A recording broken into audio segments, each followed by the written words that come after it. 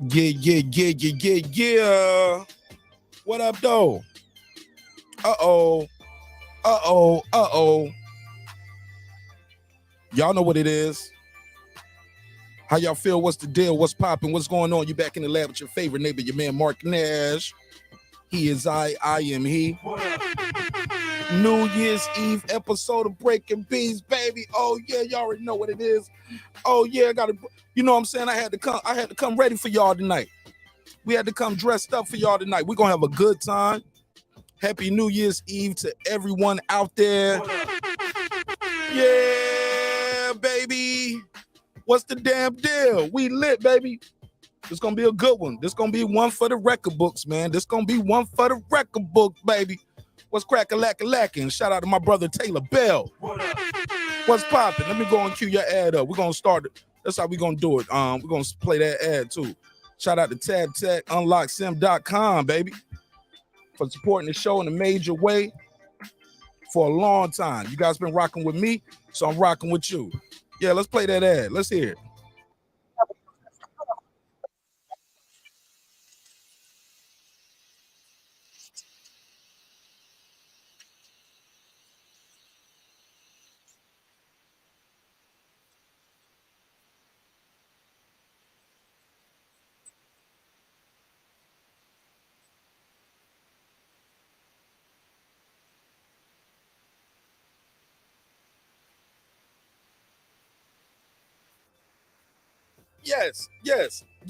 Yes. Let me keep that pen because we're going to play that a couple times tonight. Shout out to my brother Taylor Bell, man. It's New Year's Eve. Yeah, baby. We lit. We back. We're going to do these fighter awards. We're going to have a game night. I'm going to pop a bottle or something nice in here, you know what I'm saying? To celebrate this new year with y'all. Man, God is so good. God is great. God is, how you say, benevolent? Whatever. God is amazing.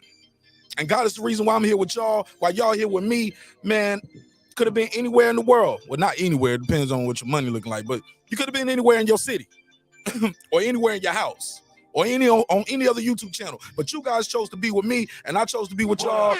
And we're going to celebrate this new year right. Yeah, man, we're going to have a good time. Shout out to my brother Taylor Bell. He said, Happy New Year, brother. No, Happy New Year to you. Let me give him a drop. Let's give him a drop. Because around here, we call that a little 20 twin. Wow. You know the rest. Let's do it. We call this here a little twin. Wow. Nigga. Yeah, man. Let's go. I'm so excited about this episode. I'm so excited about tonight. Man, we've been having a hell of a year over here breaking beats, man. And you guys been with me every step of the way. And I've been with y'all every step of the way. We lost a couple good brothers and sisters this year, but that's all right. You know what I'm saying? God don't make mistakes. Everything happened for a reason. But we're going to have a good time today. Shout out to TabTech, UnlockSim.com. Unlock your next device. We're going to be dropping that shit all night. Respecting my brother Taylor Bell. We're going to have a game night. I got some games over here. We got the Know Your Neighbor game. Going to do a little trivia. Man, we're just going to have a great time, man. But I would be remiss if I didn't run this 5-minute intro. Now I gotta run this 5-minute intro because I need to go in the kitchen, grab me pop the cork off that bottle. And yeah, man, I'm just so excited about this, man. Just so excited. Look at me, man. Look at this. Look at this shit. I can't ready, baby. All right. Shout out to that guy Clips. Punch, what up, though?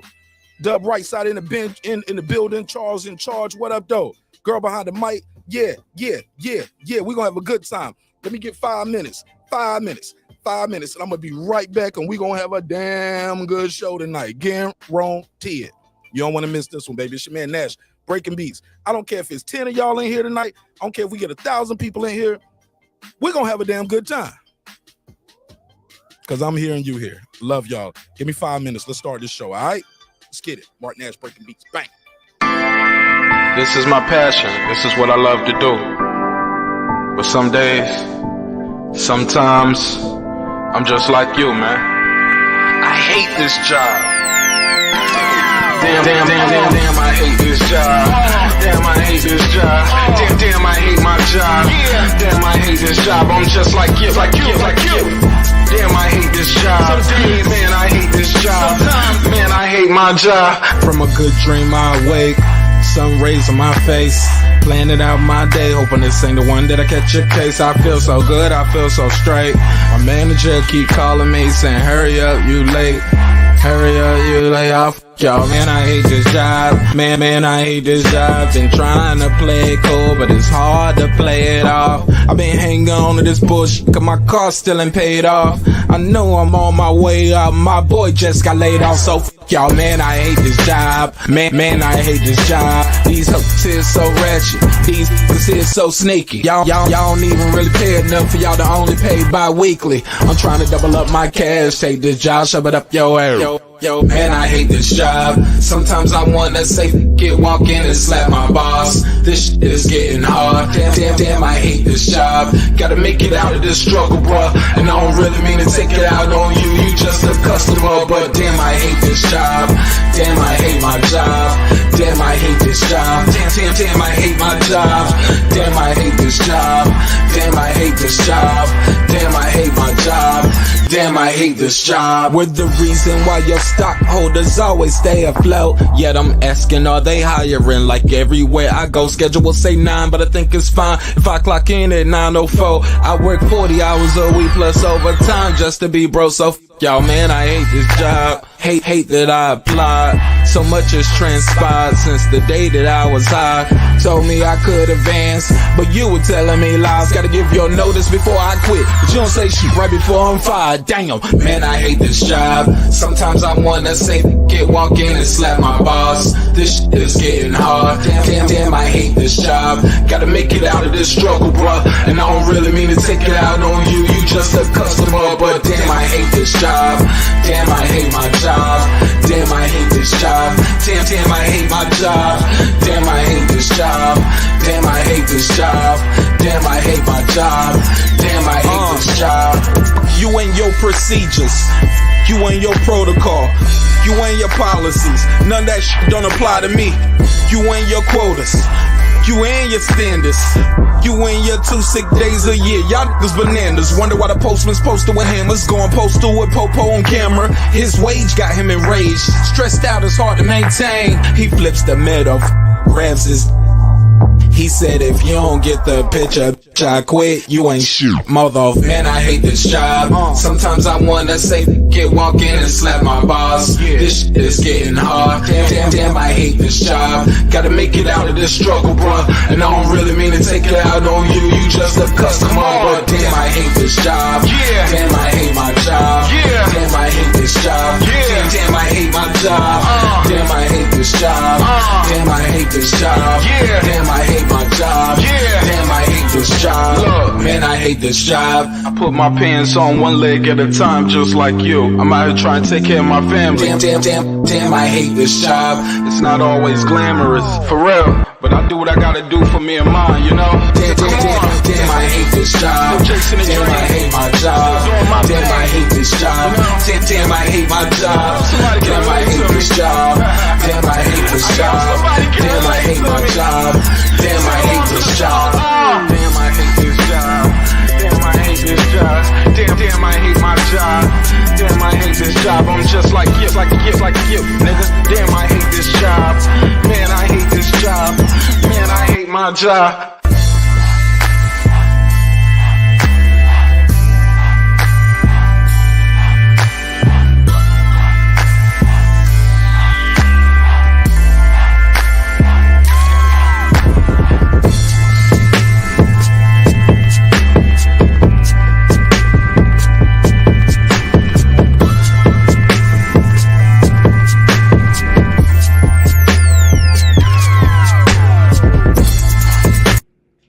The views and opinions expressed in this program are those of the speakers, commentators, experts, and or the host. They do not explicitly nor necessarily reflect nor represent the channel's policy or the views held by the channel or broadcaster. The broadcaster or its channel cannot be held accountable for all or any views expressed during the program. Basically, if I didn't say it, don't come for me. You come for the person who said it. And please don't sue me for somebody else's words. With that said, let's start the show, motherfucker. This that squad sound.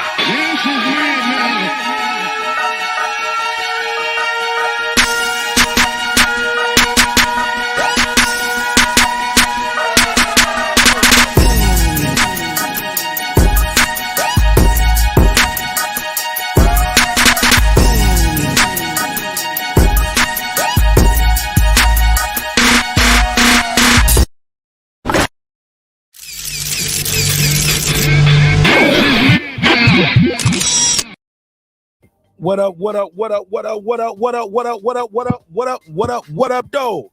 What's popping? What's happening? What's going on? You're back in the lab with your favorite neighbor, your man Mark Nash. He is I am he. New Year's Eve edition of Breaking Beats.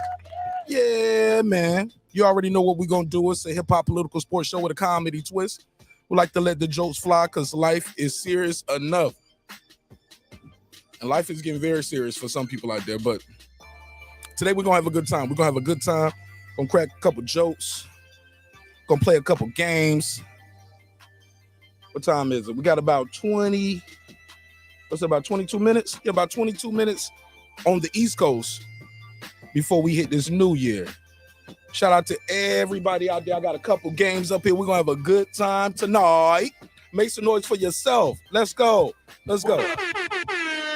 As always, I would be remiss if I didn't give a big old shout out to all the members, aka the neighborhood, the neighbors. Without you, the show wouldn't be the show at a major level. So let's do this quick neighbors only roll call. This your show. It's your show. I'm just the host. All right. Bear with me. Let's do it. Let's do it. Y'all ready? Hold on. Let me put y'all on the big screen over here. You all look so beautiful out there tonight. You all are beautiful people. And I need to see you out there. You heard? So let me put you on the big screen so I can see y'all and y'all can see me. All right, boom. So let's do this neighbors on the roll call. Adam Kelly, what up, though? Wrong button. Look at me. Wrong button. Look, this nigga drunk already. Put a case on me. Put a case on me. This nigga drunk already. Dang. All right. Let's do it right. Let's do it right. What up? All right, here we go. Adam Kelly all the way. No, there we go. Now I can see y'all on the screen. And I can read the chat while I'm looking over here. Okay. Adam Kelly all the way in Australia. What up, though? What up? KP from KC5. What up? TJ. What up? Matt Wade. What up? Who we got? Kevin Brower. What up? My boy Pudo. What up? Juan Davila. What up? DJ. What up? Tony Boswell. What up? Karma Serene with the Serene Saturdays. What up? Kansas City Mac. What up? Ill Status Boxing. What up? Ace Retro. What up? That guy Clips 330. What up? Tank the Sweet Science Examiner. What up? Beyond and Above Media. What up? Pittsburgh T. What up? Juan Epoxy Magic. What up? SF City Slicker. What up? I Know Boxing. What up? Stephen Bateman all the way in Australia. Mama, we made it. What up? Gangsta. Deuce Times. What up? Boxing Lounge. What up? S Max. What up? Mike from Boston. What up? Rider of the Storm. What up? Hit It There. What up? Miss Queen Returns. What up? Taylor Bell. What up? Media Well. What up? C Jones 0224. What up? Cliff Bailey. What up? Con Shonery. What up? Lisa Bell, she never fails. What up? Gangsta. Absolutely. My boy Cooking with the Champ. What up? On the mic with Terrence Bailey Sr. What up? True Media Today, USA Boxing. That's my guy, Coach Malachi Williams. What up, gangsta? HLDZ. What up? Cooking with Sir Senior. What up? Brandon Washington. What up? Born Supreme. What up? Lady Shandon Dempsey's and my London girl all the way in the UK. What up, gangsta? My boy Dub Right Side. What up? D Bevel the Champ. What up? And of course the big fish himself, my good brother Derek Link. What up, gangsta? Make some noise for all of y'all. Make some noise for all of y'all. Happy New Year. Happy New Year, baby. All right. Now I'm gonna have to put my glasses on now because I can't see no more. All right. So I'm a little blind. There we go. Oh, the screen was too dark. So who we got in the building? Shout out to Al Money. I'm gonna drop the link out there early. Open these phone lines up and we're gonna kick it. Have a good time. If you want to join the panel, feel free to join the panel. We're gonna play some games over here. I got a couple good games over here. This one is called Dirty Minds. We'll probably play this one after the new year, after that first shot of grape juice. After that first shot of grape juice kick in. Grape juice. That's what we drinking. Right. So we're gonna play this game. It's called yeah. So this is the Dirty Minds game. And I'll explain the rules to it. Of course, yeah, y'all gonna have fun with this one. Dirty Minds. Y'all gonna like that one. Also, we got this it's another adult game. It's a question game. So you guys gonna have fun with that one as well. It's an adult game. And like it's like taboo almost. I'll say some words And you guys got to guess what I'm talking about without me saying. Of course, we got our trivia game. Y'all know when we do our game night, I always got to break out this trivia for y'all. Oh, man, we're going to have fun with this one. We got the 90s trivia, 2000s, not 80s, 90s, 2000s, 2010. So we're going to have fun with this trivia tonight, all right? All right? So that's going to be dope. And, of course, my favorite game. Y'all know this is my favorite one. Let's get deep. Oh, man, we have fun when we play this one right here. So we definitely going to have a good time with the Let's Get Deep game. And I think we can I start it off. Oh, yeah. Of course, y'all love the No Filter game. This is always a hit over here. But we'll start off with, I'm going to do the awards, and we'll start off with a round of I Wish I Didn't Know That. So this is going to be fun. I'll start off with our awards, and I wish I didn't know that. Let me make sure I got the link out there, pinned to the top. I'm going to change this up, change the layout real quick. Again, shout out to TabTechUnlockSim.com, TabTechUnlockSim.com. Unlock your next device. Matter of fact, they rock with me. I rock with them. Let's run that ad one more time. Let's go.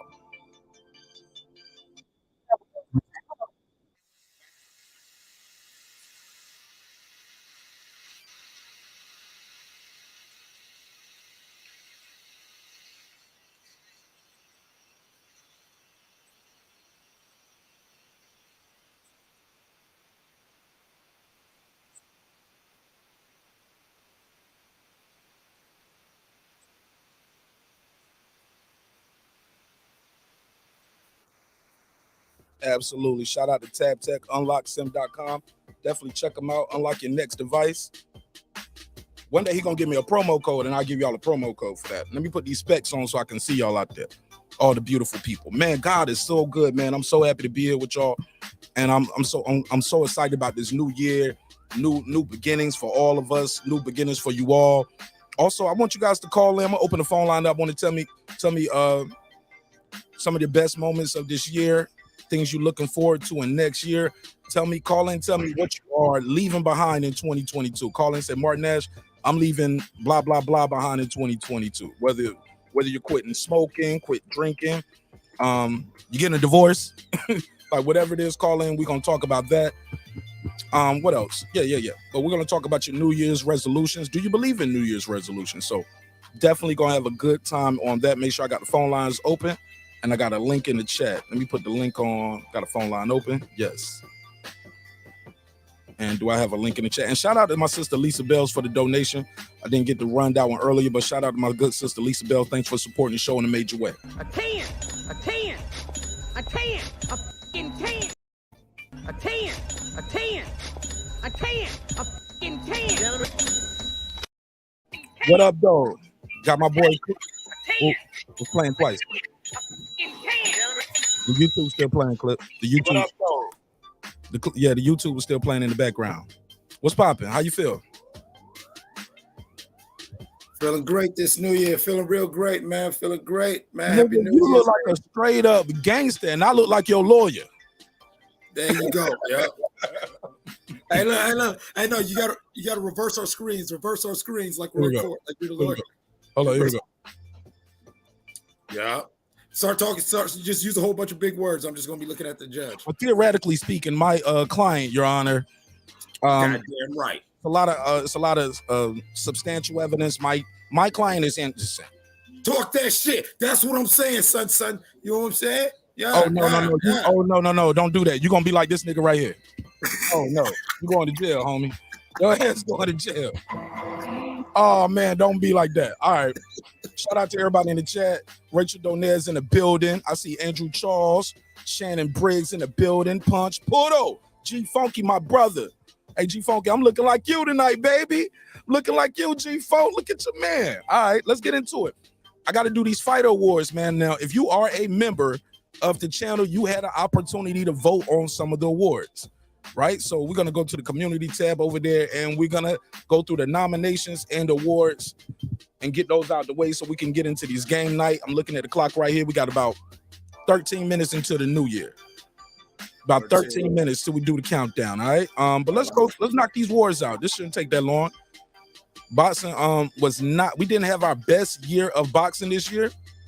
Can we agree to that, Clips? We didn't get everything we wanted, correct? No, definitely there were a lot of things left on the bucket list, but I don't think it was the biggest letdown of the year, but I think in the ways that we didn't get what we want is what this year will be remembered by. Absolutely. All right. So look, let me just run through them. Let's run through some of these awards and give out a shout out. Breakthrough Performance of 2022. The nominees were Alexis Roca over Blair Cobbs. Make some noise for Roca. He had a hell of a performance. Sebastian Fundora beating the brakes off my boy Erickson Lubin. Like, Fundora really had a breakout performance with that. That was a great fight back and forth. Lubin and Fundora. Garcia, Hector Luis Garcia, he's about to fight Tank Davis. He beat Chris Colbert. Definitely a breakout performance. Bivol, a lot of people didn't know him before, but they know him now. He went in there and gave Canelo Alvarez the work. And of course, Frank Martin over Michelle Rivera. I, of course, did not have Frank Martin winning that fight. I thought Michelle Rivera was going to blow him out the water. I thought he had too much experience and too much of a pedigree. I was wrong. Put a case on me. So with that said, the winner for breakout performance of the year, Puro, give me a drum roll. Give me a drum roll, Puro. Hold up, man. You Spanish. Y'all supposed to be able to roll that stuff better. You supposed to be or something like that. Shit, right. man, not this one. He said, not this one. That's the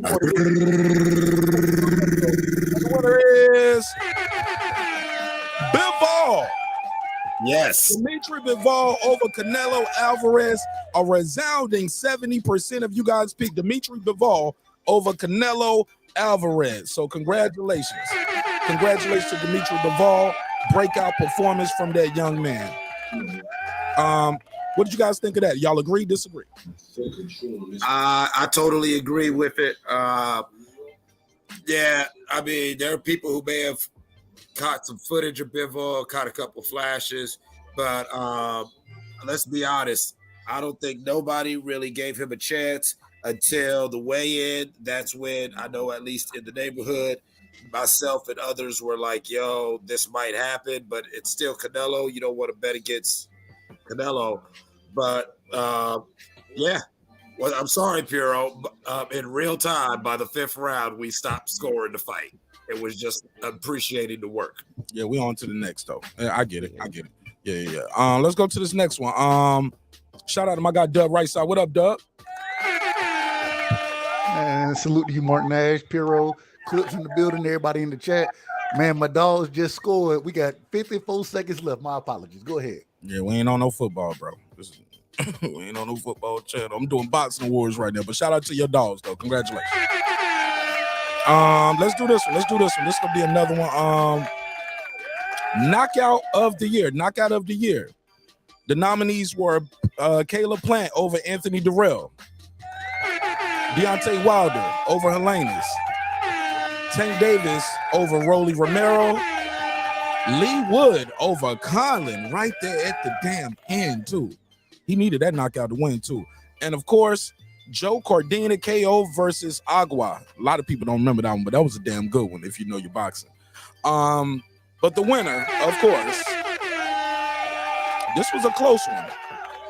It was Caleb Plant putting Andre Durrell down and out. He put my boy down, and I like Andre Durrell. He was one of the first people I reached out to on my own to say, hey, man, can I get an interview with you? He was like, yeah, no problem. It was the easiest setup for an interview. But unfortunately, Caleb Plant put my boy down bad. What you guys think of those knockouts of the year? Anybody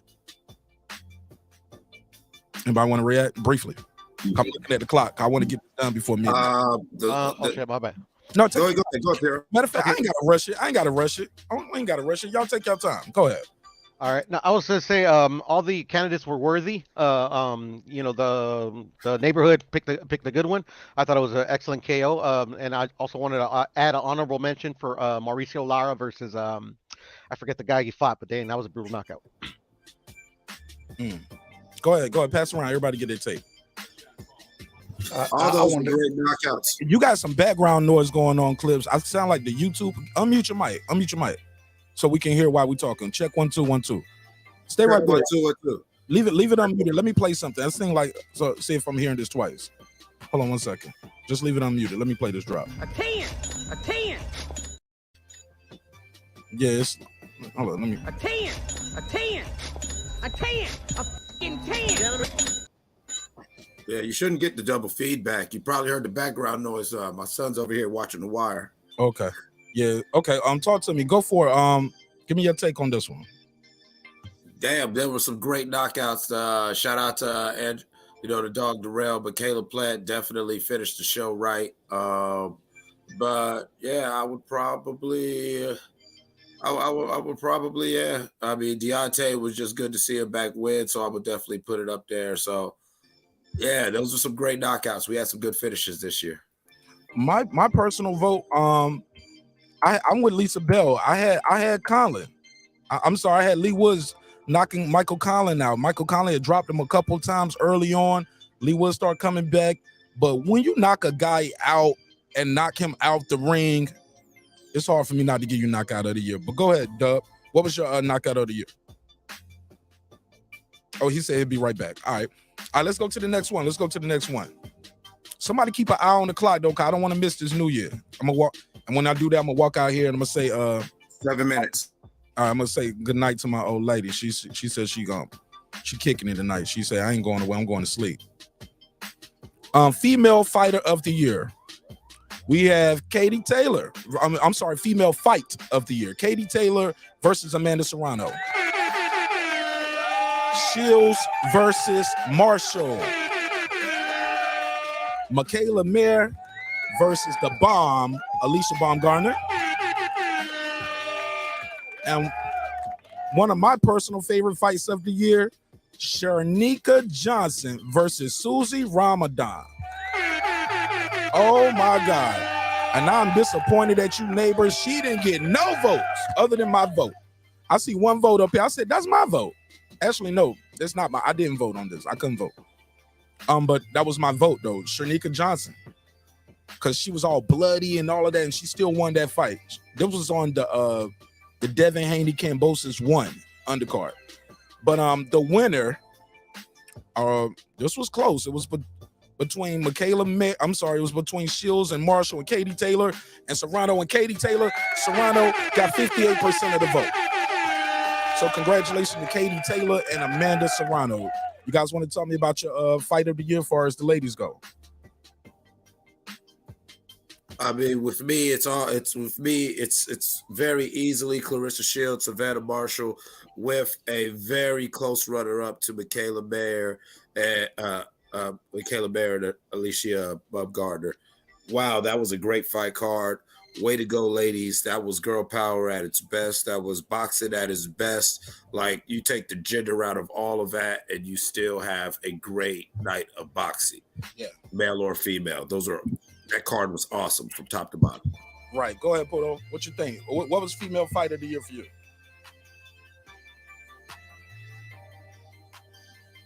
Poto, you there? Yeah, I'm sorry about that. Yeah, I really don't watch a lot of female boxing, but I'm gonna go with Alicia. You know, that's the only really that's one of the two female fights I saw this year. Did you see Shields versus Marshall, the headliner on that card? Nah, I got there late to the stream that you were having. You know, because I was working late a little bit. Oh yeah, we threw a watch party for that one. What about the Did you see? You didn't see Taylor versus Serrano? Nah, because I was watching. I was at the event. Remember, I was at the Shakur Valdez. Okay, this year, bro, you and I, we're gonna do a rewatch. You know, you and I, we'll just do a rewatch, just me and you. It's all good. I'm with it. Because some people have told me, Mark Nash, that was the best women's fight I've ever seen in my life. How about that? And this was some OGs that told me that. All right. Got about 4 minutes to the new year on the East Coast. West Coast, you guys got a few hours left, right? Yes, sir. All right, so we're gonna rock out with y'all until then too. Fight of the year, male fight of the year. Nominees were Estrada versus Chocolatito Trey. That was the trilogy. Bivol versus Canelo. Michael Conlan versus Lee Woods. Lubin versus Fundora. And Flores versus, how you say, I'm messing his name up. Nashatinga, I'm messing his name up. That was a damn good fight. How you say Nashatinga, the dude, he won. He was from South Africa. He won that fight. That was a good damn scrap. But the winner is Lubin versus Fundora. You guys said that was fight of the year. Wow, that was shocking. What did you guys have as fight of the year? What was your fight of the year? Even if it wasn't mentioned on this list. For me, the fight of the year, honestly, was the one you had mentioned earlier as a contender for knockout of the year with the two boys over there in the UK. Just because that was exactly, that the drama, the theater of that, this dude put you down a couple times. He's giving it to you, but late in the fight, you find your second win, then you end the fight very decisively. You don't leave it to the judges. I don't know. That's just, I mean, sometimes that high drama is, what a lot of people fell in love with the sport for. And that fight definitely gave you all of that. Yes, indeed. Go ahead, Dub. You back yet? He over there screaming because his dog's probably winning. Go ahead, Pudo. Talk to me. What was fight of the year for you? Also, let me know what was fight of the year for you guys as well. Go ahead, Pudo. Fight of the year for me was a tie between Jermel Charlo and Brian Castano and Chocolatito and Gallo Estrada. Chocolatito and Estrada, and you said Charlo and Castano was fight of the year for you? Correct. Not bad at all. Not bad at all. Great choices. Great choices. All right. Great choices. All right. Let's go to this. Biggest upset of the year. Matter of fact, we're going to take a pause on this. Take a quick pause, and I will be right back. Y'all can chop it up. Let me count this New Year's off. I'll be right back. All right? All right, Mark. I know. Let me see the clock. Hey, Piero, happy New Year's to you, Cardale, man. You know what I'm saying? I hope everything going well over there. Same with you, Dub, right side, man. I hope y'all doing it right. Them young boys out here going crazy. They make fireworks if y'all hear that in the background. So, we just chilling here watching The Wire. All good, all good. Sounds like they're having fun, man. But yeah, happy New Year to you, bro, and to the right side as well, man. To you and yours. Yeah. Hey, Dub, right side, it's all love though, but these 8 seconds, I'm not fucking with you for 8 more seconds. My God, I'm over here. I'm listening. I'm not saying that. Y'all just don't know. My asshole is clenched tighter than a motherfucker, bro. Field goal. Don't ever tell us about your asshole up here, bro. What fuck is up? I ain't going yet. Damn. I'll be right back. Yeah. Moving forward in 2023, Dub right side, I don't need to know anything about your asshole. Ooh, there they go. There they go. Oh, that was. Ooh, you heard that? That was a 50 count. Yes, sir. He missed that mother. Yeah, let's go, dog. He missed it. Happy New Year to everybody. Happy New Year. It's a beautiful year. Let's go. Oh my boy, y'all just don't know. I'm turned over here. For the new year, I done brought it in the right motherfucking way. Respectfully, of course. I apologize, Mark Nash. I'm gonna calm down. God damn. Shout out to you, Clips. Fantastic game, bro. Fantastic game. Good game, man. I ain't even gonna talk no shit. Good game, brother. Hey, man, beat Michigan. Beat Michigan. Go to repeat, man. Go Dogs. Man, go Dogs. Michigan lost to TCU. Oh, good. Well, fuck it then. You're going to get it. Yeah, man, you just bro, we weren't supposed to win this game. Anyways, all right. My apologies, guys. Happy New Year, man. Happy New Year. Goddamn, man. It's a pleasure to bring the new year in with y'all fellas. Piero, my brother, Clips, my brother, Martin Nash, my brother, man. Love y'all, man. And thank y'all for listening to my nonsense. I apologize again. Happy New Year's, brother. I will say, the year we gonna start it off right, man. I gotta ask. So real quick, female. I know Mark. He just had the female fight of the year. Man, I thought that, in my opinion, I thought Savannah Marshall and Clarissa Shields. I thought that was fight of the year.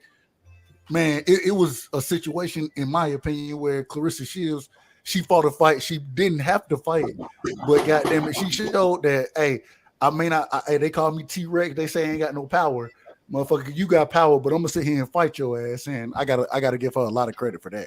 I gotta give her a lot of credit for that. One thing I want to always listen about America, 4th of July.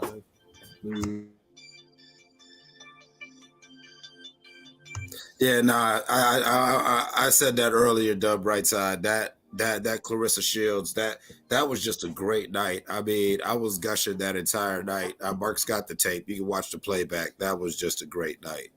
I really we could talk about, female, all female card or whatever. I really, by the third fight, I was just gushing over how these ladies were showing up, and it wasn't about females. This was about boxers giving elite performances on an elite stage, and God damn it, shout out to them. Okay. Happy New Year to everybody out there in the chat. Happy New Year to the East Coast. Happy New Year to everybody on the East Coast. If you're on the West Coast, we'll be doing this again in a couple hours for you. Let me go through some more of these awards. We're doing our award show over here. Again, if you are a member to the channel, you got a chance to vote on some of these. We are on biggest upset of the year. Hector Garcia over Chris Colbert. Luis Lopez over Josh Warrington. That was a big upset right there. Bivol over Canelo, or Opatea. Oh, how you say it clear? Over Opatea over Breeders. That was a good one. But the winner, obviously, is going to be Bivol over Canelo. All right. What did you guys have for biggest upset of the year if it wasn't listed here? I thought the guy Santos, when he beat El Rayo, I thought that was the biggest upset in my opinion. Okay. Clips, Porto. Go ahead, Clip, go ahead. After you. No, my upsets were on the list here. I really, if you're not going to say Bivol, that Hector Garcia was definitely something that, people saw and might be able to happen, but we didn't think it was possible. And so, but I'm with the winner. I'm with Dimitri Bivol. He's outside right now in the snow with no shirt. It's real. Okay. All right. Shout out to Queen P in the building. Shannon Briggs, Ace Retro. What up, though? Punch in the building. What up, family? All right. Connie Nigma, I see you. Reggie O with the Killer Show. Let's go. Let's go to the next one. Trainer of the year. Trainer of the year. Trainer of the year. Papachenko. Derek James. I think Sayes. How you say his name? Sayes. He coached the guys. Salas, Robert Garcia, and Bob Santos. Bob Santos, as you know, a couple of his fighters had some of those upsets of the year too. But the winner is Derek James. Walked away with this one, 78%. Who was trainer of the year for you guys? I agree with the poll. I think Derek James, man, having Charlo become undisputed this year. Also, what we've seen from Frank Martin and what we've seen from Errol Spence becoming he was already unified, but unifying with another belt in the division. I agree. I think Derek James did a hell of a job this year. For sure. Go ahead, Clips. Porto, who did you guys have as trainer of the year? Derek James did a lot of great work, but I'm not going to argue with the with that. So I'll abide by it. Porto. Derek James, I agree. All right, let's go. We moving right along. We're gonna get right into these game night in a second. We're gonna be right into the game night. We got a couple more awards, and we'll be moving right on. Fighter of the year, female fighter of the year. The nominees are Clarissa Shields, Alicia Baumgarten, Katie Taylor, Natasha Jonas, And of course, y'all know I threw my favorite up here, Shernika Johnson. I like Shernika Johnson, man. She tough as hell. You just like saying that name. And she can fight. And she can fight. Yeah, she can scrap her ass off. Yeah, that's what I'm saying. She dope, man. But the winner, do I gotta say it? 3-time undisputed Clarissa the Goat Shields. She walked away with this one 83%. 83% of the fans picked Clarissa Shields as the as female fighter of the year. Anybody want to comment on that? Anybody want to tell me their female fighter of the year? Alicia Baumgartner. One at a time. Go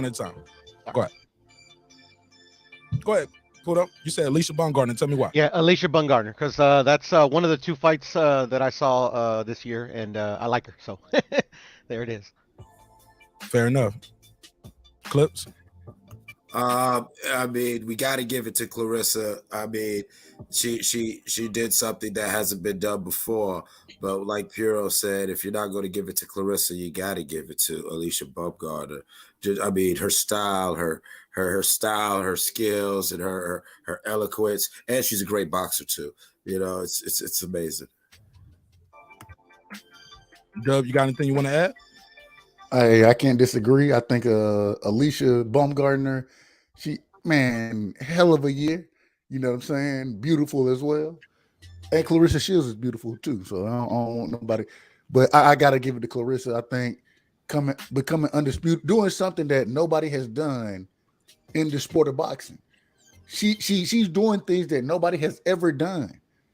And for her to, and then for especially the way she went in and fought that fight against Savannah Marshall, man, I gotta give it to the GOAT, man. I gotta give it to the GOAT. All right, let's keep it moving. Where we at though? Fighter of the year, male fighter of the year, and the nominees are the Monster NUA, Dimitri Bivol, Devin the Dream Haney, and of course, Jermell Charlo. I got the drum roll, Mark, if you want it. And last but not least, Alexander Usyk. Okay, hit me with the drum roll. Yes, sir. And the winner is Dimitri Bivol. Dimitri Bivol is the winner. Fighter of the year. Make some noise for him. All right. Y'all let me know in the chat, who did you guys have as male fighter of the year? Puto, you go first. I had Jermell Charlo. You had Jermell. You're trolling, right? Okay. No, I'm not trolling. That's a uber biased pick, obviously. One, because I like Jermell, and 2, because Canelo lost to the guy that I think should earned the fighter of the year. So I'm not mad at anybody that picked Dimitri Bivol, and it's just my bias pick. All right, Clips. Who was fighter of the year for you? Fighter of the year for me.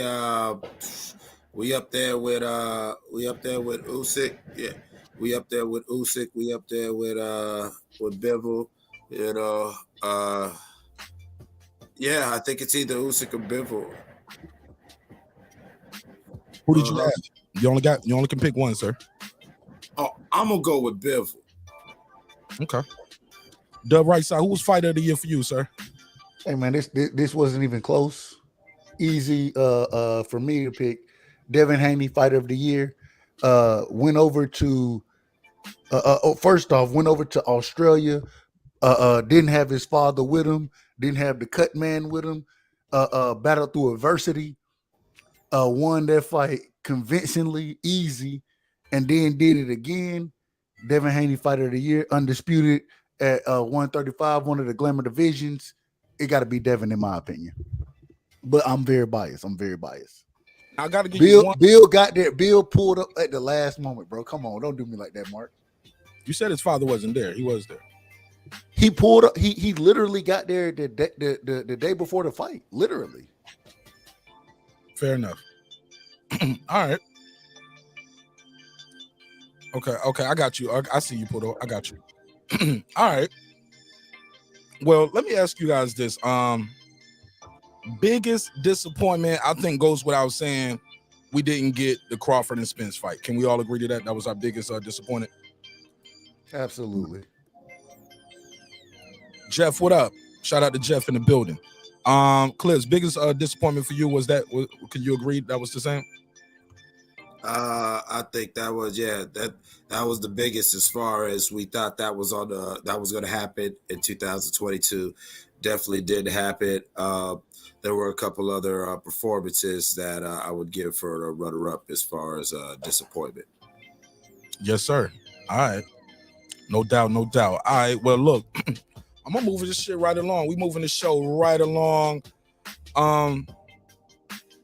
Shout out to Clips.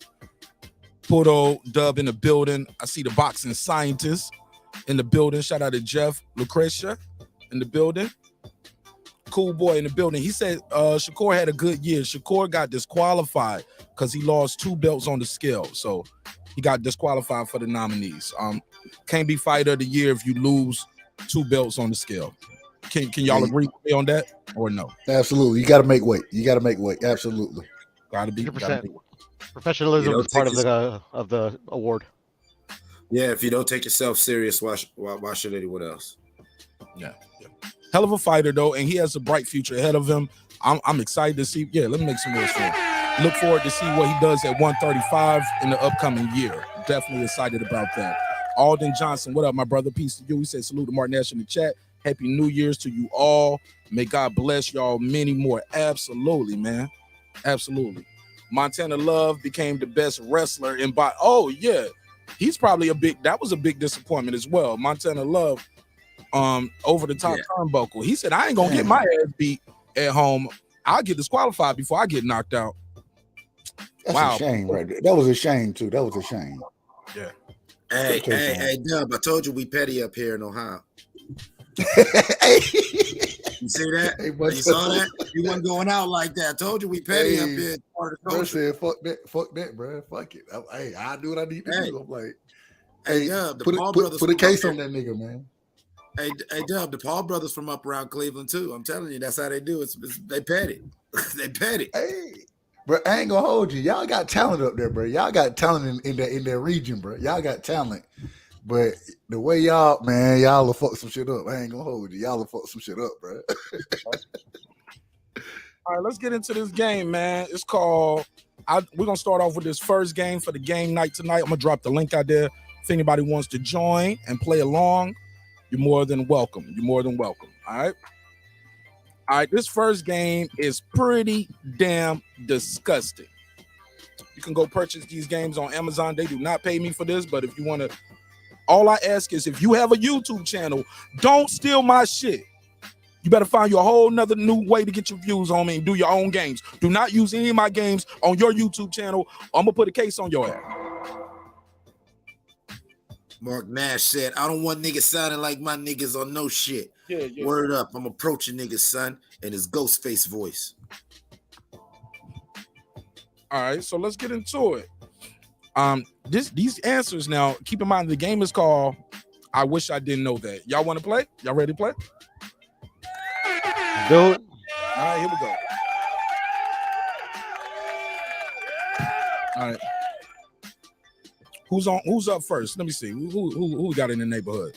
My boy, Sir Senior. Happy New Year. Happy New Year. How you feel? How's the family? Man, we good, man. We good. We chose to stay in the crib and save some bread, and so we ain't got a duck, all that foolishness out there. Absolutely. All right, let's get it in. Since you just got here, Sir Senior, we're gonna go to you first. I'm gonna change the position on the board so I know where everybody's at. All right, Sir Senior, according to a 2013 study, what percentage of people admitted to purposely swerving to hit an animal? Is it A, 3%, B, 6%, C, 10%, or D, 22%? How many people purposely swerve to hit an animal? 10%. I gotta put my game show sound effects. So hold on, let me give you the game show sound effects. Put my game show sound effects on. You said what? You said 10% according to the survey. That is wrong. I'm sorry. No, you said 10%. No, that is right. That was right. Matter of fact, I didn't even do my game show music. Let's do this shit right. Hold up.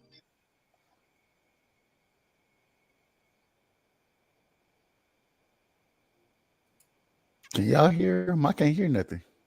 Yeah, we don't hear no audio, Mark. Oh, y'all don't hear my shit? Nah. No, we didn't hear nothing. You were just dancing over there. I'm having a good time too. Hey, I thought you was having a moment. I thought that shit finally kicked in. Nah, shut up, dude. Nah, hold on. Okay, let me. What you said, Clips? Shut up. All right, my bad. Damn, that was disappointing. Let me bear with me. Let me give y'all something to look at real quick. Hold up. Damn, she fine too. She fine now. She is fine. I understand why She be shitting on brushes and spitting on niggas. Yeah, I don't want none of that. Yeah, she batshit crazy, man. All right, let's do it again. Let's try it again. And that would be the bad ones, be the toxic ones too, bro.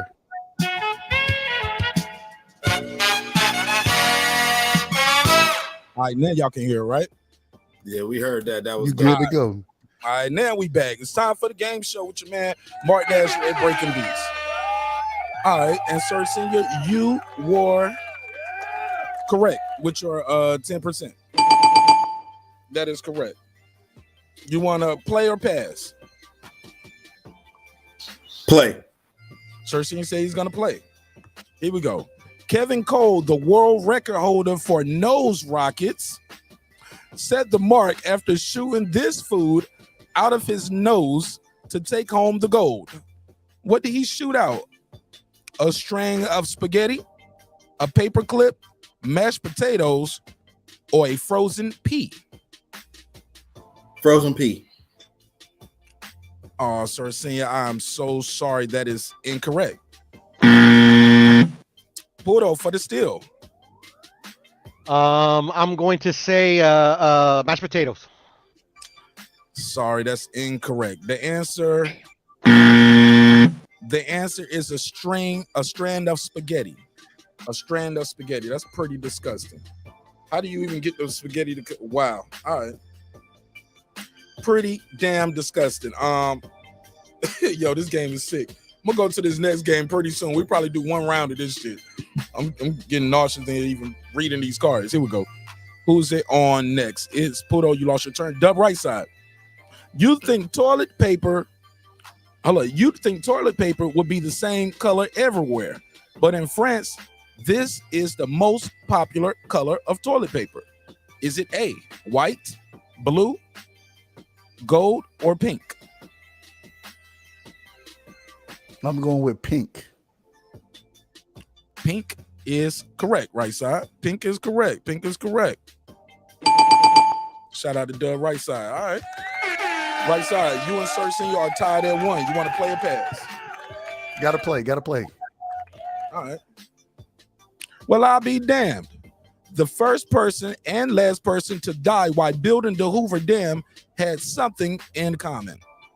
Was it A, they were both electrocuted, B, they were father and son, C, they were both women, D, their bodies are still stuck in Hoover Dam?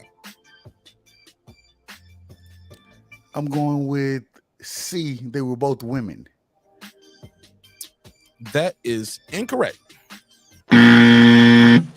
Clips for the steal.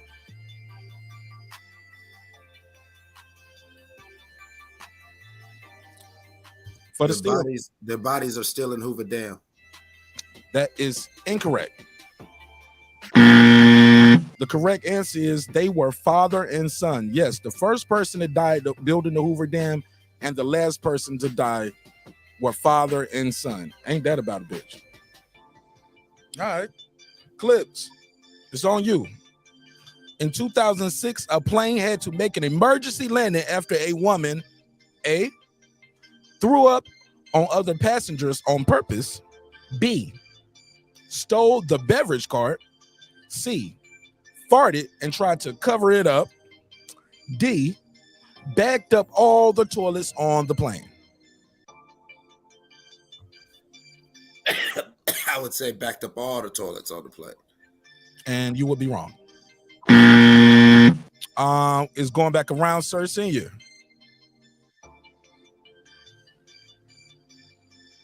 Pass. No. It ain't no pass. It's on you. You got it wrong. It's automatic. That nigga said pass. You didn't want that. You want some of this too, old man? No. Oh, okay. Well, yeah, you cool. You cool. It was C. She farted and tried to cover it up. She's a lady. All right, here we go. Sir Senior, the leading cause. So we don't have to answer. If it comes to us, we don't have to answer it. I don't know. Right side. I ain't got no rules to this shit. I'm making it up as I go. I ain't mad at you. Leading cause of bad breath coming out of your mouth, Sir Senior, is A, upset stomach, B, a rotten tooth, C, decayed food in your teeth, or D, dead skin cells on your tongue. D. D would be incorrect. Anybody want to steal? I'll do it. Yeah, I'll take it. It's supposed to be on me. It's supposed to be on me. No. It can't be on you because it's on Sir Senior, and I got y'all in an order right here on the screen, so I'm going like this. It would be Puerto would be next. Yeah, I would say the decayed food in your teeth. That would be correct, Puerto. That would be correct. Boom. There you go. So Sir Senior, Puerto, and Dub right side, all on the board with a point. Puerto, every day a single elephant can make an amount of poop equal in weight to what? 33 cantaloupes, 19 bowling balls, a motorcycle, or 620 blueberries? The bowling balls. That would be incorrect. That would be incorrect. The right side, you want to steal or you want to if you get a chance, if you steal, you get his question and you get your own question. Do you want to steal? And go for it. You don't lose nothing. If I miss, do I still get my question? Yes, you do. Blueberries. That is incorrect. Okay. The answer we were looking for was 33 cantaloupes. 33 cantaloupes. The weight of the elephant's poop is 33 cantaloupes. All right.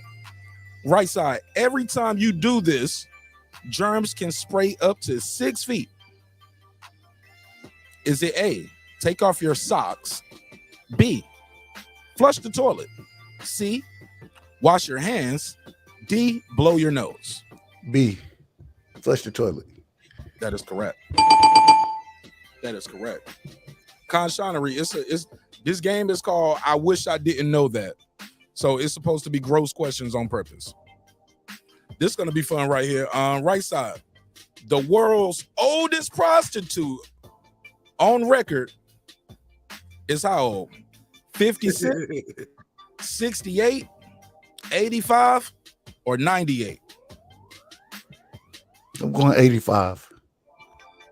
Oh, hell no. Right side, you fucked her. How do you know?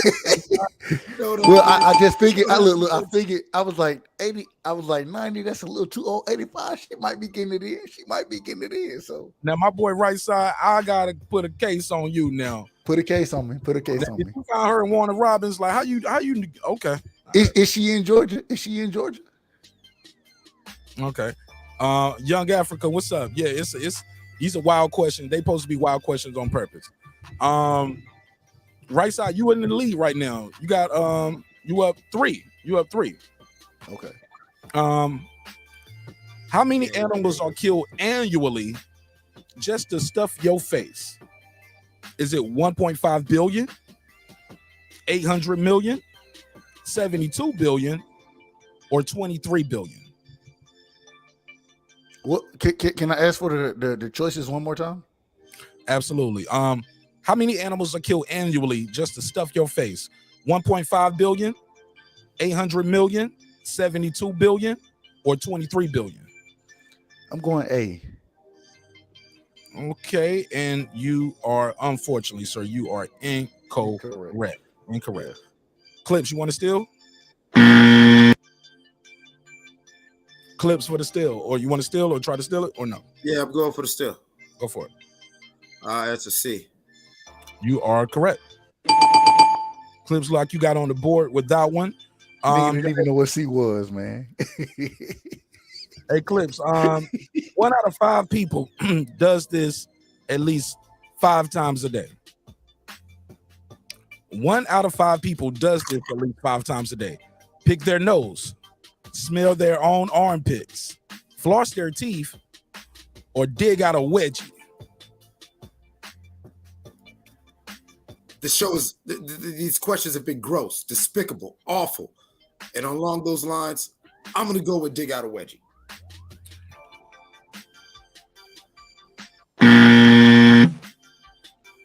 Serson, you want to steal?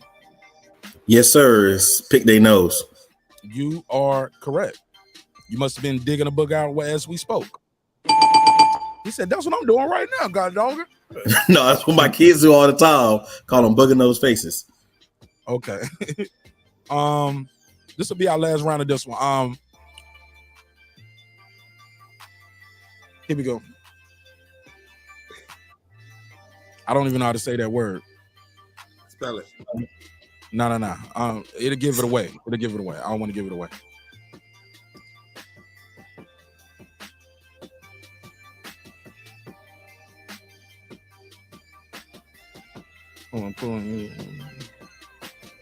Okay, here we go. Never sit down for a meal with a daddy long-legged spider. After eating, the insect is known for what? A, vomiting up his meal and eating it again. B, pulling each of his 8 legs through his jaws to floss. C, pooping all over the place. D, eating other daddy long legs if it feels it hasn't had enough to eat. Which one is it, Sir Senior? Hey, You are incorrect. Incorrect. Right side is on you for the steal. I gotta go with D. Eating others if he ain't hungry. If he ain't finished. Nope. Nope, but right side, that's okay. You have another question. Anthony Victor. Hold on. What was the answer to that one? If you don't. I'm sorry. It was B. It uses 8 of his legs to floss his jaws and use to floss. Use his legs to floss. Yeah, interesting, right? Right side. If you ever visit Thailand, try a local snack called jingleed, which is what? A, monkey brains. B, fried grasshoppers. C, spider dumplings. D, a fish guts smoothie. What I'm is going with B. B. You going with B. Yes. Let me see who's knocking at the door in the neighborhood. Who is this? Oh, my bad. No, you good. Somebody knocking on the door. What's your name? Where you from, family? Honey B? Is this Honey Bay or B? It's Honey B. Oh, hey, Honey B. How you doing? I'm good, thank you. Where you from? North Carolina. How are you? I'm good. You trying to play this game with us? For sure. All right. We got another game coming up on this. This is the last round of this.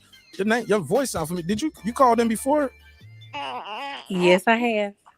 Okay. It's just been a minute. All right. So what was right side? What was your answer? What is jingleed?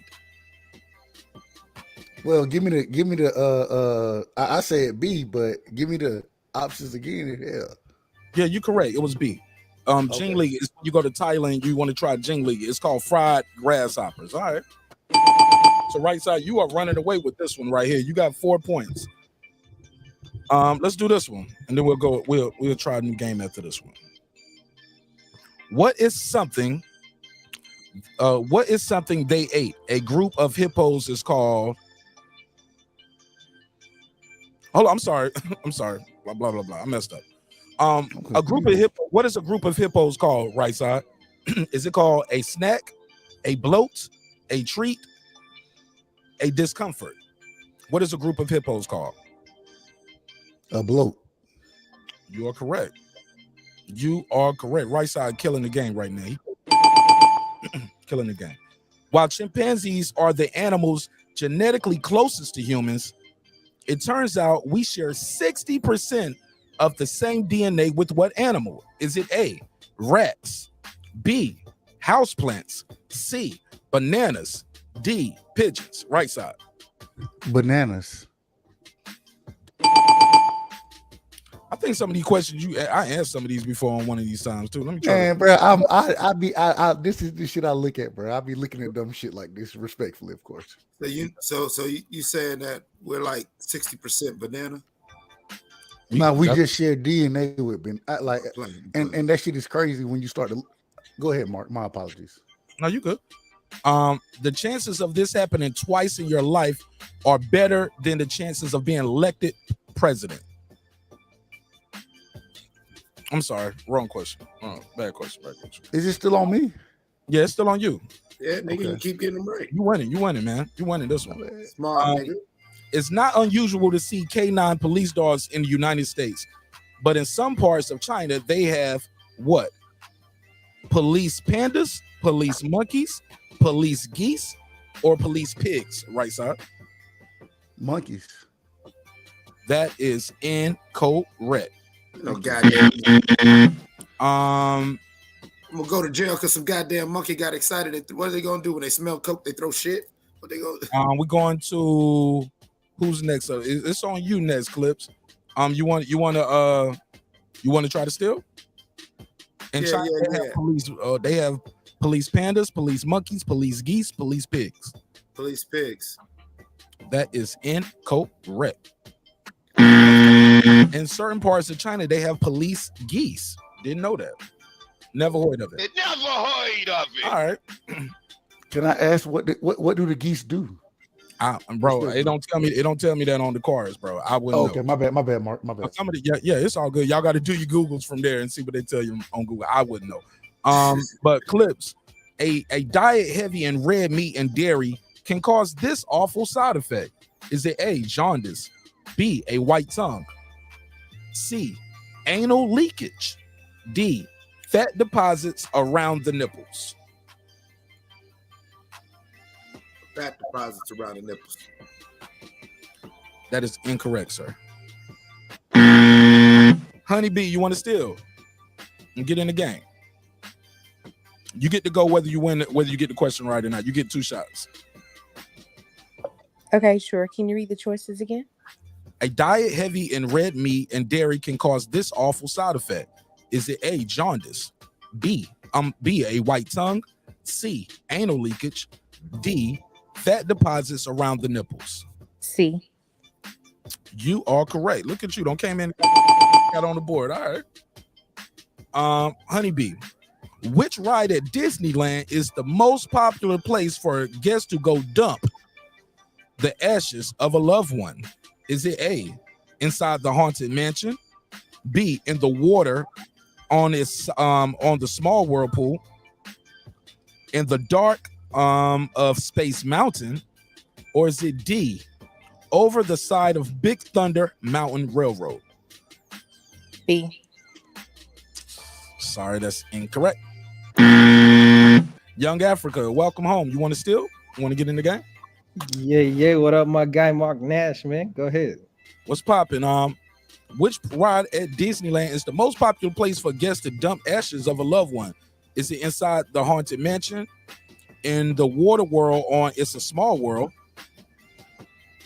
in the dark of Space Mountain, over the side of Big Thunder Mountain Railroad? What say you? Oh, I say in the water. In the water.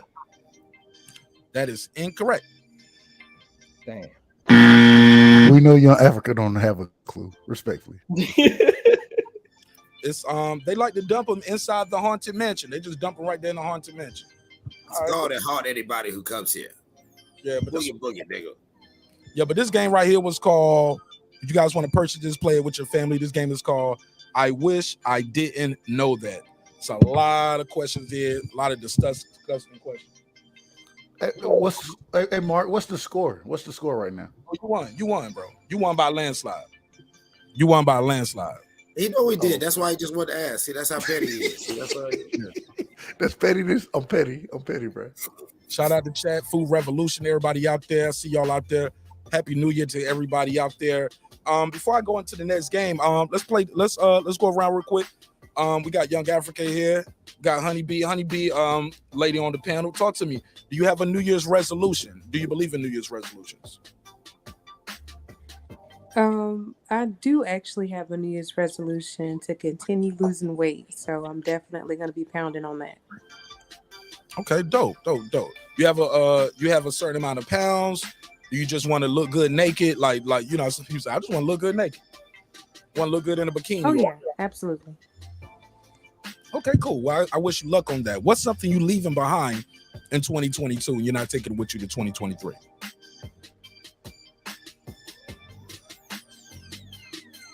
Same question, Honeybee. It's Honeybee. Same question to you. What's something you leaving behind in 2022?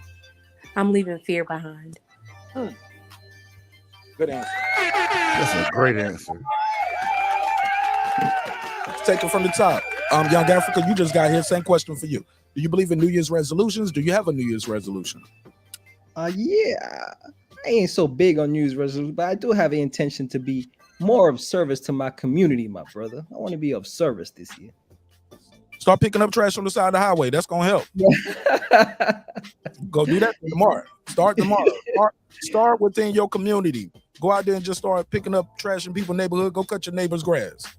Y'all laughing, but that helps, right? It does. You're right. Yep. Somebody gonna throw a can out the window though. Just like, pick this shit up too, nigga. Okay, so you're gonna be more of a service. What's something you're gonna leave behind in 2022? Oh, I'm gonna leave bad people's energy behind, man. Just bad vibes that people give you, man. Leave that behind. Okay. All right, let's take it from the top. Clips, talk to me. What did it do? Do you believe in New Year's resolutions? Do you have one? Yeah. I definitely do. I have certain little short-term goals for this coming year, for this year that we're here. My main one is to my main one is to, you know what I'm saying, intensify the push. Actually, and one of the things I believe back in 2022 is I'm gonna let motherfuckers just go on and be motherfuckers. I already do that, but I'm gonna do that even more. You know what I'm saying? I'm cool. So what's your New Year's resolution? I'm gonna intensify the push. I don't want to, I also, one of my biggest things that I'm gonna move with this year is I'm gonna stop trying to, how you talking about your plans with other people. You know what I'm saying? So I'm just gonna really intensify some of the things that I've been pushing on, and I'm gonna press the line even harder. All right, cool. We just got the Golden Seal in the building. Golden Seal, what's up, bro? Yeah, I'm here. Talk to me. You got a New Year's resolution? I don't have a New Year's resolution. I don't. The only thing that I'm trying to get our people to understand is that no matter where we at in our consciousness, no matter if you're a Christian, a Buddhist, or Freemason, or whatever the fuck you subscribe to, it shouldn't even matter. You know what I'm saying? If I say that, I deal with the Orishas. I deal with the Orishas, or I deal with the Oweso, or I deal with a certain type of spiritual practice. And I'm bringing what I believe or what I know is my spiritual practice. Why should that matter to you? As long as you where you at, you know what I'm saying? Let us build where we at, and let us stop feeling like, okay, because this person is a Christian, or this person is a Muslim, or this person is anything else, that they are higher than you. That's all I'm saying. So if I'm up here saying that, I believe in a certain type of ideology, what does that have to do with you? And I'm perplexed at this because I think that this is what the division and separation is at, because I don't believe as you should believe, and I think that, a lot of things that we up here talking about right now is that it's like Noof don't get it. But how I don't get it? Maybe I get it more than you do, but I'm gonna be tolerant enough to listen to what you have to say. And it's okay. I'm not gonna argue with you. This is where the arguing is at.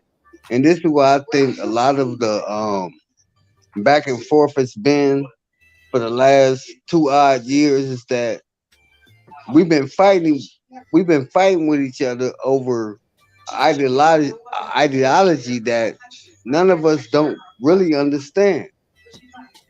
We don't understand certain spiritual aspects, and that's where I'm coming from. I'm not coming from a material aspect. I'm not coming from who got the best, Levi's. I'm not coming from a aspect of who got the best Jordans.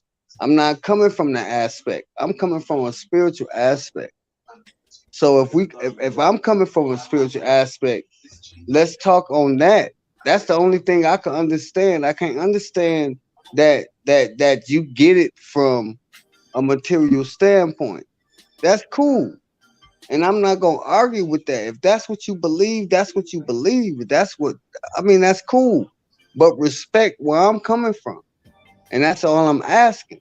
Just respect where I'm coming from. And it seems like a lot of times, I may come from a different, standpoint, because I really deal with spiritual aspects. People talk spiritual shit, but they don't live spiritual shit. And I've been doing this for like 2 decades. And I've been living this shit for 2 decades. So I'm like, so when people talk it, I'm like, okay, do the work. It's not about me. It's really not about what I believe and what I think and what I should know. It's about what the work you're doing for yourself. And that's all I'm saying. And I land right there. Whoa, you landed in China after that trip. Jeez. Hey, look, I fuck with you, Golden Seal. Hey, look, at the end of the day, I'll say this, man. You're only responsible for your salvation and your spirituality. You can't, you're born by yourself, you're gonna die by yourself. Hey, look, ain't no bunk beds in the casket. You know what I'm saying? It's no buddy pass at the Golden Gates. Whatever you believe in, when you go meet your maker, it's gonna be you there. You can't bring somebody with you on the buddy. So what do you believe in? Hold up. I let you speak for an hour. It's my turn, and I gotta pass it around to somebody else. I was just trying to do a segue. I believe everybody's responsible for their own journey, their own spirituality. Nobody else is responsible for it. And if we agree, we agree. If we disagree, I'm a live and let live type guy. You pray to whoever you pray to, and shit, that don't got nothing to do with me. God bless you. We got my sister girl behind. I forgot who didn't go. That was kind of took. It's not that deep of a question though, y'all. Just to let you know. But that was a great answer though. Shout out to Golden Seal. I got Clips, I got Honeybee, I got Young Africa, Dub right side. Do you believe in New Year's resolutions? And if so, what's your New Year's resolution? Dub fell asleep on us. Fell fucking asleep, huh? Mad at him. Shit, I almost nodded off too. We'll come back to him. Sir Senior, talk to me. Do you believe in New Year's resolution, sir? Yes, sir. All right, what's your New Year's resolution, my brother? My New Year's resolution is to be the better version of myself that I didn't become last year. Okay, and what are you leaving behind in 2022 and not taking with you into 2023? Y'all niggas capping. Stress. Stop it. Hold up. Golden Seal. What you mean we capping? Hold up. Because y'all capping. Damn, bro. Hold on, I got this. Hey, Golden Seal, you might be new here, but I like to host my show, and I'm kind of letting everybody speak. I thought it was Alma show. You thought it was I what? didn't know this was your show. I thought this was Sister Alma show. You thought it was Sister Who show? Alma. Who is that? You don't know who Sister Alma is. Well, okay, all right, cool. Why would you think this was her show and the link says Mark Nash? All right, so when we go into this spiritual aspect of we're not going into discipline. Hey, look, wait a minute. So when we go into this, no, Golden Seal, everybody was quiet and let you talk. Now it's somebody else's turn to talk. Is that understandable? You can relate to that, right? Everybody was. You can do whatever you want to do, bro. I don't even care. And that's what I'm gonna do then. Get the fuck out my damn show, nigga. The fuck are you doing? Got me fucked up in here. Now you trying to ruin my vibe. Hello. Nigga got me fucked up. He don't say a bitch name I don't even know. Excuse me. Sorry, no disrespect to that. He said, I thought this was Sister Hominin show. Nigga, the shit say Mark Nash. I'm the only nigga on the show with a suit.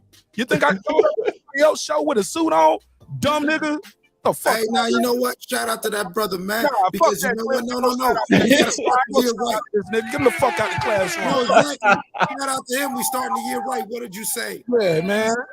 This nigga start the year right. Nigga want to get Ain't even an hour into the year. Hold up, Clips. Let me cook this nigga. Brother, I was very patient with your stars and moons ass now. This nigga came up here and went all around the world and back. I was being very patient with his goofy ass. And now when it's somebody else trying to talk, y'all niggas capping, man. Fuck that. I came to see Sister Bro, it's only one panel. When you click, and her name was Honeybee.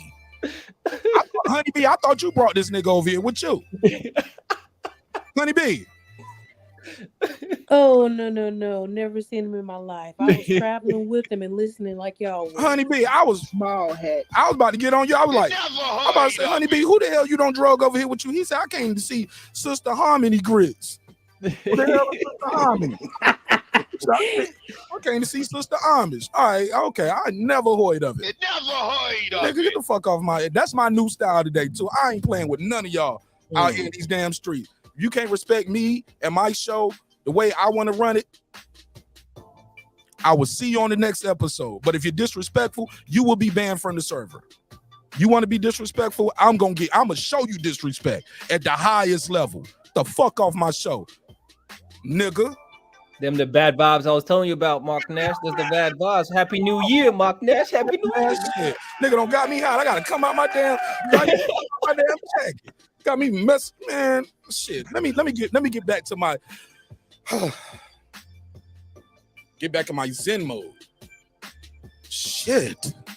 Goofy ass nigga. Nigga just saw the link and was like, let me go over here and ruin somebody's good time. They having too much fun over here. Girl behind the mic, welcome home, my sister. How you doing? Damn. You said he want to go ruin somebody's time. The hell was this nigga talking? Hey, you said that nigga's like, is these niggas smiling? Y'all niggas smiling? Hey, look, bro. Hey, look, now, y'all know I got a lot of patience with y'all because y'all the fam. Y'all regulars around here. But this dude, I ain't never seen him in my life. And I knew something was up when I saw them damn them colorful rainbow beads around his neck. I said, oh Lord, here we go.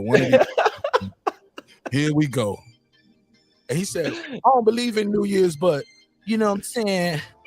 The stars and the moon collided and spirituality. Ain't nothing about that nigga sound spiritual. He probably been drinking some spirits. Nigga sound drunk. Nigga sound like he been drinking since Christmas. Get your goofy ass off my platform, homie. Hey, the crazy part is he was talking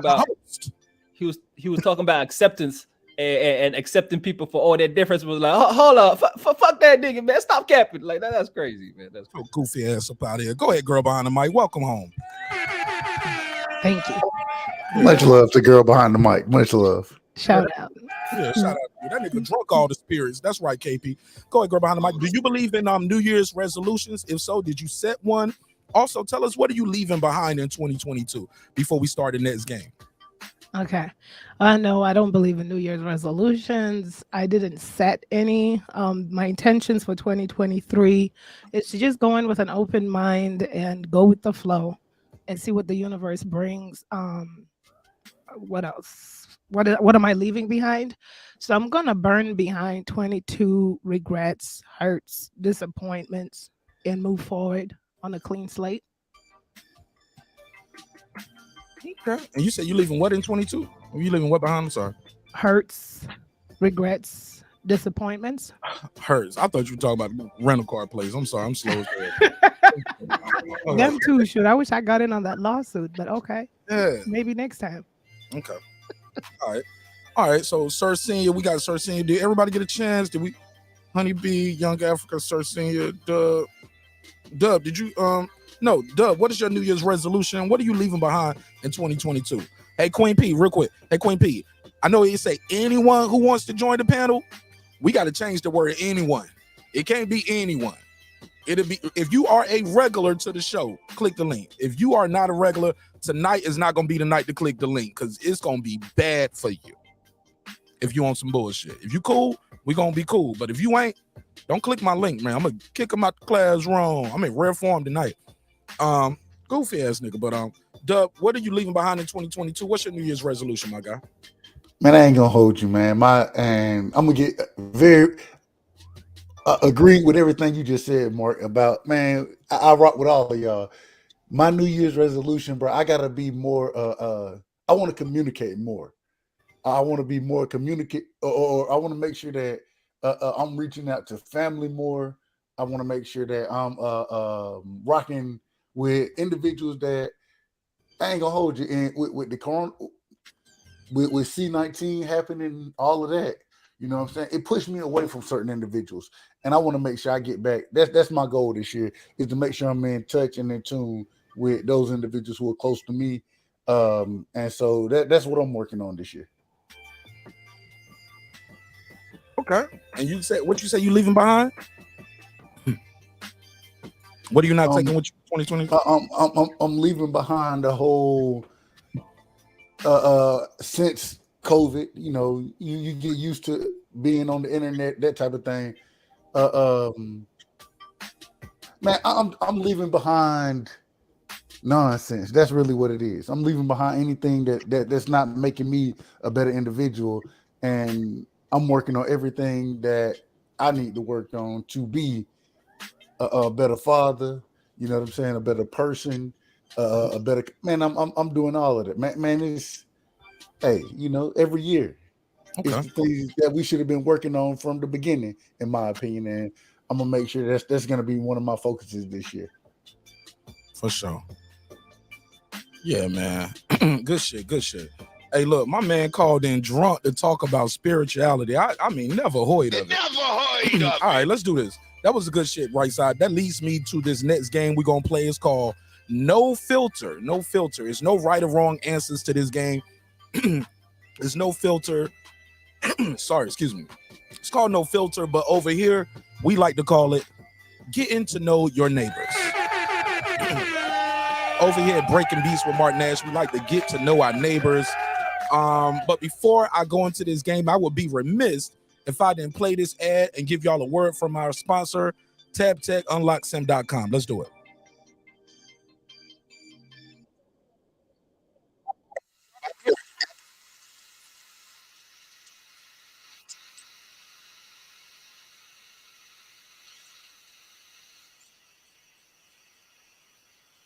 Can y'all even hear it? Y'all don't even hear it, do you? No, we don't. I didn't want to. Yeah, we don't hear it, bro. Yeah, I appreciate nobody telling me that. Thank you so much. Well, I didn't know. I put it in the private chat, bro. I put it in the all private the chat. times I was playing it earlier, Taylor Bell never even heard me play his ad. Damn, let me do it again. Attention Apple users, do you have a locked iOS device activated with a specific carrier and you want to go to a different company? TabTechUnlockSim.com can help bring your iOS device over to the carrier you want. With simple, fast, and easy instructions, you can unlock your iOS device without going to an overpriced phone repair store. Go to TabTechUnlockSim.com, unlock your next device in the safety of your home for the fraction of the price. And it's easy as 1, 2, 3. TabTechUnlockSim.com. That's TabTechUnlockSim.com. TabTech, your next device. Again, shout out to our good brother Taylor Bell. He's in the chat. He's part of the neighborhood, man. Check his company out. Go to TabTechUnlockSim.com. Check his channel out and let him Martinez sent you from the neighborhood, all right? You heard? Let's get into this this know your neighbors game. And it's a good question right here based off what Right Side said. Let's take it from the top. Ladies first. Honeybee. What is one thing you wish you were better at, Honeybee?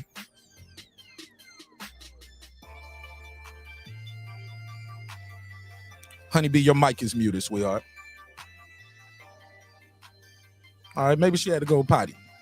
So we'll come back to her. Oh, there she go. There you go. Okay, sorry about that. Thinking things through, that's something that I could definitely do better. You kind of said that and click right back off. You say thinking things through.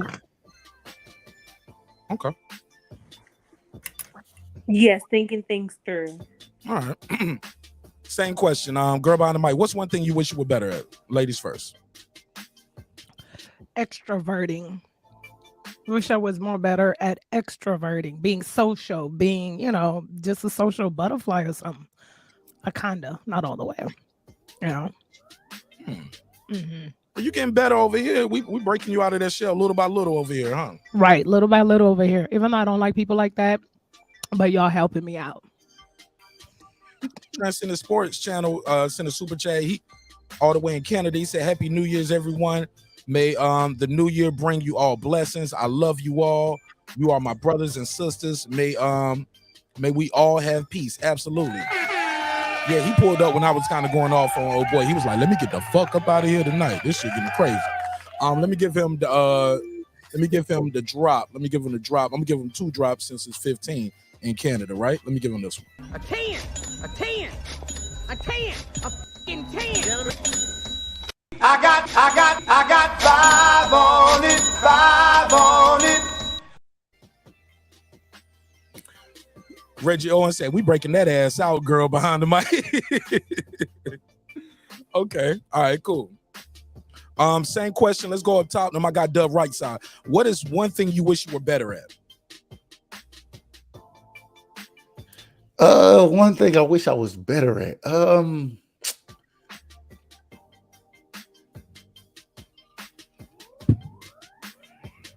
don't know. That's come back to me. I gotta think. I've been thinking about it even before. Come back to me. Come back to me on that one. Respectfully, of course. Thinking on the spot. Fuck it. Fuck it. Hey, yeah, nah. Saying what I really want to say. Sometimes there are times that I really don't say what the fuck I want to say, and I want to be respectful to individuals. There are times that you shouldn't do that, and that you really need to just put this shit out there. And I don't always do that. I need to do better at that. That's in my opinion. I think that's one for me. Okay. Sir Senior, one thing you wish you was better at? Doing for myself as I do for others. Young Africa. Yeah, I would like to be better at being more patient. A lot of things take time. The greatest things take time, Mark Nash, and I need to be more patient for the best things in life, my brother. Being more patient. All right. Okay. Clips. One thing you wish you were better at? I need to be more better at trusting the work that was done and the work that I'm doing, and kind of like you sow the soil, you plant the seed and you let and you till the land, all that, sometimes I've noticed I'm still micromanaging certain things that I need to just let develop naturally. All right. Okay, cool. Time management for me. One thing I wish I was better at was time management. And that's going to be one of my New Year's resolutions too. I want to get better at time management. And I got to do better. Got to do better with the management of my time. Let's keep it moving. Let's keep it moving. Honeybee, you still there? I am still here. What is a funny story your family likes to bring up about you?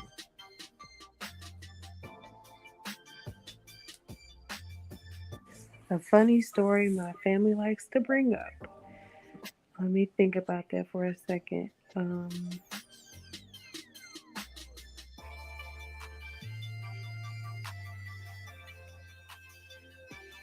Okay, we could come back to you.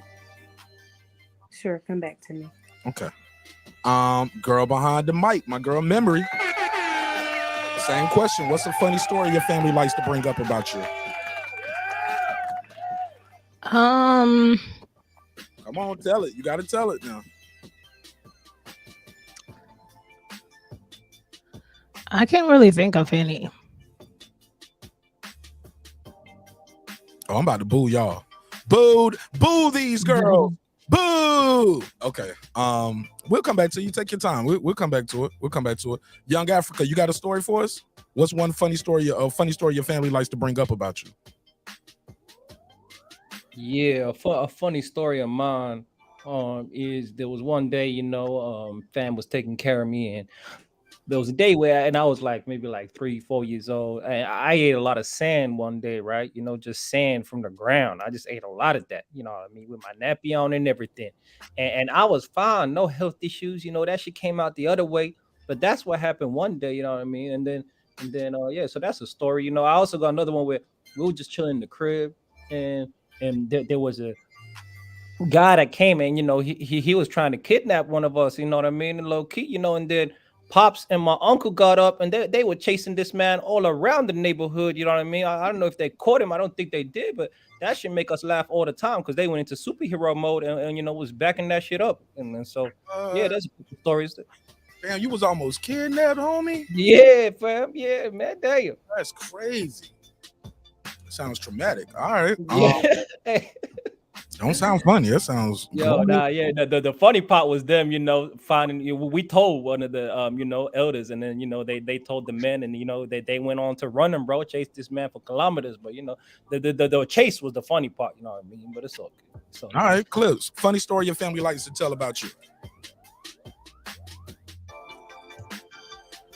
No one knows when I started walking. Elaborate. Talk to us. My grandfather, who died when I was young, used to always laugh at him and say, that boy's been playing y'all because I was real fat. My grandfather claimed that I was walking at a real young age because I'd always walk up to him and walk with him. But when anyone else would come in the room, I'd plop down and make him carry me. And and then one day you just start walking. You was like, fuck it, I'm good. Yeah. Then eventually they caught me walking, you know what I'm saying? And it was still like at a real early age. And that was something that my grandfather said to his grave, that was one of the many ways I would, he was like, I always liked that boy. That boy was smart. He was like, he's always running around, he's always running game on y'all. Y'all just don't pay attention to him. See, he do it. That boy slick. Okay. Sir Senior, same question. Funny story your family like to tell about you. Well, my brother likes to always tell the story of when I was probably like 2 years old. Sir, you got a double. While you talking. Okay. Maybe your device is too loud or the TV or something is on. I don't know, but it's doubling. Want to try it again or you want me to come back to you? Yeah, is that better? It's a little better, but I can still hear it a little bit. But go ahead. You turn my device down. Okay. Is that better? Yeah, that's better. Go ahead. Okay, so my brother always liked to tell the story of when he would get out of school, I would always try to follow him into the backyard. We had a dog named Crystal. So he would be playing with a dog, and at the same spot every day, I would get to the same spot. Crystal would stop playing with him, see me run. I was only like 3 inches tall. I ain't much taller now. And she would run and jump on me and knock me down. And I would cry and I would cry. She would lick my tears or whatever. Aww. And my mom would pick me up and take me in the house. Same thing happened every single day. My brother always loved telling that story. Rest in peace to Mom Dude, sir. Saying rest in peace to your queen. Okay. All right. Hey, sir, real quick, so they let that dog lick you in the face? Yeah, they normally didn't, but when I was crying, she will lick my tears away. So they'll let, Nah, they'll let me in the face I don't know about no black Southern family letting no dog with a small little baby. Yeah, that was part of the reason why she'll take me in the house. Okay. Let's go. Let's try to go full circle back to Honeybee. Honeybee, what's a funny story your family likes to tell about you? You got one?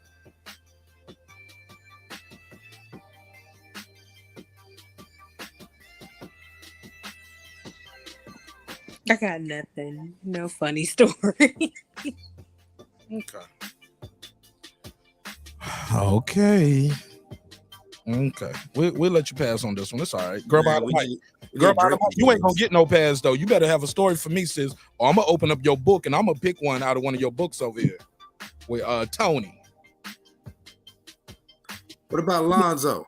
No, I don't have a funny story that I can't think of one that my family would have said was funny when I was young.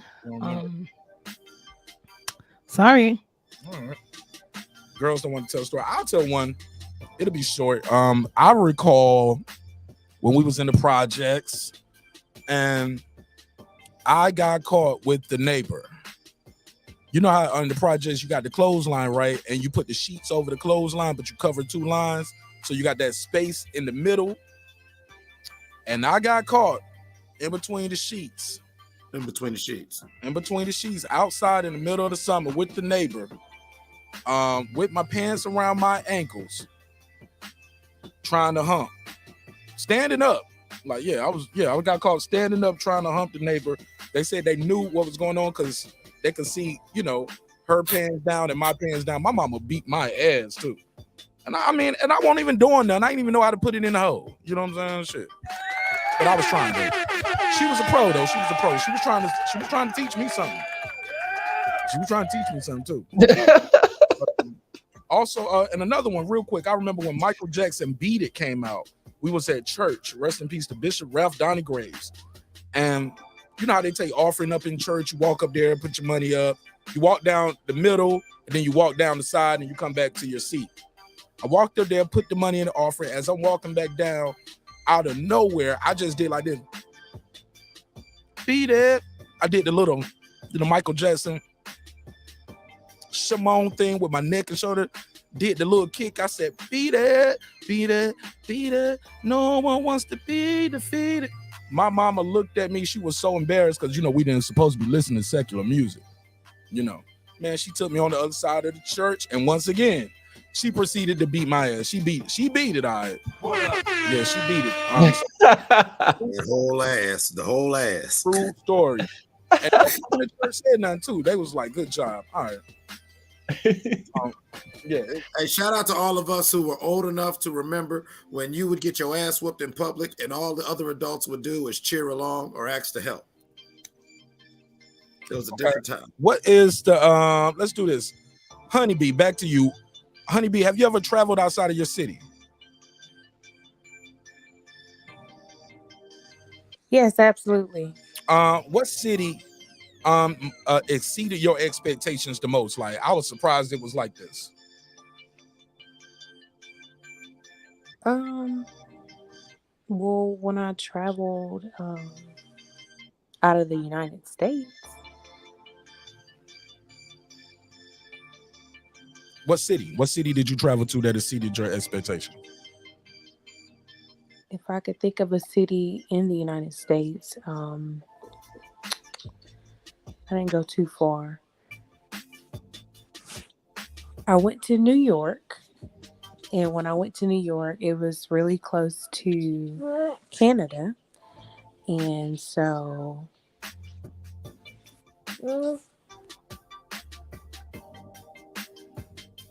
Take your time. Take your time. I think she got a baby with her. Go ahead. Take your time. The baby out there talking. The baby said, "You ain't go to no damn Canada." I did go to Canada, Niagara Falls. Oh shit! You been to Niagara Falls? Yes. Dope. How was it?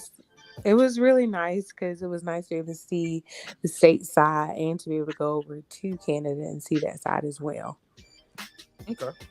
Cool. And I actually took a tour, so that was pretty dope as well. All right, girl behind the mic. What city exceeded your expectations the most and surprised you the most? Well, I should say this first of all. The state that shocked me, I should say, was Arkansas, and the city was Bentonville. So I'd never been to Arkansas, but I just thought it was super. I don't know what I expected. I just thought it was going to be super, like, I don't know, super country or something like that. But driving through Arkansas, that state was pretty, especially the drive up leading to Bentonville, which is the home of Walmart. So it exceeded my expectations. And Arkansas is a very beautiful state. Okay, shit. Surprised me. I never even drove through Arkansas. Clip, same question. What city, because you traveled a lot, what city exceeded your expectation most? Happy New Year to Ricky Williams in the chat. Shout out to my guy Ricky Williams. Teach, what up? KP from KC5, Nick Rich, Ace Retro. Happy New Year to all of you guys. Red Cliff, what up though? Boxing Scientist. Go ahead, Clips. There's a lot of cities that just really blew my mind. But within the continental United States, it would have to be a tie between Boston, early 2000s, and I mean the entire Duval County, Jacksonville area, North Florida, like that. I didn't expect it to be as spread out and developed and intricate, and yeah, those two cities. Boston, it was just the architecture and the harbor. That shit was awesome. Young Africa, what city exceeded your expectations the most? Yeah, I've been blessed to be in many places in the world. Living in Africa, but when I traveled outside, I was really impressed with the nation like Indonesia. So I went to Indonesia, and the city was called Denpasar. But I was just amazed that people that lived humbly, and that didn't have a lot of material resources, but was so happy. So it was the people that really surprised me when I went there. I was amazed at how happy they were, how self-sufficient they were, how family oriented they were. You have like multiple generations living one family, and I was amazed by that. And then I also went to India as well. And for a nation that has 1 billion people, to go to Delhi and to see how many people they were, but to go throughout the countryside and to see how big the nation was and how much open space and land they have. You expect 1 billion people would be like real, squashed up in there, but it was just very blessed and a lot of land, a lot of space, and I was real surprised by that. All right, Sir Senior, same question. You there? What city exceeded your expectation the most? My boy Reggie said Magic City. He said Magic City exceeded his expectation. Reggie said he a tip drill. Go ahead, Sir Senior. Most places I went to kind of let me down, but I would say Elizabeth City. It was real homey. It felt like I knew everybody there, even though it was like a really small place. Like, I could have known everybody there. Yeah, I know some people in Elizabeth City, North Carolina. Yeah, because when I went to New York, who there? That was trash. What's the college right there in East Carolina?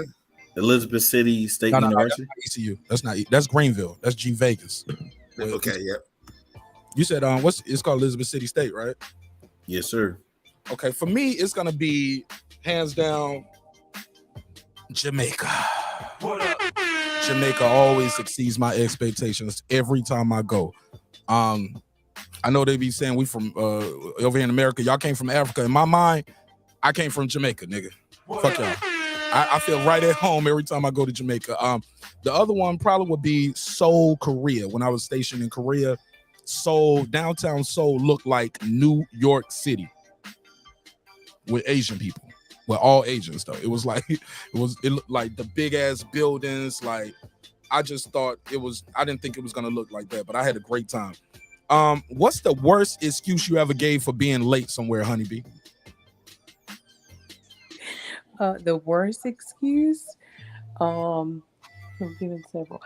The worst excuse was pretty much telling a lie, saying that I was stuck in traffic and hadn't even left the house yet.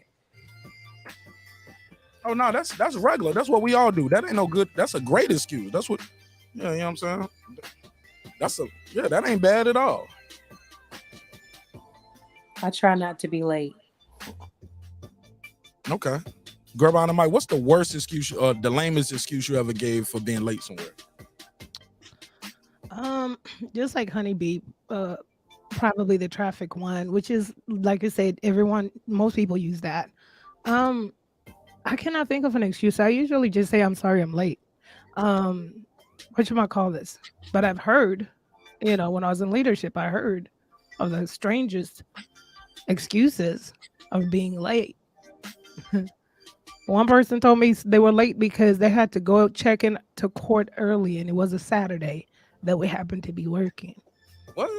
Right. I was like, court is not even open on Saturday, but that's that. Okay. Same question. Now, anybody can jump in. Go ahead. Who want to go next? Worst excuse you gave for being late, Clips? Worst excuse. Worst excuse was the different jobs where I was in a position to give no excuse. Just send that text message or call and be like, dude, I'm not coming in. What's going on, Mike? I'm not coming in. I'll see y'all tomorrow. And I was able to keep my job. I was blessed to be in a few positions where I couldn't say shit like that. And they would just talk their shit when I came in tomorrow. If I did it too much, they might write me up, but they ain't gonna fire me. So I would sometimes just be like, look, bro, I'm not coming in, man. Hey, Mark, what had happened was I was walking, right? And I was walking and it was really, really far away. And the sole of my shoe came off the base. And that's why it took so long, my brother. You know what I mean? The sole of my shoe, Mark. You had them African Jordans, didn't you? That's what has happened, man. That's a weak ass excuse, though, man. Okay. I was catching the train and everything, man. It's wild, man. Shout out to Jonathan Wilberding, as well as my boy Jules Gaming Lounge. All right. He said, I told my supervisor I killed he said I killed someone. I killed one. I killed one time. He told somebody I got killed. Okay. I'm trying to think what's one of the worst excuse. Honeybee, you gotta work. Oh no. Wait a minute. Did he say he told somebody he got killed? Yeah. I Came back to life. Yeah, thanks. Yo, does it count if you call in on your day off? Why would you have to call in on your day off? No, I switched schedules with a coworker, and I forgot I had the day off, and I called in on my day off. I was like, man, I'm sick. I can't make it, bro. That's fucked up. Yo. So you played your coworker that you switched with. Is what you say? Hey, it's up for him. Let's do this one. Honeybee, what advice would you, and everybody in the chat, y'all can play along. You can click the link if you are a regular to the show, you can click the link. If I don't know you, homie, don't click the link tonight. I only want to talk. You got to call in. If I don't know you, you got to use the phone line. Yeah, just call in. I ain't dealing with y'all crazy folks tonight, man. Honeybee, what advice would you have given yourself 5 years ago? Wow, that's a good question. Straighten up and fly right so you can get a husband. Oh, you was loose with the booty. Loose. Wow.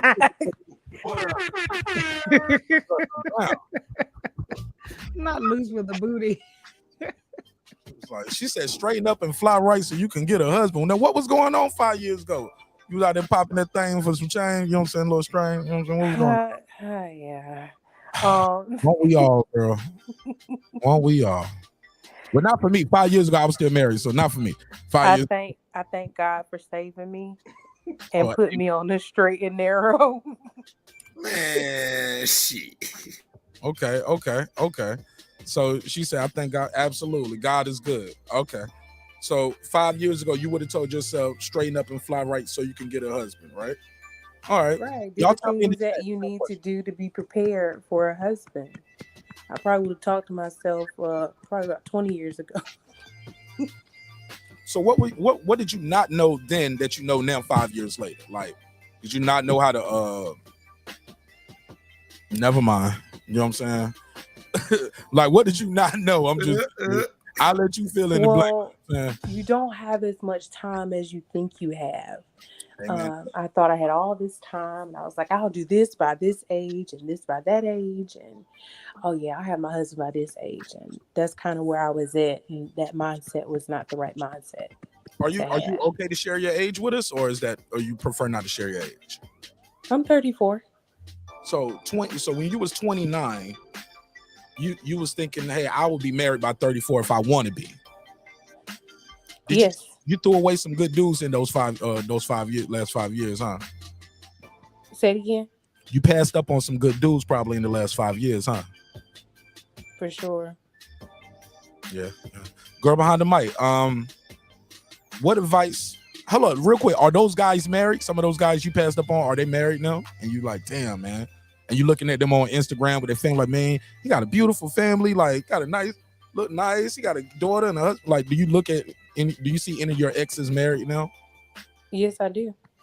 And they have children and all of that. And they married, children, see their wedding pictures, their family pictures, and everything. Do you click like on any of the pictures? Like, hey. Yes. Oh, you ain't shit. leave him alone. You up there? I'm not petty. I'm not a hater. Okay, but yeah, he probably thinking like, look at her. She trying to see if she can get me back. Never know. Okay. Or him saying, I still got it. Like shit, like you right. Like shit, you trying to be a step? You know, I got a little baby right here. You got how many kids you got? You got 1, 2, 3. What you got? I have 5. You have 5 kids. So you had a baby every year in the last 5 years? Absolutely not. Okay. I have step kids. Oh, okay, cool. Yeah. Okay, so you did get married. You are married now. I am married. Okay, so what you mad about 5 years ago? So you don't think you're a good wife now? Oh, I think I'm a good wife now. I'm saying that I would have told myself 5 years ago that I need to prepare for a husband sooner. So you've been learning on the job. Yeah, taking notes and taking constructive criticism as well. Dope. Thanks for sharing this. This was dope. That's why this game is called Know Your Neighbors, because we're learning a lot. Girl behind the mic, what advice, and y'all can tell me in the chat too. Shout out to my good brother Pac-Man Tay ATL. Pac-Man ATL Tay. I'm sorry, Pac-Man ATL _ Tay. Check his channel out. A lot of good bots and talk. What advice would you have given yourself 5 years ago, Memory? So 5 years ago, the advice I would have given my younger self is that everything always works out and that there is a solution for everything. It might not be now, tomorrow, or 5 days from now, but it's gonna be good. So now I live by that mantra. Okay, good shit. Okay, Clips, 5 years ago, what advice would you have given yourself?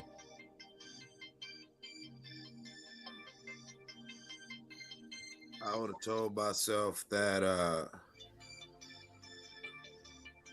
I would have told myself to, just to never second guess that first instinct, and push a little more, push a little more, make and don't be so don't be so slow to sever ties if need be, because some of them motherfuckers, they're gonna be gone anyway. So go ahead and, if you feel the need to, make that move. Okay. Young Africa, 5 years ago, what advice would you have given yourself? Hey, 5 years ago, in my early 20s, I would have said to look to, because I was building a lot of collectives, a lot of businesses with other people, right? And I would have told myself, build that foundation for yourself first. Don't build nothing with no paperwork. Don't build nothing with only promises and handshake agreements. But when you're working with others, but also build it for yourself, man. Build your own foundation for yourself before you try to build with others, is what I would have said. I like that one. Sir Senior, 5 years ago, what advice would you have given yourself? So much advice I would have gave myself 5 years ago. I'll say the most important one would be to trust yourself and go ahead and make it happen. Reach those goals now. Don't put it off.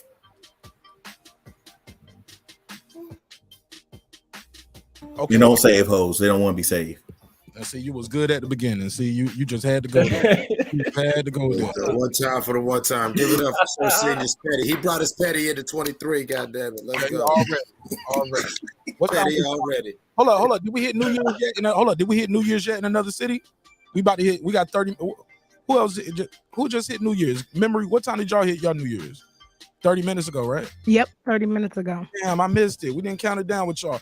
Yo, if you about to hit your New Year's, wherever you at, man, call in and count it down with us. If you ain't doing shit, you know what I'm saying? We ain't doing nothing. We're just having a good time, chopping it up here in the neighborhood. I had to throw my other question away. Here we go. Hey, who's your is this the one? Who's your go-to person for advice, Honeybee?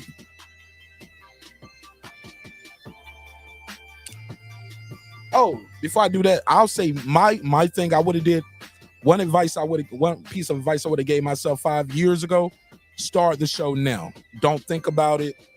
Don't hesitate. My wife's uncle told me probably over 5 years ago. He said, "You ever thought about doing something on YouTube?" I was like, "Nah, not really." He said, "Man, I think you'll be pretty good at that." I was like, "What you mean?" He was like, I was like, "What I'm gonna talk about?" He said, "Just get up there and talk. How you talking right here?"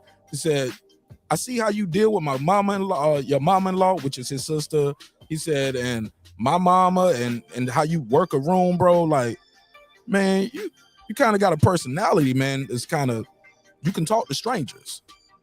You should probably do something with that, like on YouTube. I watch people on YouTube all the time, and I think the way you do talking to us right here, how you just took over the whole thing, because I had everybody was like, y'all want to play some games? Let's play some karaoke, blah, blah, blah. How I am with y'all now is how I am when I'm with my family, right? So my wife's uncle told me well over 5 years ago, you need a show, nigga. You need to just talk to people and get on YouTube. It took the pandemic for me to take his advice. How about that? So I would have started the show earlier.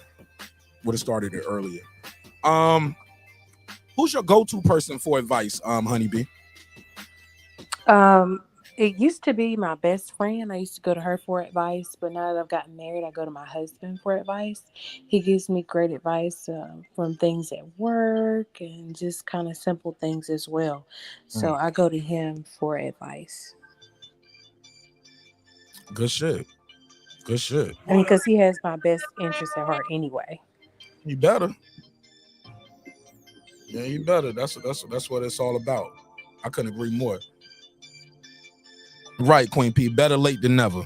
And yeah, I would have started this shit earlier, yo.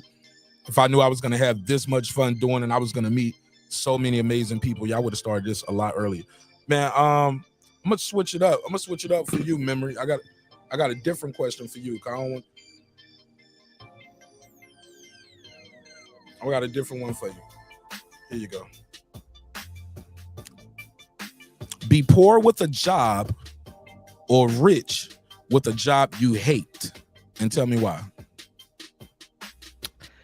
At this point, not be poor, because you ain't poor right now. Let's keep it real. Sister doing an Ivor, you know what I'm saying? Like, make some noise. I can't complain. I'm comfortable. At this point in time, stay where you at. You'll never get another raise. You're just gonna be where you at forever. But you're gonna hate it though. It's about to get really big. You're gonna hate it.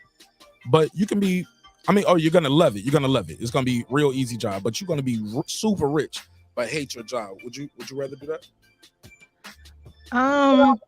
At this point in age of my life, I would rather stay where I'm at and love my job.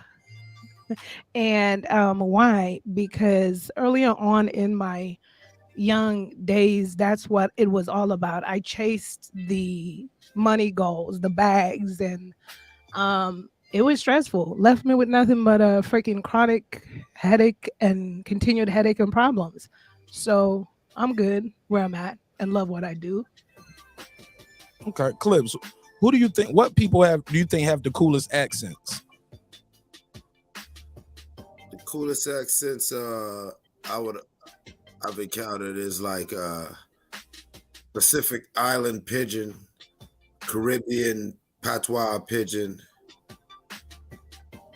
And Nigga, you don't confuse me. What country is that? Shit, put a case on me. What country is that? I don't know. well, patois, like it's like, you know what I'm saying, the Caribbean, like patois or pidgin. From what country though? Which, because everybody got their own accent, even in the Caribbeans. Oh yeah, exactly. That's what I'm saying. So just patois, like a patois accent. Yeah. Okay. All right. Hey, Young Africa. Wagwan. What's the best chain restaurant out there, man? Best chain restaurant. Yeah, what y'all be eating on out there? We got good pizza chains. You know what I mean? Pizza chains, because the Italians were here for a minute. You know what I mean? And so they gave us pizza. And we got some decent pizza chains. You know what I mean? they got us on that, and we flip it and got our own. But yeah, I would say Haitians, Caribbeans got the cool accent. But I got a question for you when you come to that super rich, super poor idea. I would personally take the super rich and quit that job and do what I want. You know what I mean? And flip that and do what I want. You there? You there? You stuck there. No, I ain't stuck there. You hate the job. You can't work there one summer and just walk away. You stuck there. Like, yeah, no, that's a hard life. But I got a question for you, Mark Nash, because this is an ancient proverb for my people, and they say if you were stuck in the desert, right, and you had the choice between, and you out there, you've been out there for a minute, you know, life and death, and you got a choice between a cup of water and a big ass gold rock, which one you taking? Hold on, where am I at? You in the desert, all by yourself, hot as fuck, sweating, no water in sight, and you got a cup of water in front of you, or you can take a gold brick. What are you taking? What the hell I'm gonna take the brick to? I'm asking, man. What you taking? Can I bury the brick, drink the water, and come back and get my? I gotta take that water, baby. I gotta. You gotta get that water. See, that's what I was saying. See, a lot of people would say, somebody, go ahead. I can't do shit with the gold brick. This is the thing, though. That couple. Okay, but the cup of water, and the question is, this is a short-term versus long-term question, right? The cup of water is going to do good for a couple of hours, maybe a day or two. But if you somehow get out of that desert, but you just added somehow get out of that, you got the brick, though. No, but you just added something to it, though. I somehow get out the desert. Possibly. The water you just said I might live for, like that water is my life long-term. I need water to live. It's only a cup, though. It ain't like, you know, it's a lot, you know. It could be a cup this big. It could be a 32-ounce cup. Shit, it could be a 64-ounce big goat from the Quick Trip, homie. Like, yes, you added something to the scenario where I'ma just maybe one day I'm gonna get through the desert. I mean that sound good, but it's like, come on, fam. Like you added that to it. You know what I'm saying? Yeah, hey, the idea. Yeah, he tried it. You're trying to get out though, right? So the cup of water gonna help you survive, but you know you might not survive. But the gold brick, if you somehow plane come over, like you somehow get out. You know what I mean? You got the brick though. Like that's all I'm saying. If I somehow get out. What if I die within the next 30 minutes carrying the gold brick? Yeah. I'm right. The gold brick is heavy. So you need power, strength to carry it, and you parched in the desert. Now you become a skeleton holding a gold brick. What? I remember that Looney Tunes. No, even worse. I'm gonna get help. I'm gonna be getting help. The person gonna see me. I'm gonna be desolate. Gonna be help. Please help. He was like,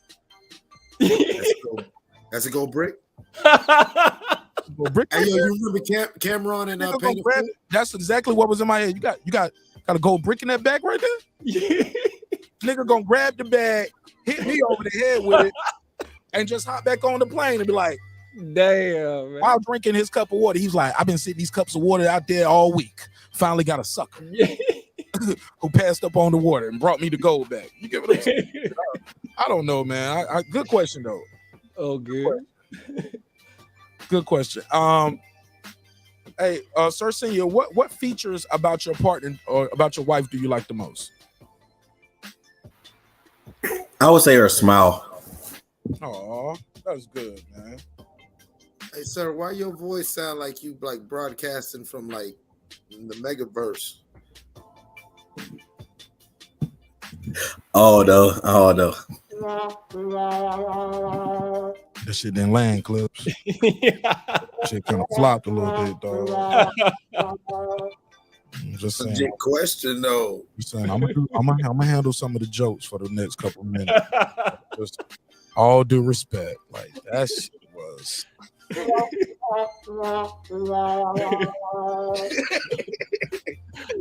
said, okay, never mind. Honeybee, what characteristic do you admire? What characteristic of your partner do you like the most?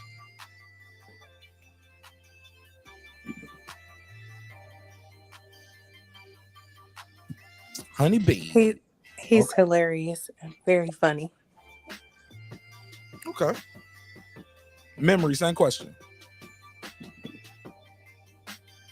His temperament. But nigga never gets mad. You put his ass through hell, then you be like, Shoot, there's only one crazy person in this household. oh my God. So you be putting him through shit and trying to, do you ever try to make him mad sometimes? Like, see what he gonna do if I do this? Not on purpose. Not on purpose. Listen, I have come a long way. Okay, this was the unhealthy one. He grew up in a beautiful home, loving and all this other stuff. So I was the one when we started popping off. You know, you bring those little bad tendencies, those little toxic traits in. And so one time I did pop off very early on in our relationship, and he was like, he's always like, why are you yelling? And that makes me look stupid. Like, yeah, why am I yelling? So popped off here and there. I think a handful. In 10 years, 5 times. I could count it. Once a year. It's an episode that happens once a year. Damn.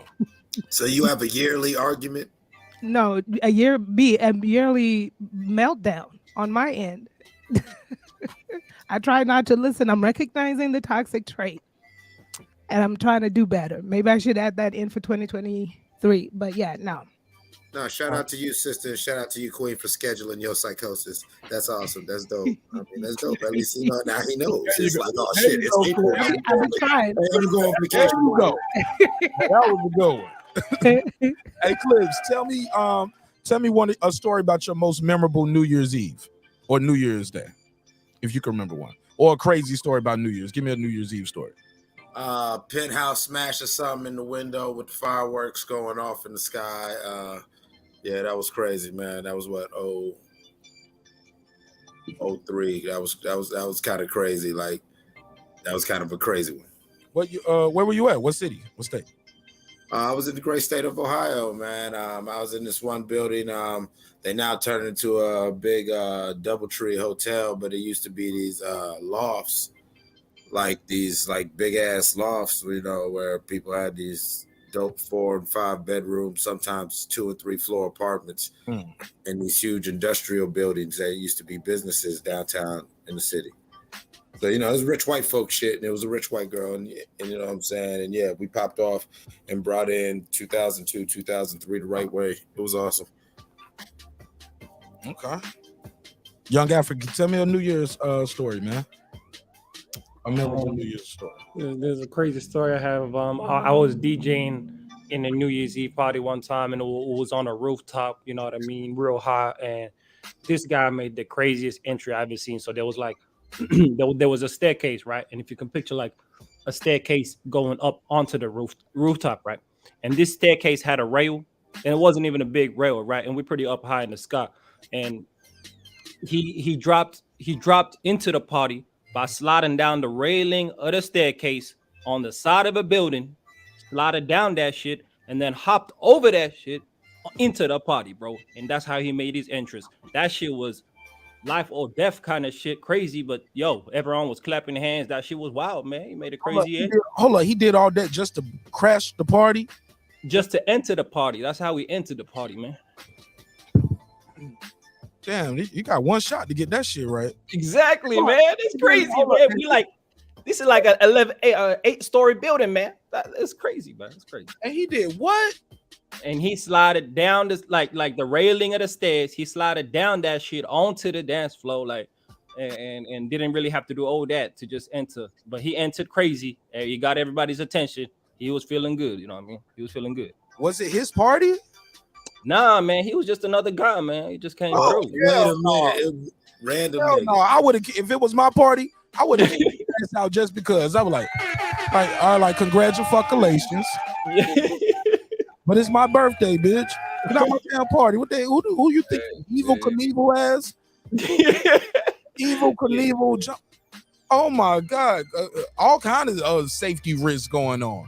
Facts, man. He could have messed up our whole New Year's, but he made the party pop off. I couldn't even hate, bro. I would have had to kick him out just because I would be nervous about what else he's capable of. Like, he's gonna do this. This nigga definitely gonna put some cocaine somewhere. He brought some liquor in. He's spiking the punch. Like he's gonna pee in the pool. Like he's just gonna do. I don't know what he's capable of. All right. Girl behind the mic. What you got a memorable New Year's story? Sure. Back in my party days, years ago, went to hopped in somebody's car. We wound up down somewhere in West Hollywood in somebody's big old house. And this was the craziest part for me personally, because I'd never been in a crowd like this where it was just madness. It was people making out on every corner and people snorting the sugar booger. Now that was a trip. I was like, I don't know what I signed up for, but it was an after party. So the house was nice. So I just went there for the experience, I guess, but this is years ago, probably, I don't know, 24, 23. I don't recall. Long time ago. Okay. Honeybee, did you got one? You got one for us? Yes. So one year, I decided to go out with a friend, and I did not really know where we were going. I'm not much of a drinker, and when I got there, it was a hotel party, and at the hotel party, they had drinks, so I decided to drink. So I drink, and then my true feelings come out, and I start talking about how I was ready to go, like over and over again.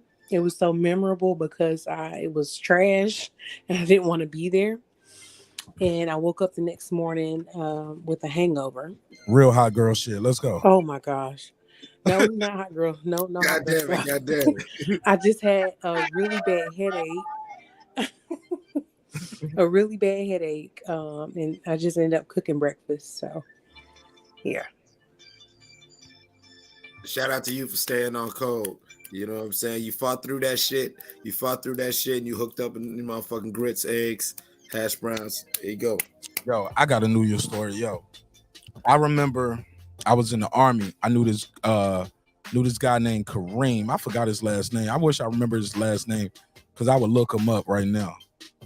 It was the best and the worst thing that happened because me and him stopped being cool that night, and I met a group of cool people that night, and we've been cool together since. All these years later. But we were at a club. I rode with Kareem. We go into the club. Now I know everybody say this, but yo, the shorty looked like Beyonce, son. I swear to God, yeah, she was bad.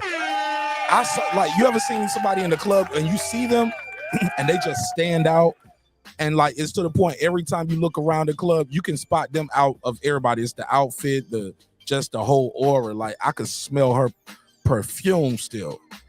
Bro, we leave the club. We go to the Waffle House.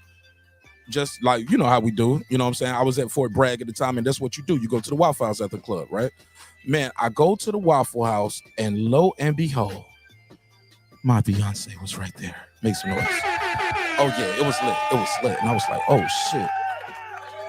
So we go inside, and while we're inside, I see her. Now, we just supposed to be just hollering at some girls, you know what I'm saying? Boom, boom, boom. Kareem actually saw her first. He's like, yo, there go Beyonce. Son. And granted, she was thicker than Beyonce too. You know what I'm saying? Like you know what I'm saying?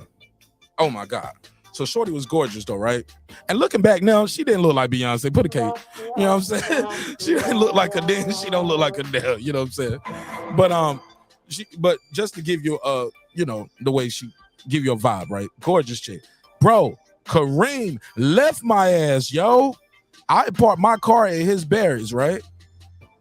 He left me at the Waffle House. He walked in because I guess she wasn't feeling him. She was feeling me. Like, and that because we walked inside, I was like, oh, okay, boom, boom, boom. And we all sat down together. I was like, yo, what's up? Boom, boom, boom. And it's like two dudes trying to talk to the same girl, kind of, low key. But you might have saw it first, but I was like, oh, no, that's me, homie. I've been looking at her at the club all night. I got to get her. He was like, nah. So we walk over there together and and he's standing up. Me being the guy I am, I said, can I sit down with you? She said, hey, yeah. Boom. And she slid over and I sit beside her. So now he's just standing up by himself and her cousin is with her. So, so now I'm sitting right beside her. You get what I'm saying? And at that point, then he sits beside her cousin. So now y'all sitting together? We sitting together. Gotcha, bitch. Gotcha, bitch. Smart. But this dude left me, yo, and the night was so crazy. I had to work the next morning. I was so tired. I worked at Womack Army Medical Center at the time. Shit was crazy. This guy left me. She was so cool. We kicked him for a minute. We realized he left me. So I'm like, yo, I got to get to my car. You know what I'm saying? Boom, boom, boom. She was so cool. She let me, her, and her cousin rode to whatever dude she was supposed to be. She said it's just her cousin. Oh yeah, I'm going to kick with my cousin. You know what I'm saying? It was his birthday. Yeah, I was like, bitch, your cousin's birthday, New Year's. All right, whatever. But shit, I was just happy that they was gonna give me a ride at this point. I'm just ready to kill Kareem. So we get in her car. She got to go though, but her cousin don't know how to drive a stick. So the deal was this: she's gonna take me. I'm gonna drive the stick, drive her car, which is the stick, all the way to the barracks. We're gonna get my car. Her cousin's gonna drive my car back. I'm gonna drive her car back and drop her cousin off, and then I'll take my car back and go back home. The problem is my ID was in Kareem's car, my military ID to get back on base. This dude, my wallet was in his car. I had no license. So we drive there. I don't have no license. I'm driving there without a license. They don't want to, but they let us on base because I'm with her. You know what I'm saying? She just said that was when it was an open post. So they just let us in. We go to Kareem's house. Kareem would not open the fucking door. His car is there.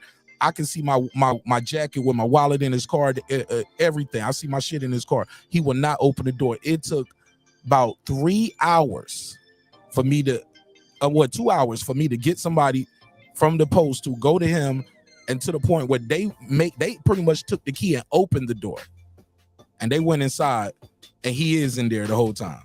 They get his key, and then they go to the car. I open it up, get my shit out, and then they give him back his key. He wouldn't even want to open the door at that point. He was just so mad, yo. He wasn't even dead drunk and passed out. He was just pissed that I got. He wasn't in there fucking or nothing like that. No, bro. He just in there was like, oh shit, I was asleep. I was like, bro, I've been beating on your door for over an hour and a half. It took 30 minutes to get, you know what I'm saying? Like 2 hours, bro. It was 2 hours. And by the time we got everything, and it took me an hour to take old girl back and come back to work. And at that point, my New Year's Eve ended at 5 a.m. and I had to be at work. No, it might have ended like 5:30 and I had to be to work at 6:30. Damn. I wanted to kill this nigga, yo. And I had to do a 12-hour shift. I was working 7A to 7P, yo. And we had to record this shit, bro. I wanted to kill this nigga Kareem. Player hating. Damn. Bro, if I see him today, we still gonna have a mission. Oh my God. But on the sidebar, shorty name is Wednesday. And me and Wednesday are still cool to this damn day. You know what I'm saying? Still cool. You know what I'm saying? So shout out to Wednesday. Sorry, damn, I told a long ass story. My bad, but yeah, that's the ass. But you wasn't talking about the spiritual, because when you're ready to debate about the spiritual, you know, in the aspects of quasars and mathematics with salamanders, you know what I'm saying, brother? You know.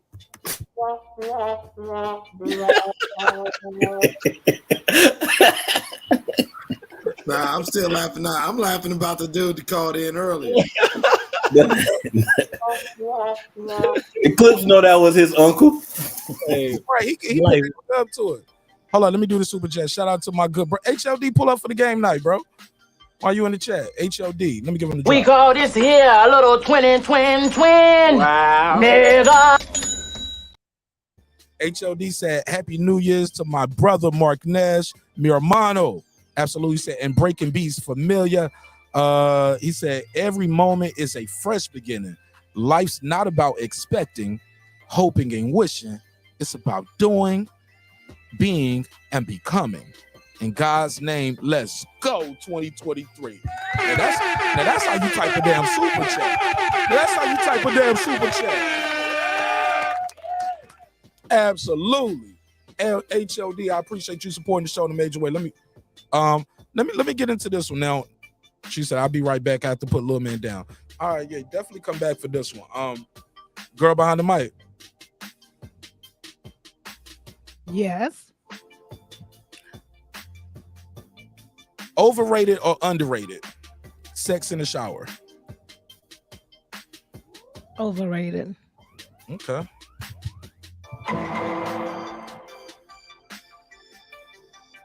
Why? I don't know. It's just overrated.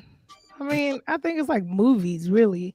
I mean, now, unless you got the 2 shower heads or the 10 shower heads in your shower. Like the wide one, like at a hotel or something, right? Like exactly. Okay, we can do some positions. Right. All right. Anybody else want to answer the question? The chat, same question for y'all. In the chat, y'all tell me, sex in the shower, overrated or underrated? Very overrated, man. Hey, the water just stopped that sensitivity, Mark Nash. You know what I mean? Like the water just you don't feel it like you should with all that water splashing around. You know what I'm saying? I don't know if you know, but I'm just saying. I get it. Good answer. I get it. There's no right or wrong answer. I'll definitely say it's overrated. And word to the wise this new year, don't do like I did last new year and try to use the soap little spot as a foothold. They're going to Hey, sir, don't feel bad. Sir, don't feel bad. That was going to be my story. I was going to say overrated. Hey, what? Because I have 2 different times where if it wasn't for God's blessings and some good reflexes, me and him damn near died thinking we trying to do something off of the shower.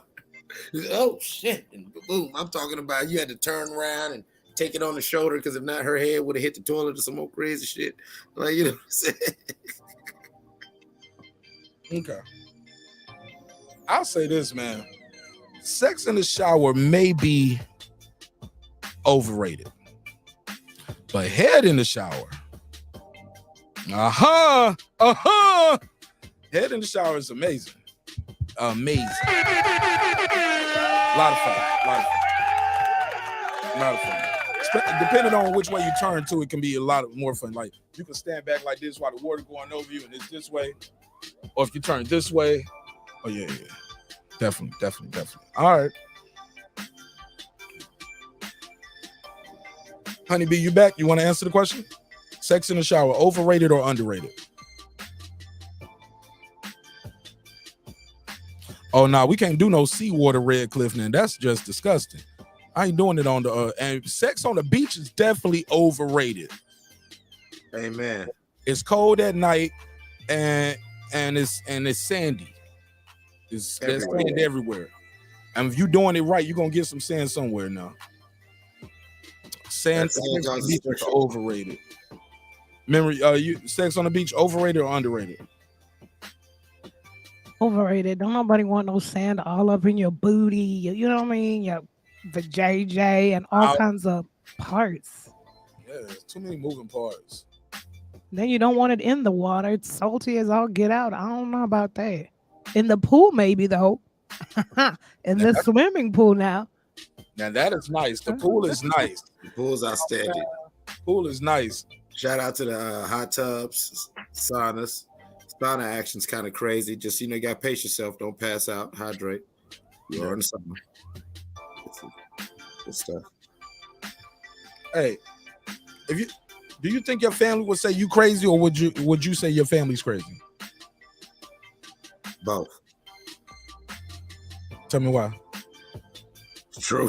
You think it's just the truth? I mean, Let me say this.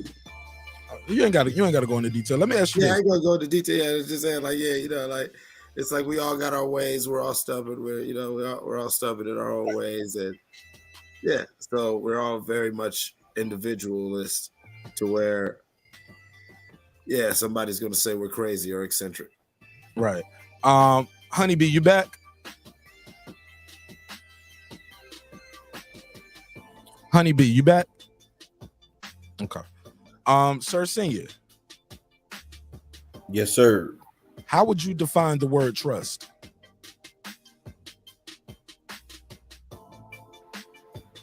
That's a good one. Okay, Honeybee, you on 2 devices. Hold on 1 second, sir. Let me see which one is which. Honeybee. Honeybee, let me remove one of these.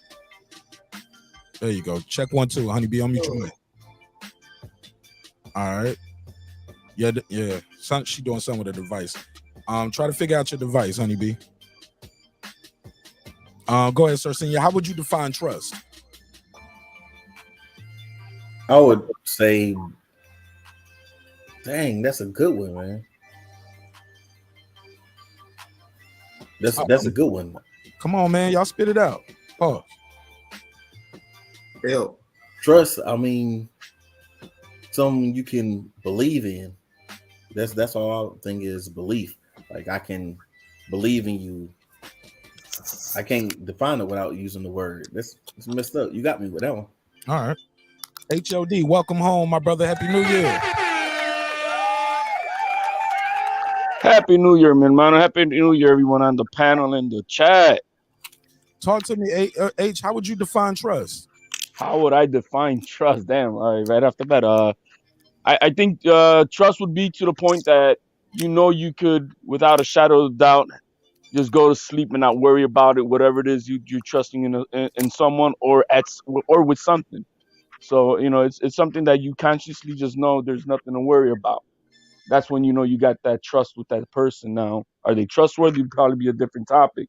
But when it comes to trust, that's the way I would want to trust someone that I don't even have to worry about it at all. Not even think about it. No doubts. No, I'm not gonna lose any sleep over it. I just know that person got my back, or whatever I tell them. It's secured. It's locked box, and that's that. So trust is worry free for you almost. Yeah, it would be. It would be worry free. I mean, and that's why you don't trust just anybody. I like it. Let me see. Is girl behind the mic? How would you define trust, girl behind the mic?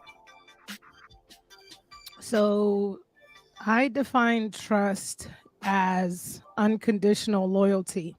Loyalty to my secrets, loyalty to our conversations, loyalty to our relationship, whatever that looks like. Okay.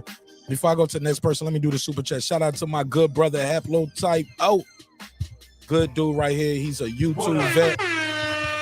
Definitely a boxing historian. And he's definitely a friend to the show. Let me give him a drop. We call this here a little twin. Wow. Nigga. He said, Happy New Year to Nash and the neighborhood. Salute to you, bro. He said, much love from Haplo in Vegas. Damn, Haplo, you in Vegas? Oh, man, when I do my next trip to Vegas, I'm going to pull up on you, too. I was up there.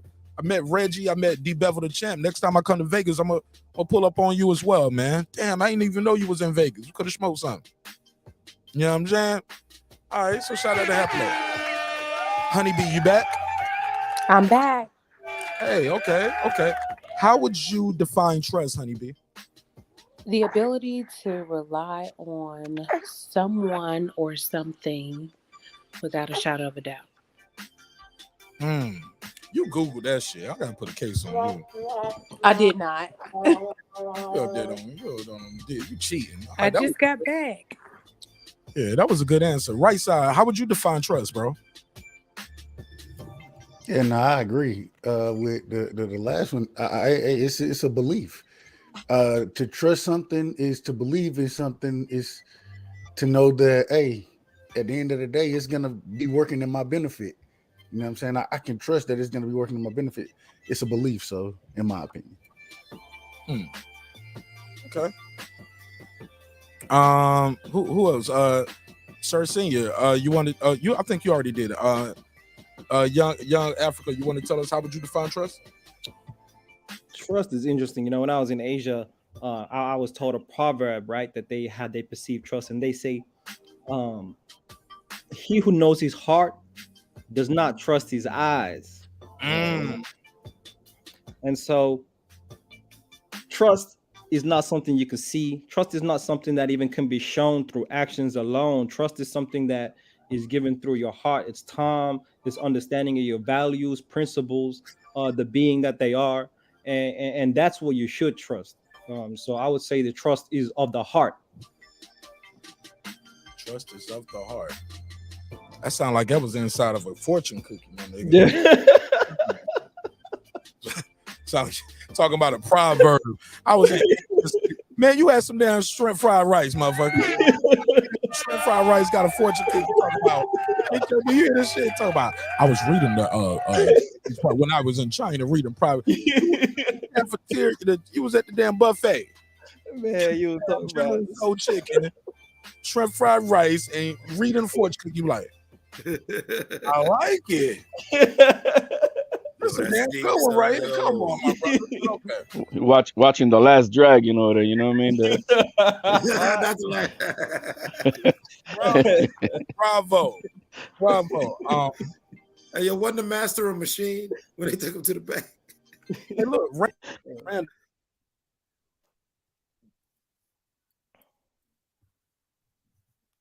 Audio.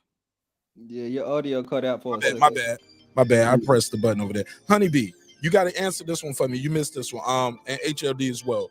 Honeybee, sex in the shower, is it overrated or underrated? It's overrated. Somebody's depends on where you are positioned in the shower.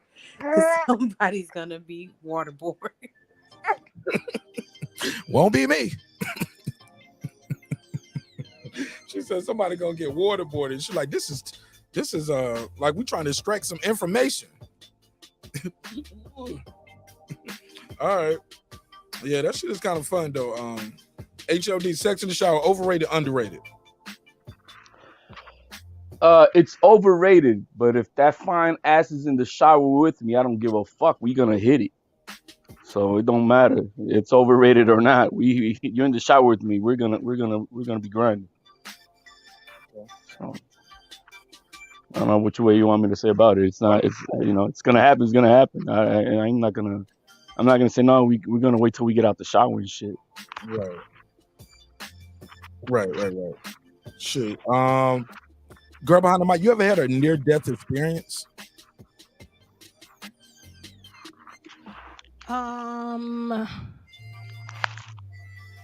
No, but I've had an out-of-body experience, but that's on another deeper level.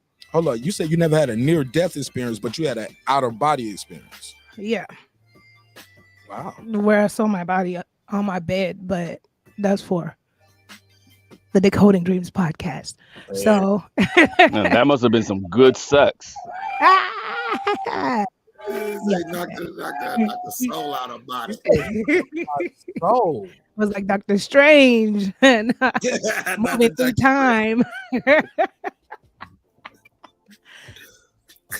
Cheers to that. How about that? Oh, wow. It was freaky because I thought I was dead. Okay, I can't even say imagine. I know it's people there's a whole kinds of communities for all this type of stuff, but it's like seeing yourself laying there, and the first instinct I had was, oh my God, I'm dead, and then I scared myself, and then I went back in my body, and I woke up the next day, and I was like, I'm alive. Okay, good job. Wow. Anybody else want to share a near-death experience? Yeah, I had one where I was in Nepal like maybe close to maybe like many years ago, and there was an earthquake. It was probably like, what was it, like over 8 point something on the Richter scale, the earth shaking, mountains crumbling, many thousands of people perished. But just hearing I don't know if y'all been in an earthquake, but just hearing the earth like rumble and the noise it makes from the depths of the earth is It makes your heart tremble. And any man with the greatest ego in the world will realize their size in that moment. And so, more than fearing for my life, I actually gained an amazing appreciation for the creator and the force of nature itself, you know, in that moment. That was crazy. Mm. Okay. Anybody else want to share a near-death experience? Yeah, mine isn't nearly as exciting as what my brother Young African just put out there. But shit, I had a pericarditis in what, the 10th grade, 11th grade, somewhere in there, 10th grade. And yeah, man, I when my mom, she actually does CT scans. When they did a CT of me, the doctor was like, "Hey, he probably got another day," you know what I'm saying, before he goes into heart failure. And so I was rushed to the hospital, whatever. And you know, but at the same time, bro, it was a interesting situation, very interesting. And for those who don't know, pericarditis is inflammation of I think it's called the pericardium muscle around the heart. No, it's the pericardial sac. Pericardial sac is inflamed. Yeah. Well, usually it in my situation, it was filled with fluid. You know what I mean? And they took what 2 liters of fluid off my heart. So yeah.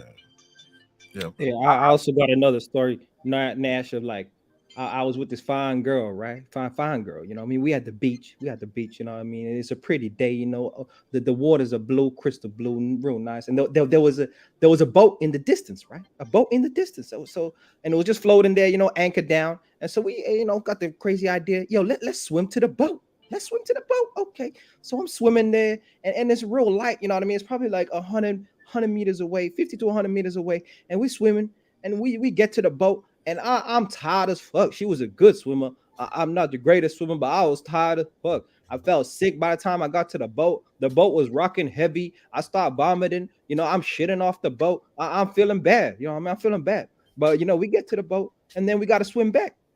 Now, on the way back, she goes ahead of me. She gets to the end, and I'm swimming. And what I didn't realize is I was going with the current on the way there. And on the way back, I'm going against the current. This shit is hard as fuck. I'm swimming. Freestyle stroke, swimming. I'm feeling bad. I'm already feeling bad. Now I'm down bad. And I had a moment where I'm start sinking, and I really just in the moment thought, damn, if I let go right now, my shit going to the bottom right now, right? Then I remembered my swimming lessons, went to my back, survival stroke all the way back, damn near almost lost it all. That was the most vivid time where I thought, yeah, if I let it go right now, it's a wrap for me. But then I thought, nah, this ain't the way I meant to go out. This ain't the way. And so I went on my backstroke all the way back. Thank God, Mark Nash. Thank God. Wow. That's crazy. Let me do the super sticker. Shout out to my sister Memory, aka Girl Behind the Mic. Thanks for supporting the show in a major way. We call this here a little twin. Wow. Nigga. I think y'all just like to drop. But now, thank you guys so much for supporting the show, and I appreciate your time and energy more than anything. Anybody else want to answer this question? Anybody else had a near-death experience? Yes, I recently had a near-death experience. Giving birth to my son. During the surgery, my blood pressure almost bottomed out. And then after the surgery, a few weeks after that, my blood pressure had to regulate itself because they had to pump me with so much medicine to get my blood pressure back up, that once I got out of the hospital and was back at home, I had to work to get my blood pressure back down. Sorry to hear that. How you feeling now, sister? I feel great. Great. I did some push-ups earlier. Oh shit, go ahead. Okay, that's good. My man Noble News, he back, man. He said, y'all niggas be capping for real. Capping about what? They just having a personal conversation, telling their story. This the stars and moons in the sky, nigga. We had to kick off the panel earlier if y'all late. HOD, this shit was hilarious. I asked this nigga about his New Year's resolution. He started talking about religion and spirituality, that we need to have a debate. And he told me, oh man, that shit was crazy, man. I got to make that a clip. I need to make that a clip.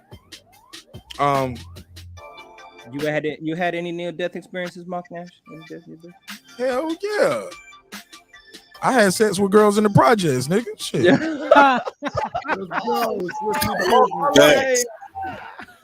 Context, baby, could have lost it all. Matter of fact, I could have lost it all like this. Yeah. One nut could have ruined my whole life, man. Shit. Adam spending the rest of his life sound like I don't like black women now, or women from the. You don't like poor women. No, you damn right. I don't like poor niggas. Yeah, no. But she was on. They was. I did have I had a couple of them, bro. Like I had a bad car accident. I had a couple of car accidents. That was bad, but I had a very bad car accident where I got you know, where I don't know what it's called, but it's like a pit maneuver almost. Somebody did that by accident, and my car spun around on the freeway, and I see a truck coming, but I can't control the car. I'm pressing the gas, but the car is going in reverse, and it's going sideways, but I don't have no control of the car, and the car is spinning, and I'm trying to go forward, but the car is going backwards. And luckily those people saw me and slowed down, and they let my car just go on and roll back off the highway. I ended up going in reverse, falling off the highway, going in backwards. But yeah, that was crazy. But it was a very bad accident. Yeah, it was bad. Hey, Honeybee, are you quicker to blame or take accountability?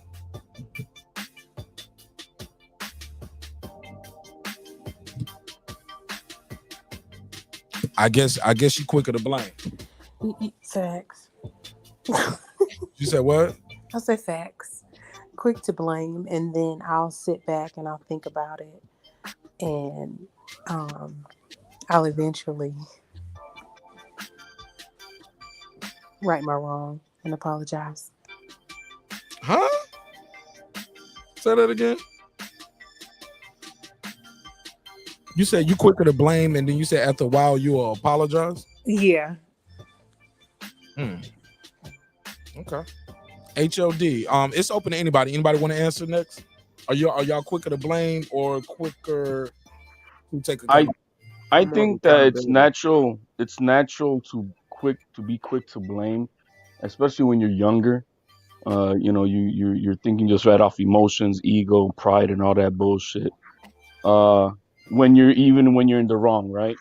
So I think as you get older, you try to control those emotions of reacting at that point, and you actually try to think about the situation in itself. And if it's something that you know that it's upon yourself that you did wrong, you do learn to take that accountability a lot quicker. A lot of people don't master that as they get older, but I think it's something that we all have to work on, because as you're young, you're not you're just going to defend yourself, right? Right or wrong. But I can say now as an older man, and if I went into a relationship, you definitely have to be more mindful of listening to what's going on in the situation, and if you're wrong, immediately be accountable for it immediately, and that's that. Good shit. Anybody else want to answer that before I go to this next question? This next one is a really good one. This is a damn good question right here. Quicker to take accountability. I think I'm quick to take accountability, but not always for the right reason. Go ahead. What you mean not the right reason? Oh, because if I take accountability for my crap and you don't take accountability for yours, then I can hey, well, I took accountability for mine. See, you can't even take accountability for your crap. So it's kind of like not always for the right reason. Okay. All right. Go ahead, Clips. I mean, of course, I'm always about accountability, but I think that it's kind of sort of like what Sir said, it's a sense of pettiness. Like I grew up in them bigger black families where, you know, everybody get blamed. Like, you know, cousin TJ fuck up, then everybody in that age group get whooped type shit. To where I've always been the type of nigga, I want the credit and the blame. You're gonna blame me anyway. So blame me for the shit that I did do. And you know what I'm saying? And at the same time, you got to give me credit for what I'm doing. So you know what I'm saying? It's like, all right, I may have fucked up here, I may have fucked up there. But you know, don't start talking to me about something that didn't have to do with me. And so that's always been a big thing for me. And that's something that I've, you know, I actually, you know, grew and developed into something that is a big principle I stand on. Okay. All right. Let me say this question, man. This is a good question right here. I like this question right here. And we'll go to, I'm gonna start off with Sir Senior. What do you think happens after you die? What do you think happens after death? I don't think that you get judged and either you go to hell or go where God prepared a place for you. Do you think like it's like you know how you see it in movies, like it's a line, or does it just happen instantly? Like your soul leave your body and all of a sudden like, oh, the fire is burning me. Like, how do you think that is? I think it's kind of like almost a immediate thing. Like you kind of see what happened and like your life flash in front of your eyes, and then you're like, oh, when you come to, you like, hey, I'm wherever I'm at. You say you at where you at, huh, sir? Yeah, you at where you at. Yeah, this is where we at with it. Oh yeah, let me hit him with the Kenny Porter. All right. I mean, you know, when the guys get to certain levels, they believe they know what they're doing, and they don't necessarily take all the information. So, you know, this is where we at with it, and I had to make that decision. It's an easy. So that was God talking right there. And when they get to the bad place, hey Mark, get the Life Jennings drop. Once they hit the fire, it's like, oh yeah, that Life Jennings drop. Oh yeah.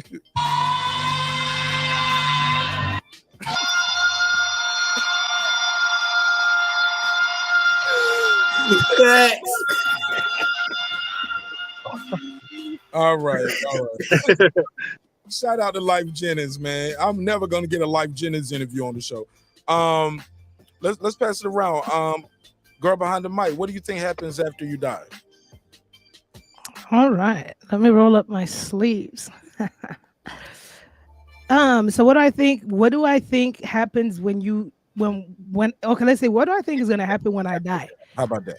I don't think that I'm going to pop up in a field of a deity or so that's going to judge me. I don't think there's a hell. I think there's a lot of theories to what happens when people die.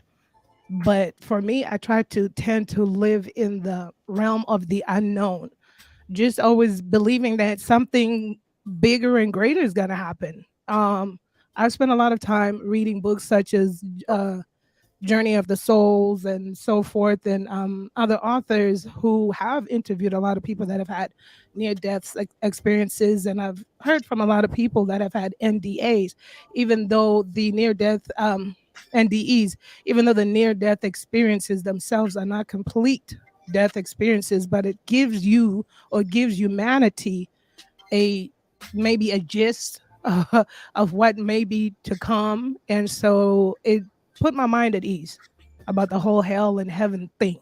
So it's a blink. Don't nobody know what happens. I just think something greater. I will go and connect to a greater energy source, and I don't know. The rest is history.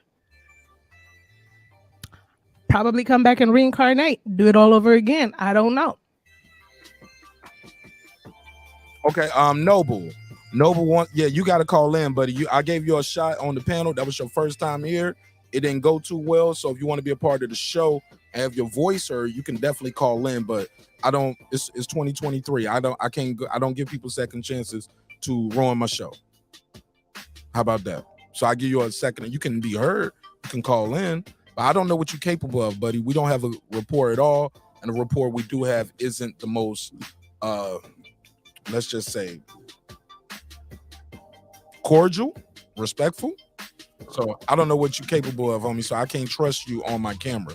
on my airways right here. So, but you can call in. Phone lines are open, and you can tell me what you think of that. What do you think happens after death? Let's go to HLD. I'm sorry, Kevin Brower. Kevin Brower has been here waiting for a minute. Go ahead, KB. What up, family? Welcome home. Welcome home. Welcome home. And Happy New Year. Oh man, Happy New Year to you too, and to the panel, man. But Mark, yo, you are asking some really, really good questions tonight. But what happens after we die? That was the question, right? Yeah, what do you think happens after death? To be honest, I really don't know. It's something that I haven't really like thought about. But I was raised, inside of the church, and they kind of teach us about heaven and hell. But I have so many questions about that. But honestly, man, I truly don't know. I hope that it's somewhere good that everybody goes, but I don't know. If everybody go, it can't be good then. You know what I'm saying? Yeah, I mean, I don't know, man. That's kind of deep. I mean, eternity is a long time. Imagine being stuck with certain motherfuckers forever. Yeah, that is true. Because it's some motherfuckers that I can't stand. Yeah. Right. Okay, so fair enough. Well, go ahead, Clip, since you off the trigger, ready to go. Go ahead. What do you think happens after death? I believe that when people die, let me get this guy 2 minutes. Let me give him 21210. What's your name? Where you from, family?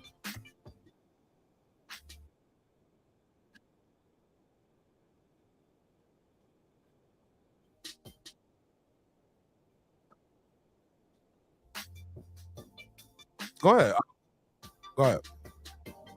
Is there an audio problem? I'm just. Y'all can't hear? No. Okay. No. Let me do this. Bear with me. Hold on, Noble. Let me do it. Okay, they say they can't hear you. Let me try this. Let me switch this to here. Noble, say something now. 1212. Y'all don't hear him? Y'all don't hear him still?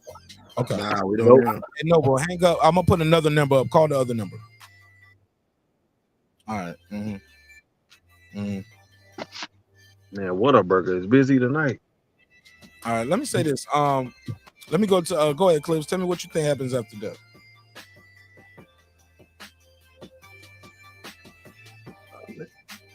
Go to somebody else. I get in on the next question. You don't want to answer this one? I don't want to. I could give you the political answer, or this shit could go left. So I'm just moving on. There's no right or wrong answer. It's your opinion. Just say what you believe. This is your soul. This is your life. Can anybody tell you what you right or wrong about with your life? Oh yeah, I'm not worried about whatever. Just answer the question as honestly as you can. As honestly as I can is that humans will be judged according to their acts and deeds in their life, depending on their bloodline and their deeds. They might get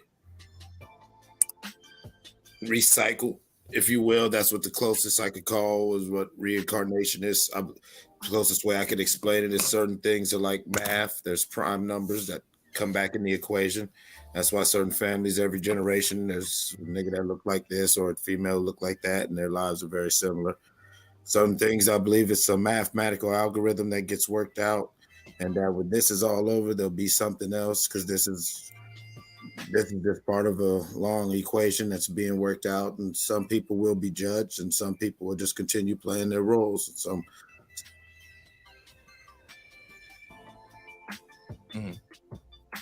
Okay. Put this other number back up. HLD. Y'all tell me what you think happens after death, my brother. It's a lifelong question because depending how as for myself, being raised within church beliefs, and then you get older and then you become kind of skeptic about certain things about religion and whatnot. And again, getting older, I do sense that there is there is a universal energy out here that we all flow with, and it controls certain things that it amazes you as you get older. You realize, damn, this was not of my doing. This happened at the right moment, at the right time, as it should be, not when I wanted it to be, and it worked out well. So is there a total unknown factor? What happens? Yeah, there's totally unknown. I can't say I know for a fact what's gonna happen. I do know that there is something greater, I think, just as Memory was saying right now. And but because there is such an unknown, it's even more the important fact that while we are still alive, you do the fucking best you can in this life, and leave it all here, just in case there is nothing, And if there is, then maybe there's judgment after that, whatnot, right? We just don't know, which is why we have to live every day as our last and try to do the best we can to our brothers and sisters. Love it. I love it. I love it. Honeybee, you want to answer what you think happens after death?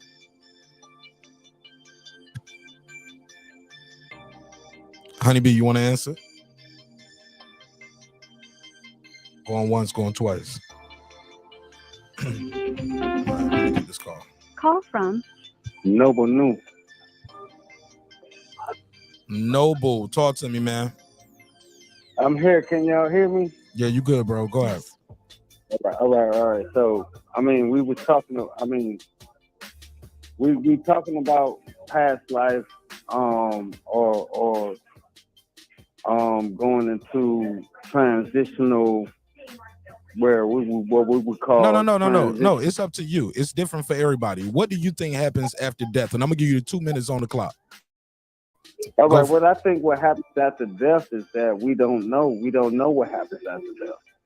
Don't nobody know exactly what exactly happens after death. The only thing that we can pontificate on it is that we go into another state. We don't know what happens after death. We just know that energy is not created, and it can only be created and it cannot be destroyed.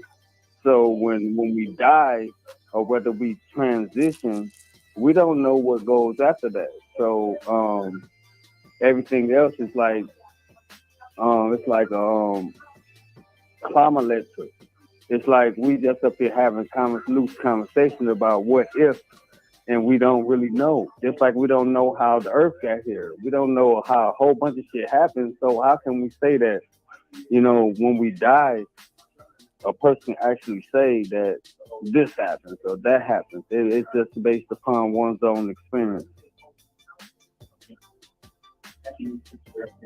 Okay. Because I done had near death experiences, and I done died and came back, and it wasn't what a lot of people would say would be, going to the light. I went into the darkness, and that what brought me back here. A lot of people say go to the light. What brought me back here was the darkness.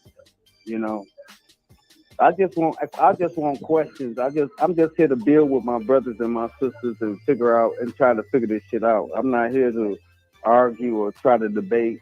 And this is a real good conversation, because we really need to know that. We really need to know where we're going after we transition. Fair enough. So, I appreciate you, man. Good call, man. Good call. Appreciate you. Thanks for calling in. No doubt. All right, don't be a stranger, man. All right. Yeah, I'll say this, man. I don't think anybody up here knows, and I'm not saying anybody. I just like to ask those kind of questions. I wonder where, everybody has their own thing about that, and this is why this is called getting to know your neighbors, right? Girl behind the mic, what's one thing? Hold on, Honeybee, you there? Are you back yet? Yes. What do you think happens after death? So after death, I think what happens is that you go into a sleep. You have a period that you sleep. Hold on.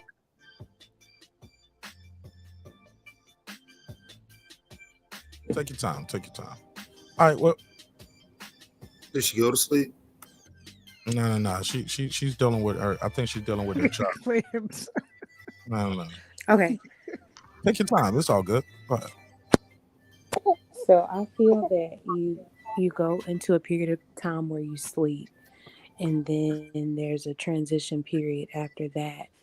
I think there is a heaven, and I do think there is a hell. Just like here on earth, we have a choice to make. Is it a secret? Is it a secret? Is it a secret? There you go. I can hear you now. Oh. You was talking. She was like, Well, what happened? She like, I'm gonna tell you, nigga, but don't tell nobody else. This is what happened. I think I'm not for for sure. I haven't been there, and I don't think I'll be able to return to tell. But I think that when you, like I said, when you die, you go into a sleep, and then you go and transition into your next place. Either it's heaven or hell. Just like you have a choice here on earth before you die to make good choices and to make bad choices, and there are consequences for your actions. So I feel that there are two separate places. Okay. Nice. All right. I'm gonna say this, man. Like I said, nobody knows, but I love to have these kind of conversations. Oh, this is a good question right here. I'm gonna go to HOD first. What is something? Matter of fact, I'm gonna go to Kevin Brower. KB, what is something that you don't think should ever be joked about? That should never be joked about. Someone dying. I guess that would be the main one, right? I'm guessing, yeah. Someone dying. Like, I don't think that that's something that anybody should joke about ever. Yeah. That's going my final answer.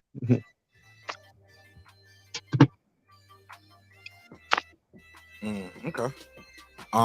Okay. Fair enough. Anybody else want to answer? What's something y'all think should ever never be joked about? Girl behind the mic, tell me. Shoot. I find humor in everything. So that's how I live. I can't say I can't give you what should not be joked about, and from my personal experiences. HOD, what's something that should never be joked about? I think any child sexual abuse should never be joked about, or someone's as an adult experience that they've gone through some shit like that should not be joked about. Should not be taken lightly. Should be taken with respect. And I think I mean that's just one thing that just popped in my head, but it definitely triggers. I mean, it would trigger me hearing somebody making fun of someone else or making light of it, of someone else's unfortunate pain, and so I couldn't stand that. Okay. Anybody else want to answer that question? I think I actually agree with HLD. Like any non-consensual sex, no matter how it went down or whatever, that shit's not funny. You know what I'm saying? That shit's not funny. That shit's not cool. And crimes against children and jokes about people's children, you know, like that shit. That's like, come on, man. But technically, though, Clips, everybody's somebody's child. Exactly, but no, it's like say I'm mad at you, and so you know what I'm saying, I start saying shit in reference to your child. Go ahead, KB. As far as sexual goes or something like that. It's just a little snarky bullshit. Just like, yeah, you know what I mean? You don't like me, you don't like me. It is what it is. You don't even know me, you don't like me, but you know what I'm saying? Like, you know, we leave people's families out of shit. You know what I'm saying? Like if I got a problem with say HLD, if I got a problem with Sir Senior, you feel what I'm saying? You know the things I'm saying. I'm gonna say about them. I'm not gonna talk about Sir Senior's situation that he got going on or anything, personal about HLD that, what I'm saying, whatever. If I got something to say to him, I say it to him and about him. Like all that extra shit. Come on, we don't know each other. And your kid's ugly, nigga. And your baby mama fat. Yeah. Like, Your grandma don't got no knees, nigga. Like, wait a minute. Right. I was like, they don't even do boxing content. They like, why you gotta go there? Yeah, that's what I'm getting at. Like, it's like, come on now. Like, oh, you just really trying to jump completely out your soul to disrespect me. You just trying to just say shit. Like, now, Jesus Christ. Yeah, that's somebody want to destroy you, bro. They trying to bait you into a murder, nigga. Yeah, exactly. Like, you know what I'm saying? Yeah, and then they gonna like it if, you know what I'm saying? They got the camel paint on their front porch, looking like Arsenio Hall and Harlem Nights. Yeah, bro. That ain't just us boxing when I see you no more. Like they gonna have to get me off of you. Like that's when people start hitting and kicking your unconscious body and screaming "World Star." Like that's the type of shit that's going on right there. I'm with Girl Behind the Mic though. I'll give y'all my take. I try to find comedy in everything, and it's gotten me in a lot of trouble. Got me in a lot of trouble in certain relationships. In my current relationship, she gets mad at that too. Like we have an argument, and the next day, I'll be down there cooking pancakes or something. Be like, shit, you want something to eat? You like, you know what I mean? She'll be like, I can't stand you, or I'll make her laugh while she's trying to be mad at me. I'll just make her laugh, and and she'll just be like, oh my God, I can't stand you. Like, I want to be mad at you right now. You know you was wrong, or you shouldn't have did this, or why did you get an attitude about that? And I knew, I was right, Mark. Why did you get mad about that? Or I was like, well, shit, I was in my zone. I couldn't let you have that win right now. Shit. I'm gonna be mad if I am. I'm gonna be mad if I am if I let you have that win right now. You wrong. What you mean I'm wrong? Nah, so we'll double back like a camel on that shit. Like, but all right. Anybody else want to tell me what's something that? But also, anybody else got something on this one? This gonna lead to a next question. Well, I would say that I don't make fun of God or whatever somebody else's belief God is. Don't joke about that. Now, see, that leads me to my thing. That's a hard one for me. Because I've heard people tell jokes about religion. I've heard people say, don't drop the soap, motherfucker. You get what I'm saying? When people go to jail, they're joking about rape. You get what I'm saying? I hear people make jokes about Michael Jackson. I wouldn't never take my kids to Never Ever Land and all that, but you joking about the possibility of children being molested. I've heard the Bill Cosby. A lot of people make Cosby jokes. Those are women being sexually assaulted. People make jokes about. I've heard, yo, Eddie. Look, y'all can do this one too, but tell me the dirtiest joke. I want somebody to tell me one of your dirtiest jokes that you know. Let's have some fun with it. But Eddie Griffin got this one joke. He said, yeah. He said, I know God. He said, I gotta mute your mic, Kevin Brown, while I'm talking because you got background noise and it's doing something. Or is that? But he says, damn, got distracted. Oh, he was like, I'm made in God's image, right? He said, I'm a funny motherfucker. So if I'm made in God's image, God got a comedic side too, got a personality. And he was like, he said he probably listened to this. The joke was, how does Jesus whistle? Anybody ever heard this one before? How does Jesus whistle? No. Never. Sir Senior? Never heard of it. No, I'm sorry. My good sister Honeybee? No, I've never heard this one. This is a bad one. Y'all ready? I'm ready. Y'all can all unmute for this. I want to see if y'all gonna laugh or not. Everybody unmute. Let me see if we get a laugh out of this one. Everybody, all right. Y'all ready? How did Kevin Breyer? On the mic, HLD. How does Jesus whistle? Like this. You know, he got a hole in his hand. Oh, you're going to hell. Damn. That's fast. I am going to kill you. I wanted y'all to unmute. I was like, either they're gonna laugh. Oh my God. Wow. Come get you. They're gonna. And he was like, "Oh, I know some of y'all mad." But Yo, it went over my head until you said, "Oh, he got a hole in his head." Yeah, I'm he like, was "Oh, like, what the fuck?" he says, "I'm made in God's image." So if I'm laughing, he said, "I know God got the image." He was like, "He probably up there like Jesus." That funny nigga I made up there telling jokes about it. He said, "You whistle like this, you know, you got the hole in your hand, nigga." And I was like, "Yo, Yeah. this That- is." I was like, "We all going to hell with gasoline draws on for laughing at that one." Now, come on. Man. But shout out to Eddie Griffin.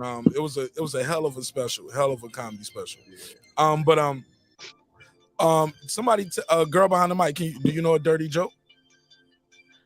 I don't know what you would consider a dirty joke, but I recall a joke that an elderly patient of mine told me, and I don't know if it's like, it's not dirty, I guess, but okay, so here it is, and I'm not really good at this, so here's the delivery. What do you find under the Pillsbury Doughboy's apron? I don't know. Biscuits? Shit, I don't know. I don't know. What do you find? Donuts. Oh, okay. It was an elderly person's joke. Okay. I was like, hey, Rachel asked for the link. Let me give Rachel the link. Rachel said, anybody got the link? There you go, sister. You can click the link. Got Rob G in the building. Rob G, what's poppin', my brother? Happy New Year to you. Hey, what's up, Mark? Hey, Happy New Year, everybody, man. Hey, I'm good, man. Happy New Year. I'm good. Talk to me, Rob G. Rob G, tell me one of the dirtiest jokes you know. It goes to like, you know what I'm saying? It depends on like if it's your girl or not. If you have sex with her when she on the panel. I mean, when she on the period. Panel. I mean, my bad. If she on the period. Let's like, go, y'all. Hold on, who you fucking on the panel? Let's go. Freudian slip. Nah, man. Basically, like it says, I'll part the Red Sea, but I won't drink the water. Ew.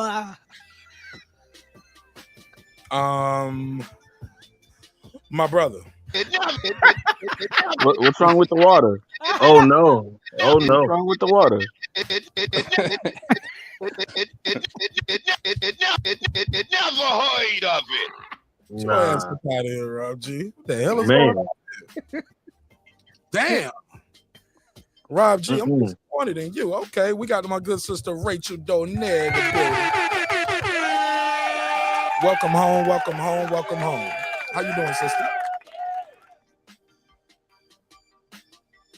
Hold on, is it the real original or did I get somebody about to put a dangalang on the screen or something? They ain't gonna trick me. Rachel Donner, check 1 2. Uh-oh. It's set up. It's all black too. The audio ain't right. Beam out and beam back in. She probably on the iPhone. If you're using an iPhone, try to use don't use Safari. Use Google Chrome or Firefox. All right, Rachel. I don't know if you can hear me. All right. Maybe her device still trying to connect. Yeah, she said our mic was messing up in the private chat. Okay, cool. Just beam back in. Let's go around. That was disgusting. Yeah. Kevin Brower, tell me one of the dirtiest jokes you know. I know one. All right. So what did the toaster say to the bread? Toast me? Butter. Yeah. I want you inside of me. Yeah, I know, bro. Like, that's probably the only one I know. Like. A for effort. Yeah, right. No. Kevin Brower, I would never do this in real life, but for comedic purposes, I need you to hold this. Oh man. All right, no. Hold on. Let me give you the no. Yeah, that shit's terrible. Yeah, I know, man. Damn. Look, if you guys don't know a joke, just say you don't know a joke. We can't do 3 more of those. Like that was that wasn't that bad. Hold up, Mark. That wasn't that bad. It was cute. It never heard of it. Hey, Mark, before I say this, I just want to say that these are just jokes. and I mean no harm to the good people of the Commonwealth of West Virginia or Kentucky. But I do know some jokes about the Kentucky West Virginia wedding. It was, you know, a hillbilly family, you know, from West Virginia's daughter married a redneck family from Kentucky, and it was a nice hotel. They had a nice reception at the local Howard Johnson. You know, people showed up. It was great. I had a nice reception and spread, and they went to their wedding suite to consummate their wedding and consummate their marriage. Excuse me, as couples do, and she says to him, "Please be gentle with me. I've never been with a man before." Surprisingly, the new groom looks at her and he just kind of backs away, puts on his jacket, and storms out the room. Goes all the way down to the hall, all the way down the hall where his parents stayed at, and is banging on the door. Paul, yeah, boy, what you doing here? Shouldn't you be doing something else? Shit, let's get the fuck out of here. This is bullshit. Like, what you mean? She told me she ain't never been with another man before. I said, the hell? Alice, back your shit. If she ain't good enough for her daddy and her brothers, she ain't good enough for my son. Oh, Yeah, hell I no. know it was an Appalachian Mountain joke. Okay. Mm-mm. Okay, it took a minute to get there, but I like that one though. I like that one. Nice setup, delivery. Rachel Donaire joins the panel. How you doing, my sister? Happy New Year. I'm so glad you guys can hear me, right? Yes. No, Nito has been messing with this whole studio, so I don't even know how to set up half the time. But I just want to wish you guys Happy New Year. 12 minutes for us here in Las Vegas. Of course, I'm gonna log off and bring in the New Year with my boys. If you guys are still cooking after, I'm totally down to come back. But I just wanted to wish you guys Happy New Year. And that's all. Glad you're here. You too. Happy Happy New New Year. Year. Happy New Year to Meet you on too. the family. God bless you guys. Thank you guys. But yeah, you guys keep cooking and No. well, You don't tell me a dirty joke before you go now. You here now. dirty joke. You a part of this shit now. You got to tell me one of the dirtiest jokes you know. Go ahead. And I know you know a couple. I don't know any dirty jokes. I just talk dirty. So it's reality. Yeah. I mean, Really feel this shit. She like, you know what I'm saying? We don't. Hold on, let me give it. Hey, we could change it. What's the dirtiest thing you told Nito? There you go. HOD. No, Nino has a pretty dick. His dick is beautiful. It's Pause. clean. It's long. It has girth. It's Pause. beautiful. No. Y'all know we here now. Let her praise the dick. All praise to the dick. Now, how am I supposed to look at this man? You know what I'm saying? HOD, you started this. God damn it, Hey, HOD. you know, hey, girl behind the mic, you look at him with your mouth closed, okay? That's a married man. But she painted a picture. She painted a picture. She's describing the All veins. she wants you to know is that she's happy. That's what she He has double contour veins. It's like a double helix. The way they like she started. She Okay. described like a Michelangelo type of shit, you know, like yeah.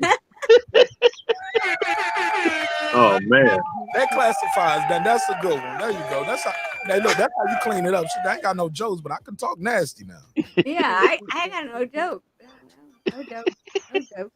Okay. I do like his handlebars though. That is the one thing about like him being a boxer. Just those traps in the arms and the chest. Okay, we're going into a whole different topic now. But Happy New Year's, baby. He definitely is gonna be late coming back to the show. Okay. You must come back on. All right. Yeah. Give me like. Hold on. I got one for you. I got one for y'all. Okay. I got one for you since we're going there. Hmm. It's multiple choice, Rachel. Okay. Matter of fact, I'm giving you multiple choice. Doggy, missionary, cowgirl. There you go. I'll leave it right there. That's it. There you go. Great answer. Doggy. That's it. Doggy. Great answer. I mean, doggy. Hey, let me tell you this story before Shit. before I She get said she off. didn't even think about it. Doggy for sure. Hits the right spot. But anyway, my mom and dad. My mom and dad, we were at the lake house, and Nonito and a lot of my friends were there, and we were playing this game. I think it's called like jacks or something. But anyway, if you pull a jack, you get you get to pick a topic, right? And you have to continue going around the circle. Whoever stops the circle has to take a shot. So one of my friends picked sex positions, and I'm like, all right, here's my mom and dad. Like, so I was like looking, we go around, they pass my dad. My dad takes the easiest one. He's all missionary. And so Nonito's right next to my mom, right? So they go to my mom, and Nonito's not supposed to stop. But when we get to my mom about sex positions, favorite sex positions, she says wheelbarrow. And it stops Nonito. He's like, wait, hold on. Now I got a fucking visual. Who's on top? Like, who's carrying who? Like, what the fuck? And so Nonito had to take a shot. But yeah, now I know that's one of their favorite sex positions. Thank you very much, mom and dad. Wow. Okay. Yeah. Okay. I'm gonna give you one more question before I let you go. Okay.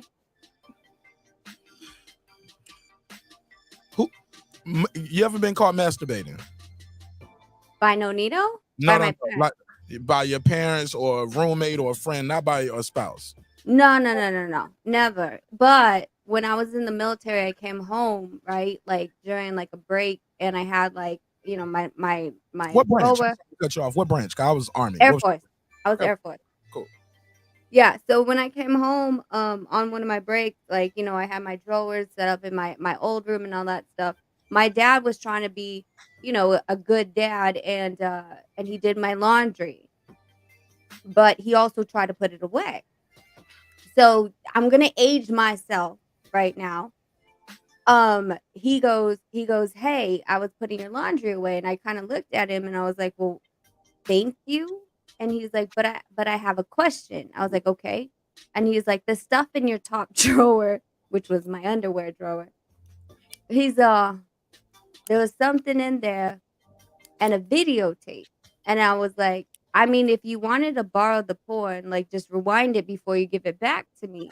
My dad was like, what the fuck? He's like, why do you need to say that? I'm like, you went in my underwear drawer. He's like, I was putting shit away. And he's like, and then I found like this long, I know what he knew what it was, but he just didn't want to say, a dildo. And I was like, you told me like you didn't want me to get pregnant. This is the safest one. Like, rewind the tape, play the tape, masturbate. I was like, what the fuck do you want me to do? And my dad's like, I can't with you right now. He's like, I can't. Just get out of my. Hey, look, he probably wanted you to have like something like this as a dildo, like a little toy. He didn't want to see you in there with this shit like this, like like the big. Like, no, I get it, but that's what I was my daughter in there doing with a damn tripod stand in the top drawer, lubed up. At least I was offering. I was sharing, though. I said if he wanted to borrow it, he just needed to rewind before he gave it back. Disrespectful. That was fucked up. Go ahead. You got about 5 minutes left before your New Year's. And if you got time, pull back up, kick it with us. We're gonna be here. Okay, yeah. Let me give me like 7 minutes. Take your time. Happy yay and fireworks and all this stuff, and then run back in, put the kids to bed. Come back with a glass of champagne. Sounds good. All right, I'll see you guys in a bit. Yes, ma'am. See you next year. Yes. See you next year. All right. Salute. Shout out to the good sister Rachel Donner. Y'all know y'all ain't off the hook. Gotta ask y'all the same question. Let's start with the ladies. Girl behind the mic. Multiple choice. Doggy, missionary, cowgirl. Like, you got one position for the rest of your life. Doggy. All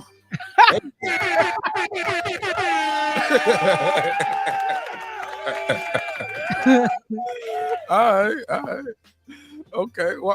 Okay. You ain't got to tell me why. Never mind. Shit.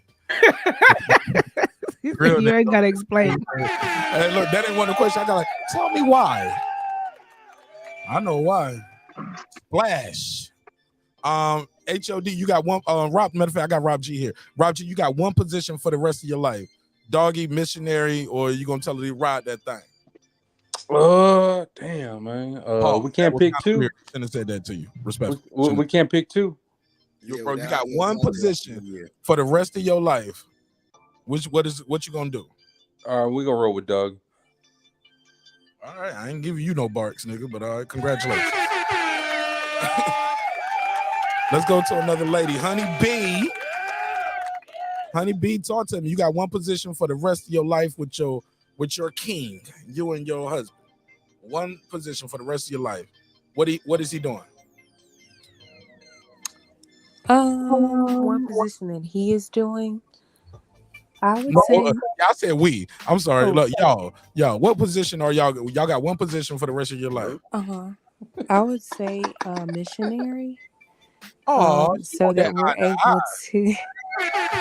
She want that eye. She so like to we're make able love. to see faces and be able to connect better. I know that's right. I ain't mad at that. Go ahead, Sir Sin. You got one position for the rest of your life. Go ahead. I would want it actually to be reverse cowgirl, but cowgirl would be good because Hey, look now. You got one position. Now you get two in one with that cowgirl. Sir Sin. You get that's still cowgirl. Reverse cowgirl or yeah, that's still with you. No, you ain't say that.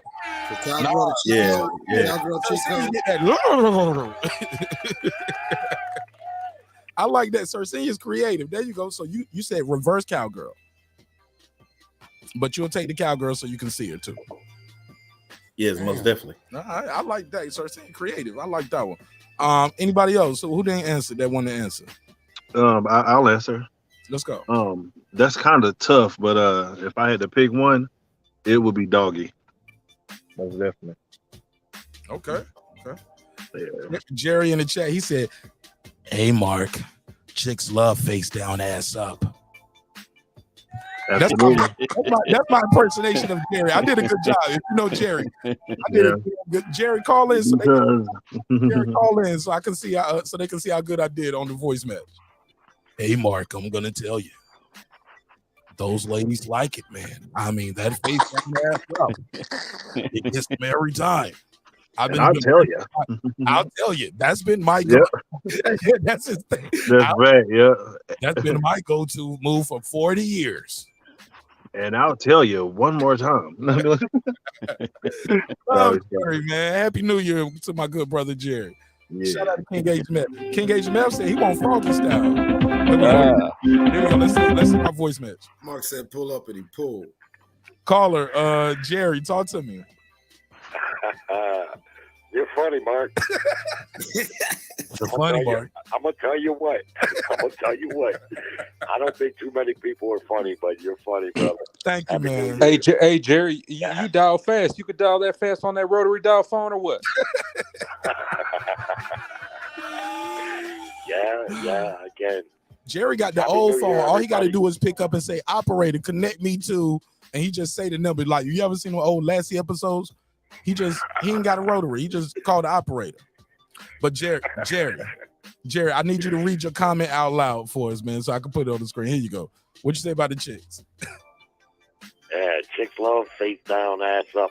I'm telling you right now. That's what they love. Yeah, shout out to my brother Jerry, man. Happy New Year to you, Jerry. Calling in, Jerry. All right, fellas. My brother, good job, man. That was funny. All right. Did anybody else want to answer? HLD, you got one position for the rest of your life. What you doing, bro? Man, fuck. As much as I do love doggy style, the thing is, if you tell me it's for the rest of my life, let it be cowgirl, because she could be riding that dick while I'm still sucking on them titties, while I could still choke her or pull her hair or reach around and finger her booty. So I think I want that one because I could get everything from that position. HLD. Whoa. HLD. What is going on? My brother. Yo, I want it all, man. So I'm gonna pick the one that's gonna give me everything that I want. Did you choke her out? You said you pulled HLD. That sounds a little violent. Man, it is an experience. Let's put it that way. HLD, I'm about to change your avatar to this nigga right here. You sound violent as hell. Bro, he just explained a whole He did porn everything scene. except shoot the girl A in the whole porn scene. Well, hell yeah, that's the way you fuck. You're gonna be fucking. You're gonna be fucking like a damn porn star. You better get it right. Yeah. Bro, gonna hit that shit bodega style. Hell yeah. Giraffe. H. Mel said froggy or giraffe. All right.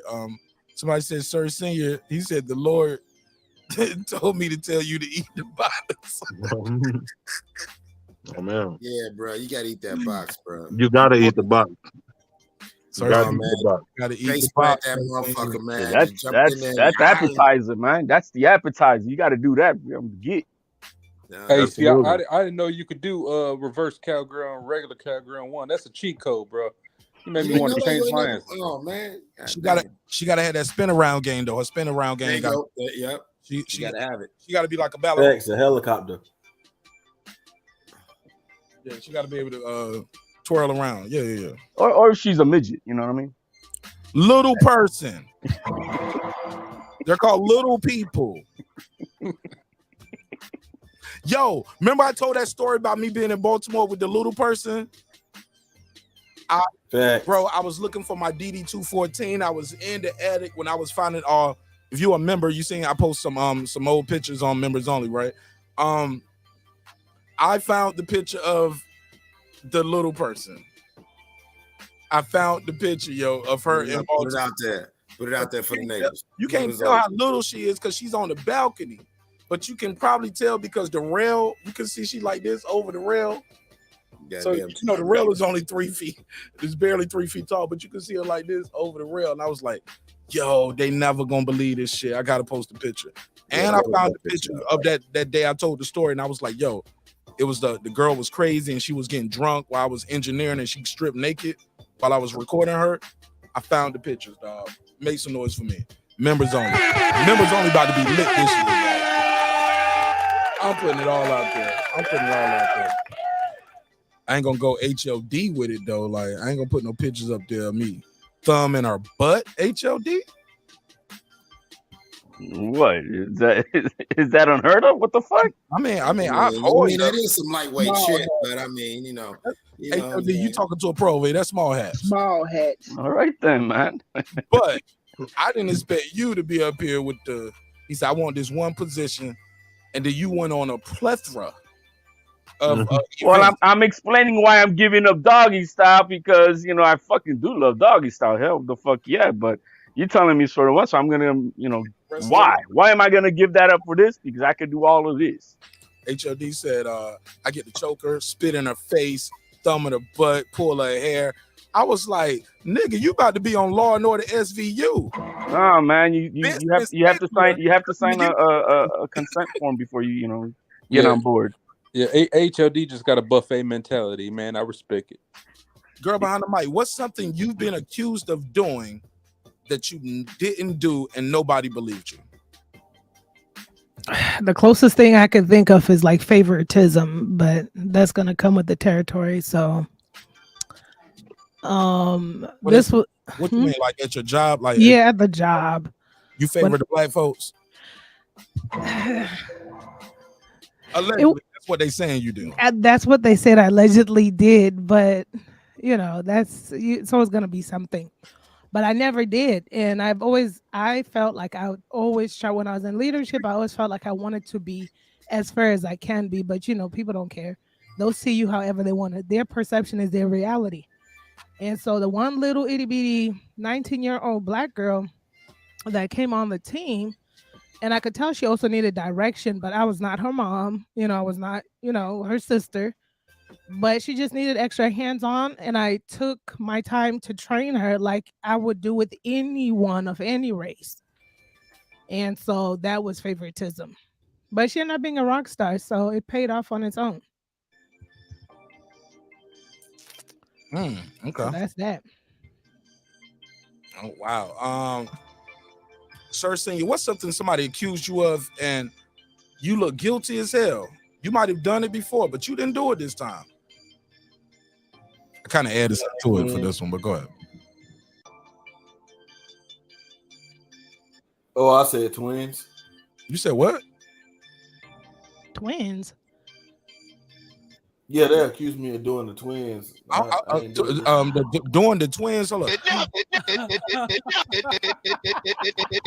Never heard of it. What the Is hell that is doing the twins, my brother? Is that a TikTok No, it challenge? was two twins. Oh, this was before I was married. You know, it was two twins, and I was accused of doing both of them, and it wasn't that set of twins that I was doing. Respectfully. Okay. Nice. Anybody else want to okay, I'm off for a little bit right now. Go ahead, sir. Honey B, what's something somebody accused you of like that you did not do and you like nobody believed you?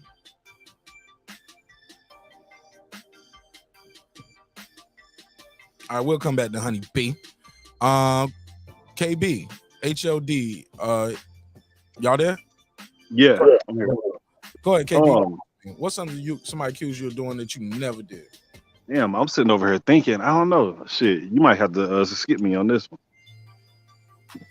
Okay, HLD, talk to me.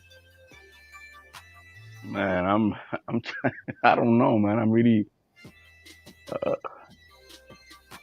No one's ever accused y'all of being cheaters. No, I'm just kidding. Not that you look like cheaters. you I'm know, just yeah, you know Oh yeah, what? absolutely. That could be Okay. yeah, that's Yeah. something that has happened. Yeah, absolutely.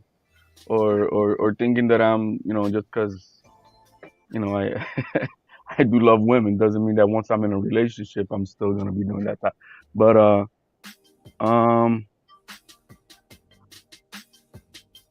man, I can't really nothing really serious at all that I can say that I can remember. In the words of Bernie Mac, maybe I've been accused of that I should have known. So, if pumpkin pie tastes like pussy, and I never never eaten pumpkin pie, so I wouldn't know. Hey, fuck pumpkin pie. Eat pussy. I love them both. I love them both. Right. Rob G. Somebody ever accused you of saying you doing cheating? You ever been accused of cheating? yeah. So I was sleeping in my girl's house, and in my Instagram history, like whenever this is back in the day, you used to be able to search, because I was peeping chicks on Instagram, and my girl seen it, and she had the password to my phone at that time. I had the password to her shit. I mean, I was with her for years. You know what I'm saying? So basically what happened is she took my phone and she took a screenshot of the of her profile, and she set the alarm for like 12 p.m. or 12 a.m. and I had to wake up at like 5, right? Because I used to stay over there. I used to go to work in the morning, and so I wake up, it's like, and I realize it's like 12, it's only like 1 o'clock. I'm like, what? And I realized the phone's on that screenshot, and I'm like, what? So, and I'm like scrolling. I'm like, wait a minute, I ain't on no Instagram. That's actually the screenshot. And my girl, she got pissed off. She started swinging on me, and I was doing the rope dope in the corner, and I basically just got out of there, and that was it. Okay, leads me to a next question. Honeybee, you there? Yeah, I'm here. I'm ready. You ever got caught? You ever cheated before in your life, or ever got caught cheating? I got not caught cheating. I got accused of cheating. You did that shit, nigga. Stop fronting, but go ahead. No. Listen. Not that time. Not this time. So I got accused of cheating. I was my ex came up to my job, and the job told him I was not there. And the job that I was working with was in nursing. So in emergency services, they don't tell you that person works there for safety reasons. Right. And so he asked for me, came up to the job, asked for me, and they told him I wasn't there. And I got accused of cheating because of that. What? Because somebody came looking for you? My ex came looking for me at the job. He was my boyfriend at the time. But he swore I was out with somebody else and wasn't at work. but I was at work. They don't tell you that the person is at work for safety reasons because there has been a person that came up on the EMS dock and they were looking for a person that worked there. They were trying to kill them. So they don't tell you that a person is there at work. They better not, right. So he took that as I was cheating. Yeah, he a crazy nigga. You dodged the bullet right there. Sure did. That nigga was trying to put you on TV. Yeah. On a milk carton somewhere. Have you seen? Yeah, that definitely sounds like crazy nigga behavior. Let me ask you this. Hey, Clips, you ever got caught cheating? Yeah. Tell us a story about the time you got caught cheating. Shit. Well, I know one time my dumb ass I'd kind of double booked. Because, bitches be bullshit. I was single at the time, but I'm like, well, fuck it. I'm going to make sure I got options. And so, I shot a couple, the address to the Honeycomb Hideout. And, I'll be over here and what's happening. And I knew that probably one, because one was real shaky, but it turns out, I guess, whatever she had going on or she just wanted to be fashionably late, she actually did show up. But by that time, something else had fell through. And I know you're going to think that I tried to play it to where it was, no, it actually ended bad. It actually ended real bad, you know what I'm saying?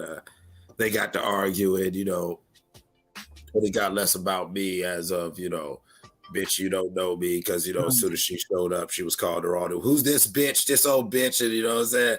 You know how that shit be to where now it's like, the other girl, she don't really know me like that, but she's like, hold up, man, I don't know you, bitch. What the fuck is, and then that turned into one of those things. And yeah, and unlike Tory Lanez, I just stayed the fuck out of it.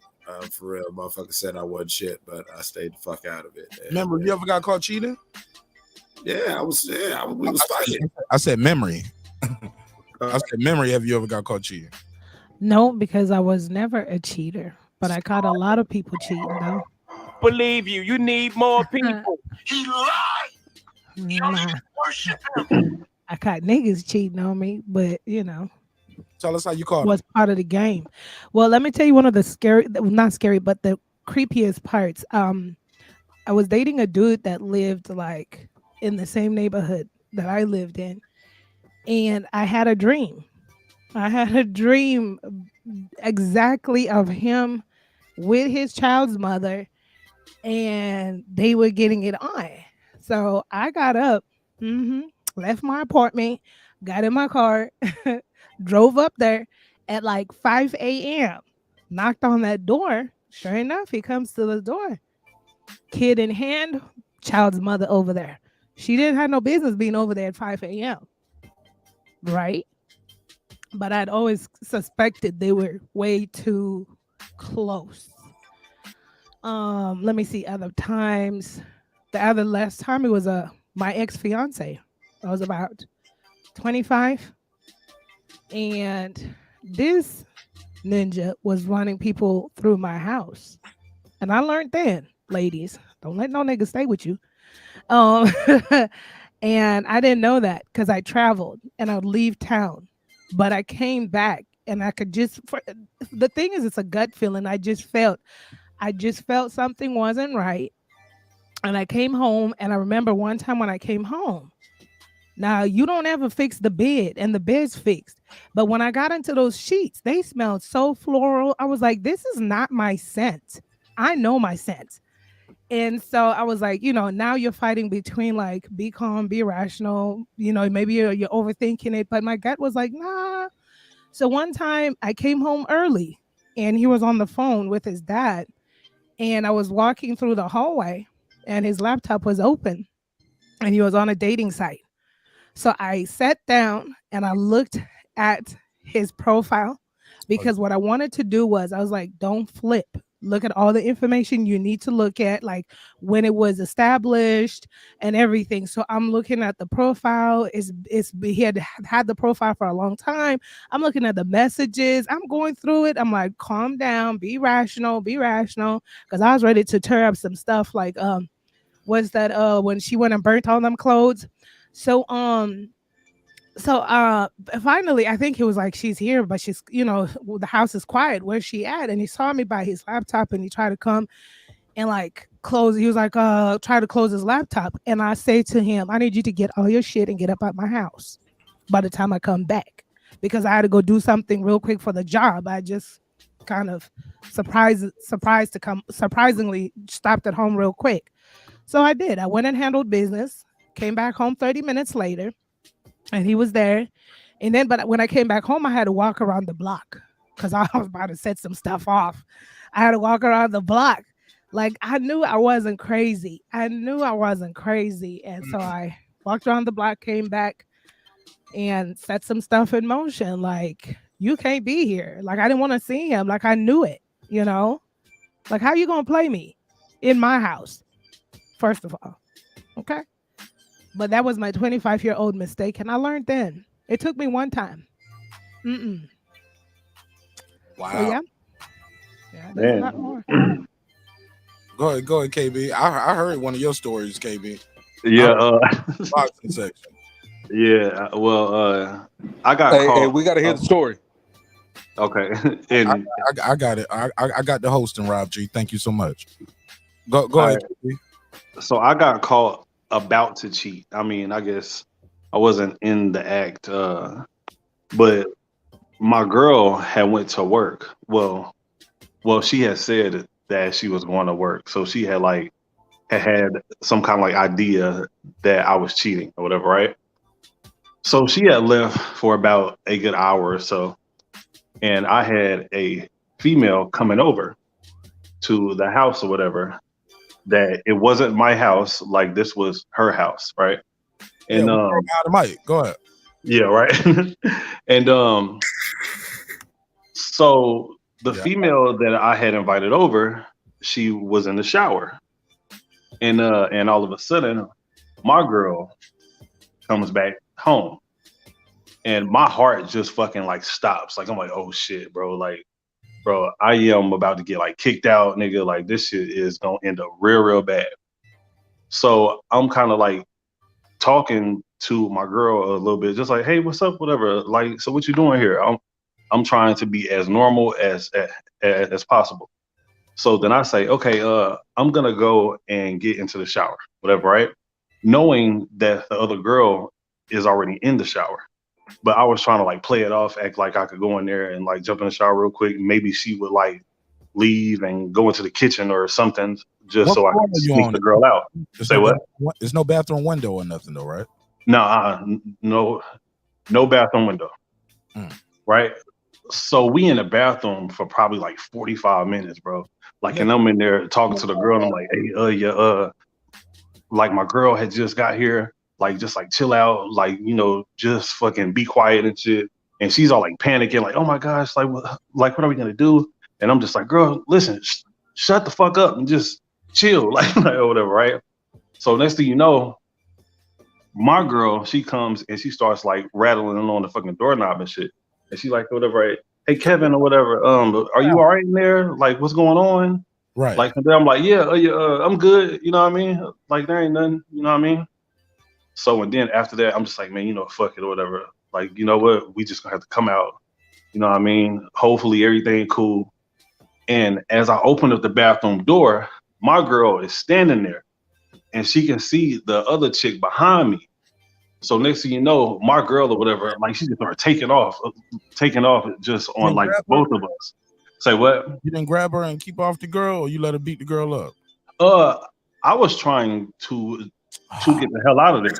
I ain't even gonna lie to you, bro. Like, Kevin. Like, bro, I was trying to get the hell out of there, right? Like, so, like, so again or whatever. You trying to leave the girl there to get beat up, and that girl, she could have killed that woman. Yeah, I know, right? But see, listen, look. Work, Kevin. Yeah, I know. But see, but listen, look. This was 23-year-old Kevin. You know what I mean? I'm 31 now. You know what I mean? Nigga, that was yesterday. Nah, hell no.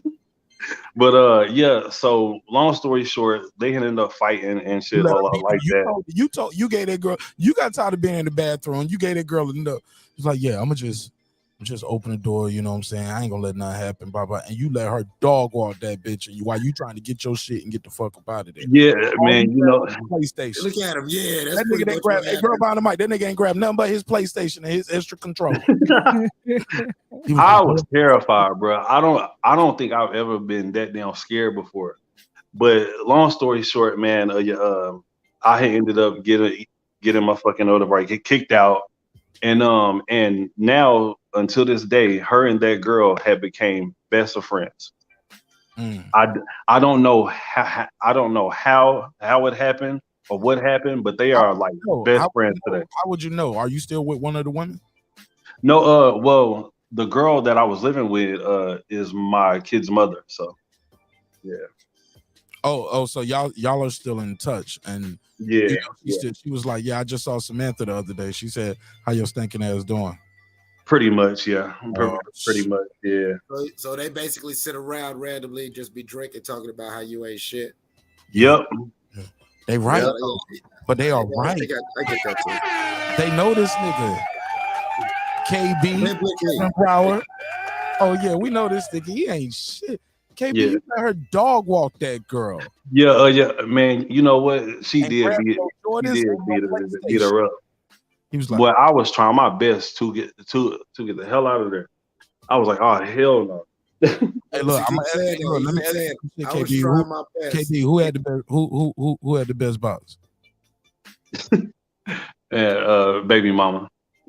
Oh, okay, baby mama. Okay, not baby the mama did. Okay. Yeah.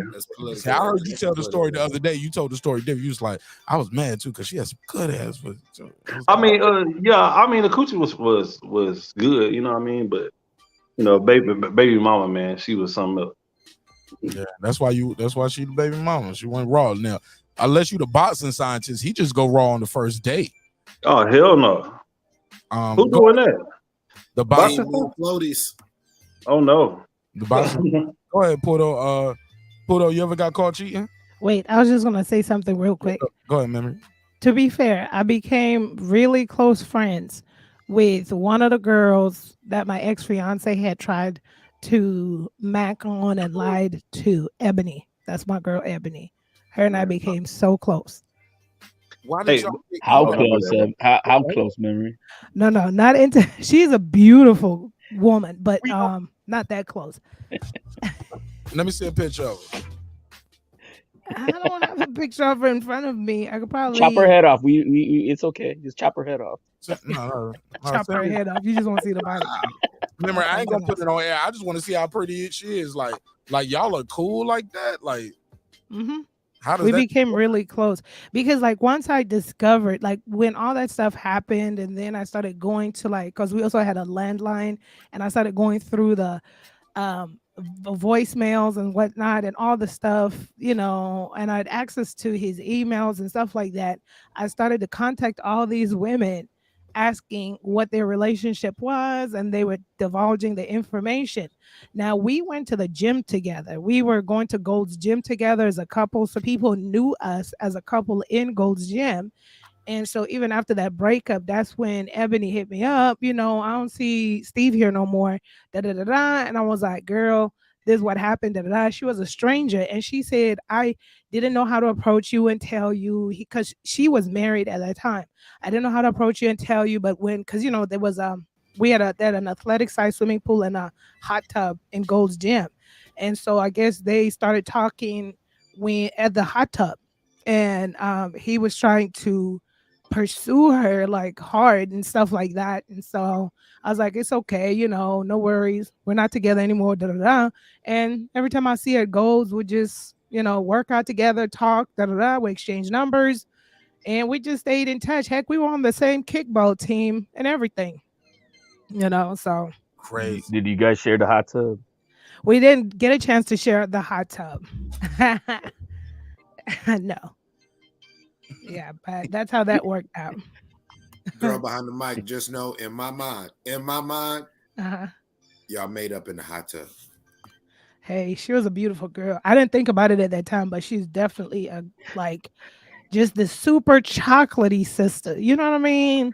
Man, you got us visual men over here fucking drooling. Beautiful face. Huh? How tall was she? She was shorter than me. People used to think we were sisters when we were doing kickball. I'm 5'3", she's about maybe 5'1" or 5'2". Oh, fun size. Ooh, Yes. little tiny bits, little chocolate Yeah. drop. Throw 'em up Ooh, in there, wee. watch them fall back down. A little Hershey kiss. You know what I'm saying? But anyway, Hey, look, when they that small, you can put a leg here, and just pick them up and just. I swear, men's minds. You should be able to do that Pretty anyway, much. Mark. What's going on over there? I'm talking about little like this, like little like. No, man. You better get your shit is like deadlifts and squats up, bro. This is this. like this, like. I don't know. That's kind of yeah. I mean, like I said, I had my fair share of midgets. I mean, little people. So it is what it is. Somebody said, "Why you look up in the air like?" All right, yeah. It's one of them. Go ahead. Pudo, you wanna jump in here? You got anything you want to add to the conversation? Merry New Year! Happy New Year to you, bro. Thank you. Anybody drinking? Y'all want to take a shot with me or what? I'll take a shot with you, my brother. All right, cool. Thank you, Mark, for rocking with me. Let me fucking flip this camera on so y'all can see that I'm actually fucking drinking here. Here I am. All right. Oh, and he repping the man. I got you, bro. That's how you do it.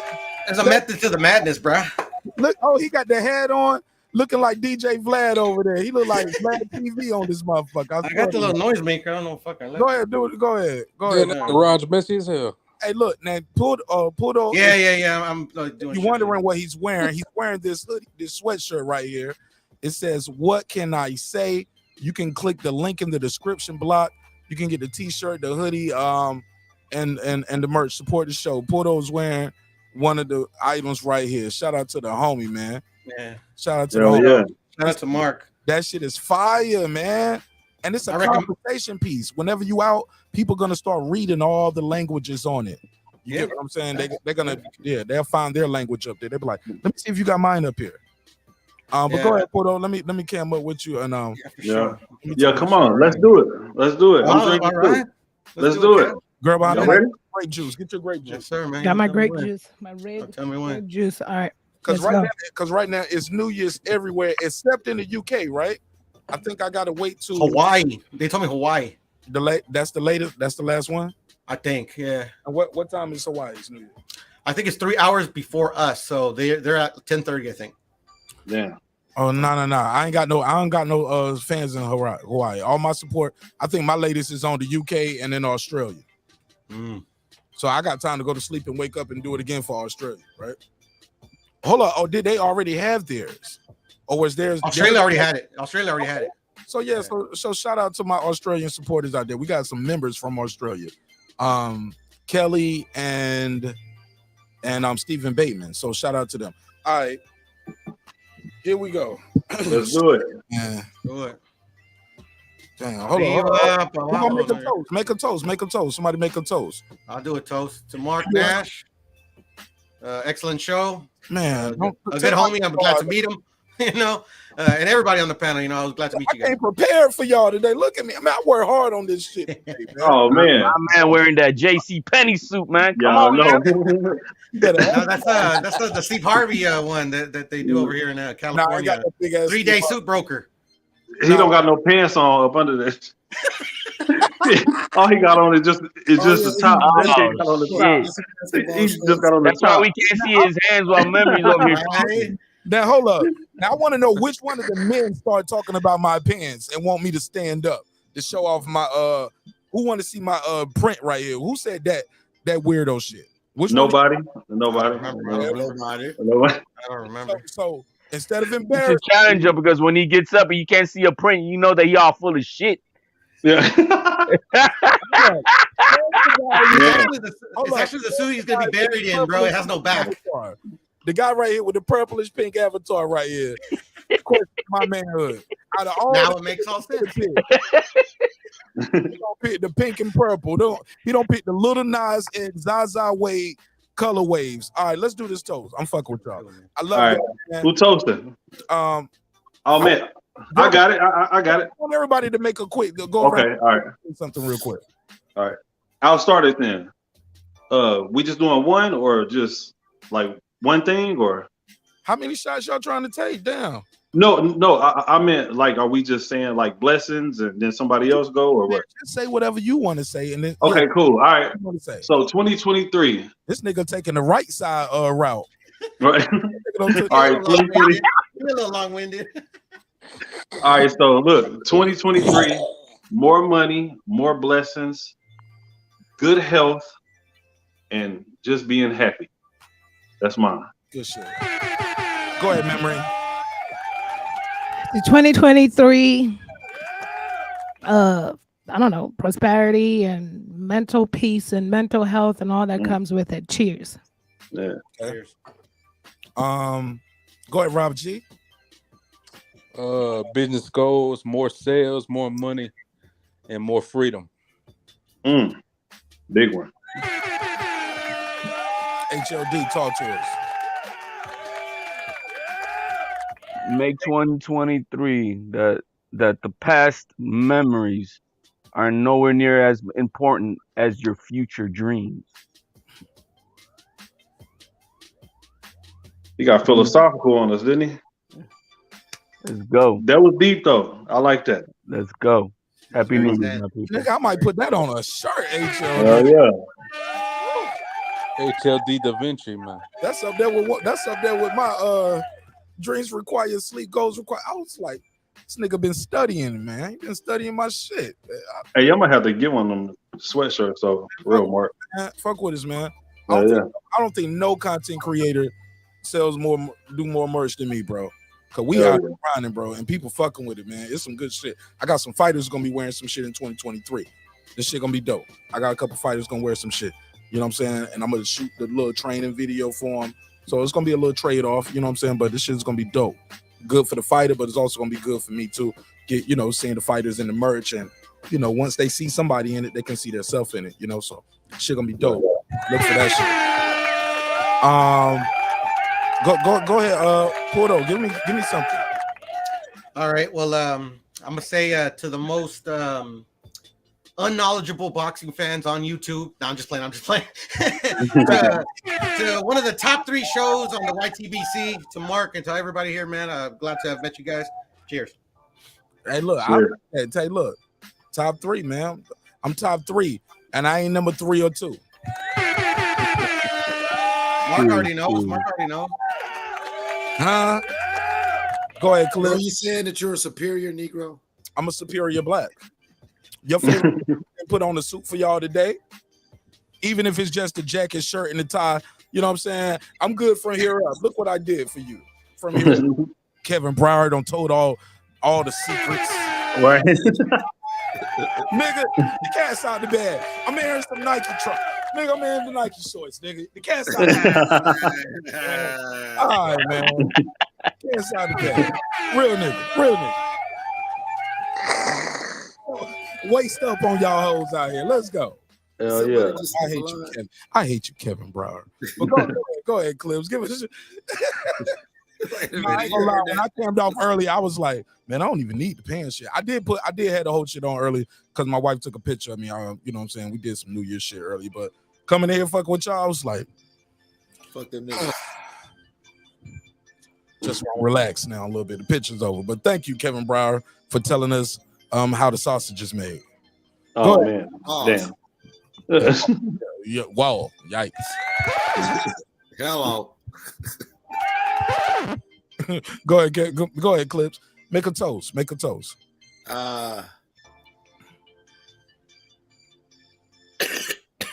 I let you go last, man. You got to have a good one. Let's go. Don't let HLD outshine us. The fuck? The black man is God. Go. Why so fucking petty? I'm fucking with you. Go ahead. HLD had that milky shit, bro. That shit was Hallmark card. You can get that shit tattooed. What HLD said, man. That shit was dope. Hey, HLD read a Google meme. What you talking about? Whatever. Nah, Y'all man, niggas- Hey man, you gotta read a lot to know a lot, man. Don't That's get a mad. fact. No, you absolutely Y'all right, niggas, brother. Go ahead. Go You ahead. absolutely right. Go ahead. Nigga, don't ruin my shit tonight. Kevin Brower, I hate you. Go ahead. Nike short wearing ass nigga with a damn suit. No, I'm saying. I'm gonna edit that part out the video though. Fuck you. He trying to look like Russell Westbrook. You know what I mean? Oh So man. he's ready. So he's ready to commentate, call the game, or actually just go Roast play me. game pick up. Roast. Yeah, man. They're saying you're wearing a skirt, Mark. That's what they're saying. Westbrook, goddamn, man. Let's go. He got on a kilt. About that. No. A kilt. I mean, Yeah, he got on a kilt. Got a kilt on. For all his fans out there. AKA skirt, right? He got the M1 shorts. Yeah, bro. He don't look Mark the Scottish. type of nigga to be like, it's not a skirt, it's a kilt. Nah. Hey, yo, is that a carnation too? He got like in his thing, like he got. Yeah, I noticed that too. It matched the red bucket hat that I had on earlier. It matched the bucket hat. Then I was like, fuck it, let it match the lights, nigga. I'm tired of wearing that hat. Take this shit out. Little do we know he got it out of a Cracker Jack box though. Oh, Yeah, I was about to say, is that even a real carnation? Oh shit. Oh man. Stole it from the funeral home to be exact. That's all There good. you go. Um, right off that dead body. You didn't like that nigga, but you went to work with him, so you had to, show your face. Fuck you, Cortez. Give me this shit. But go ahead, Clips. And I meant that. Fuck you. Go ahead, Clips. Yeah, I can see Mark standing over the coffin, like, you know what? This is a good look for you. You know what? I like this right here. Hey, look. We can be friends now. We can be friends now, nigga. I like that. You ever seen? It's an episode of Power when Tariq is in jail and he reading that letter from Ghost, and Ghost said, "I always knew you would be here, little nigga." That's how I'm looking at it. But look, go ahead, Clips. Let's take this shot, man. Caputo already done took his. He like, man, fuck it, man. These niggas ain't trying to drink. Yeah. I was thinking He about done it, took too. like 3 shots. He's about to have another shot, bro. He's down with it. All right, let's go. Let's go. And I'm gonna close mine out. I'm gonna go last. Go ahead, Clips. You know, we gotta just, move forward. Life should be a never-ending argument to do better in all things, in all ways, forever. You know what I'm saying? And I wish growth and I wish progress on everybody within the sound of my voice. Happy fucking New Year. Nigga trying to outdo HLD, reaching and shit. All right. I ain't gonna try to outdo HLD right there, man. Man, he took his shot and his sip by his damn self. All right. He said, fuck y'all niggas. I'm sip mine now. All right, look, let me do this. Let's go and do this. If you within the sound of my voice, understand, man, dreams require sleep, goals require effort. It took a lot of effort for all of us to be here. It took a lot of effort for me to do this show. My wife has been extremely patient with this whole process. She understands, like, hey, man, this shit has grown into something more than just a hobby. It's something that we are actually connecting with people. These are real people out there. These people are, I'm meeting you guys. We chopping it up. Some of us at fight, some of us online, some of us offline. I called Puto the other day for some help with the electrical wiring in my house. Gave me the worst advice ever. No, I'm joking. no, Puto, but it worked though. So then we got the Amazon lights, but I did have a neutral wire. Hey, you can always call on some Mexicans for some homework. See what I'm saying? See, he had. I'm just saying, though, man, them motherfuckers good. Everybody like a little racial. Even the Mexican brothers crack a little racial joke. And they work for cheap, right, Mark? How much he charge you, Mark? I bet you he did it for that hoodie right there. That's my business. Hold on.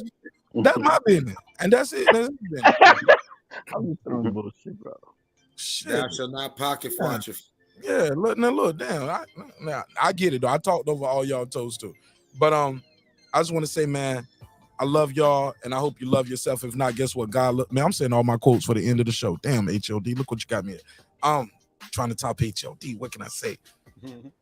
Hey, look, I got it. Throughout this whole process, man, this shit has been amazing. I never in a million years, I promise, this shit would be up here where I talk to some of you guys, some of these friendships and these relationships. I can see these things going on to the future. I see a lot of you guys in my future, and I see myself in your future, and I mean that shit, man. Like some of these relationships are gonna be lifelong friendships, relationships. Some of us partnerships. I'm gonna invest in you guys in your success this year because you guys have been invested in me and my success. And man, if I keep talking, I can cry. You know what I'm saying? How much you guys mean to me. And yeah, man, love you all. Yeah, man. See that? Now that was a speech, Mark. Nah, man. I'm serious. I'm about to cry right now. Let me cam up. Nah, man, you good, man. Nah, man. You good, man. You good. Scholar says he's about to hop on. He said to get man, when I say man, I might cry right now for real while I'm bullshitting. I can feel my voice cracking because, like, man, this whole journey has been amazing. Real people, real conversations. Sometimes we argue, sometimes we beef, sometimes y'all disagree with me totally. And I always tell y'all, man, like, let's not throw the relationship away over because we disagree about Spence and Crawford. Facts. Like, not do that. Fuck Crawford. Yeah, fuck all that shit. Throw it all away. Because at the end of the day, you can't call Anderson Cooper, you can't call Don Lemon, or maybe some of y'all want to, or you can. You got them on speed dial. That ain't my business though. But you can't call Stephen A. Smith and Shannon Sharp. Steve Harvey, yeah. You know what I'm saying? But you know who you can call every damn day. Hey Mark, let me say something, Mark. Hey Mark. Hold up, man. Now we supposed to take the shot after this one, man. Can you tell us after the shot? All right. Yeah. This nigga trying to add an amendment to my decree right there. But yeah, you can't call these other niggas, but you can call me. So talk to me nice in 2023, because if not, it's gonna be up, nigga. I'm done with the trolling, done with the bullshitting. We done with the disrespecting each other. If you can't take a joke, don't click the link. But also, let's respect each other. If somebody ain't trying to joke their way, fall back, leave them alone. Leave them alone. Let's keep it moving. Always remember, y'all don't all fuck with each other, but everybody fuck with me. It's my party. Some of y'all are co-workers, some of y'all neighbors, some of y'all are visitors, some of y'all been here, some of y'all gonna come and go. But I gotta be here. And we're gonna respect this neighborhood, and we're gonna respect each other, and we're gonna have a good year. And last year, this time we was about 5,000. This year we had 13. We're gonna be at 50. I'm pushing for 50. Pushing for 50, nigga. I want 50. I want 50. I want 50. I want 50. 100 to be great, but I want 50, and I know we can do it. All right, let's do it. Cheers. Cool. With that being said, drive, motherfucker. Drive, drive, motherfucker. That's that Mexican shit. Wait a minute. Did you just say cheers? No, that's how I end the show. I end the show like that. See, okay. Yeah. Crowd don't watch the episodes. He ain't no neighbor. Yeah, he ain't no neighbor. He said, I just paid the membership, nigga. I support that. Nah. Whether I watch or not, I paid my dues, nigga. I support, Bart. And that's love, though. Your speech reminded me of the last part when he's telling them about, built this shit. Built this shit. Me. Brick by brick. And I'll be damned if I let you tear it down just because you don't like the way another nigga talk. Damn. Drive, motherfucker. And then I run the outro. See, Kevin said, man, I don't even watch your shit like that, bro. If it ain't live, I ain't fucking with you. No, that ain't true. I got on it the other day. Damn. Your shorts are amazing. Saw how easy it was when you spoke from the heart, Mark? Huh? You saw how easy it was to say your speech once you wanted to speak from the heart? Yeah, man. You know, when I really meant, huh? HOD. Well, I'm just saying, and that's for anyone, when you need to speak about something, speak always from the heart, not with the intent or reaction, try to outdo what someone else says. Just speak from the heart, and that's always gonna come clear. Yeah, cause I mean that shit, man. Right. I got big dreams, man. I just dream big, and I've invested a lot of time, energy, and money into the success of this show. And bro, I can't let niggas tear down just because y'all disagree about a certain fighter, or like, we're not gonna be calling these guys bums on my shit. You ain't about to feminize these fighters' names. You ain't gonna be calling dudes gay and all of that shit, bro. I'm done with that. If so, put that shit in the chat, leave it in the comments, but don't use my airwaves to disrespect these fighters, because I'm gonna be out there. and I can't be Yeah. the face. I can't be the face of your disrespect and your hate. You Hey, get what Mark. Hey, Mark, and that's one thing I want to say. Like, as far as like anything going forward, as far as like right now, it's Spence Crawford. Later on, it might be this fighter versus that fighter. So as far as anything goes, like we gotta, you know what I'm saying, as far as like regardless of whoever fighter it is, bro, like we all have a connection here within this neighborhood, and we should all just fuck every fighter that goes on, man. As far as like that, we all might support who we support, but at the end of the day, man, this is a community, and we all should support each other. So I mean, that's what it is. And I'm gonna do a better job at helping you guys like who trying to really grow your channel. I'm gonna give you some tools and tricks and tips that I've been using, and just all you got to do is reach out. I'm a phone call away or email away. But also, I got a phone call right here. Shout out to Rachel Donnell pulled up. Happy New Year to you over there, sister. Happy New Year. The boxing woman beater is on the line. What? Yeah. Go ahead. The AKA boxing woman beater. Go ahead. AKA boxing scientist. AKA the boxing scientist. AKA one hand method. AKA the one hand method. AKA you put her in the street. AKA put in the street where she belongs. Where she belongs. Where she belongs. Yo, somebody on Facebook told me, they said, yo, change your lighting. You look like the devil right now. He said, I look like a black version of like the devil. Maybe because yo, Mark. I remember Tales from the Hood. Hey, you kind of do though. The hell, motherfuckers.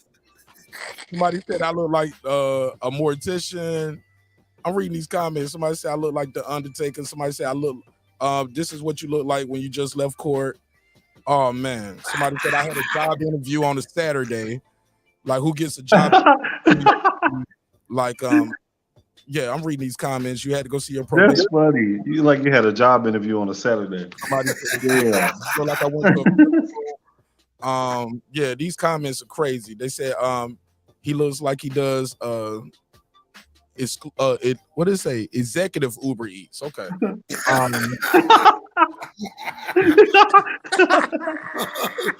Oh man. When you order caviar from Uber Eats, nigga. Oh man. Damn. Why Facebook so mad? Damn, man. Hey, Mark was just ready for Sunday school. You know what I mean? Yeah, I'm ready. That's funny. Yeah, I got dressed for church early. I'm gonna sleep in my church. Sunday service in the gym, man. Go ahead, Boston Scientists. Let me let him get this call off, y'all. Go ahead. Oh man. Yeah, I just want to wish everybody a happy New Year. And let's just start with a clean slate. You know what I mean? I just want to. No. Bygones be bygones. No. You are still a woman beater in 2023, sir. You don't go away in 2023. The one hand choke method. I choked the life out of her body and I pulled her.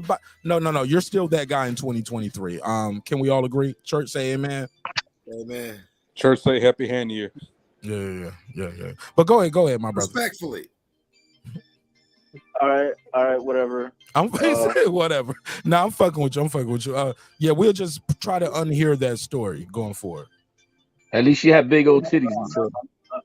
She did have big old titties. Hold on, let him do his call, y'all. Let him do his call. I'm sorry. Go ahead, Boston Science. That's the whole point. I just want to leave that in the past. I only brought it up because of the Tank Davis case, but no, yeah, And right, that was 2000 and what? What you said was 2008, 2015. What year was that?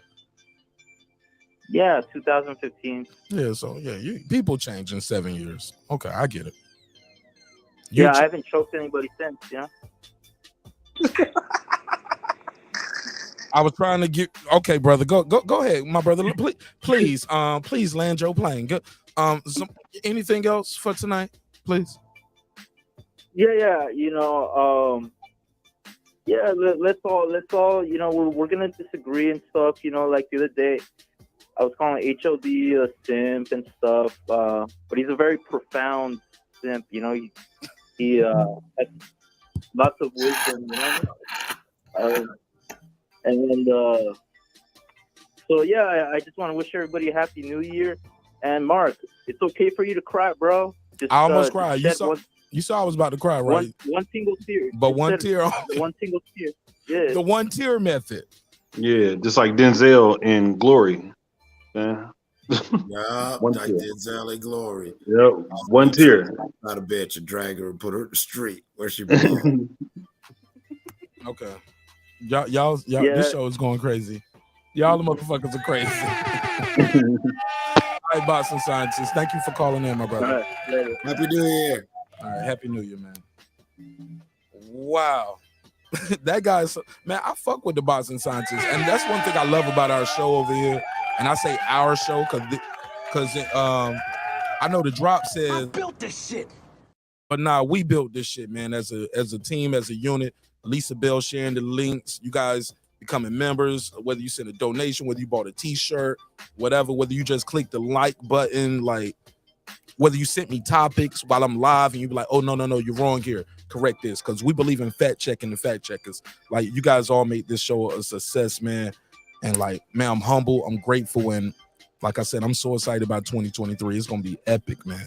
Watch Hey, Mark. next. Just before I forget, like Yes, ma'am.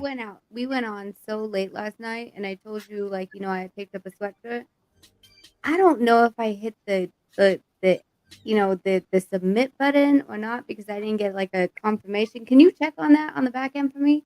Nah, just buy another one. You rich. All right, fine. Because my son ended up stealing my sweatshirt anyway. Like, yeah, you got it. Nah, I'm fucking with you. I'll check for you right now. For real. Okay. All right. No worries. But okay, where were we at? We was playing a game. We was going around asking some questions. Pulled up with his alcoholic ass and making us all take shots. But look, we had a good moment right there. We had a good moment. Damn good moment, man. Y'all want to keep it at the same level, or y'all want to Turn it up. New year, new energy.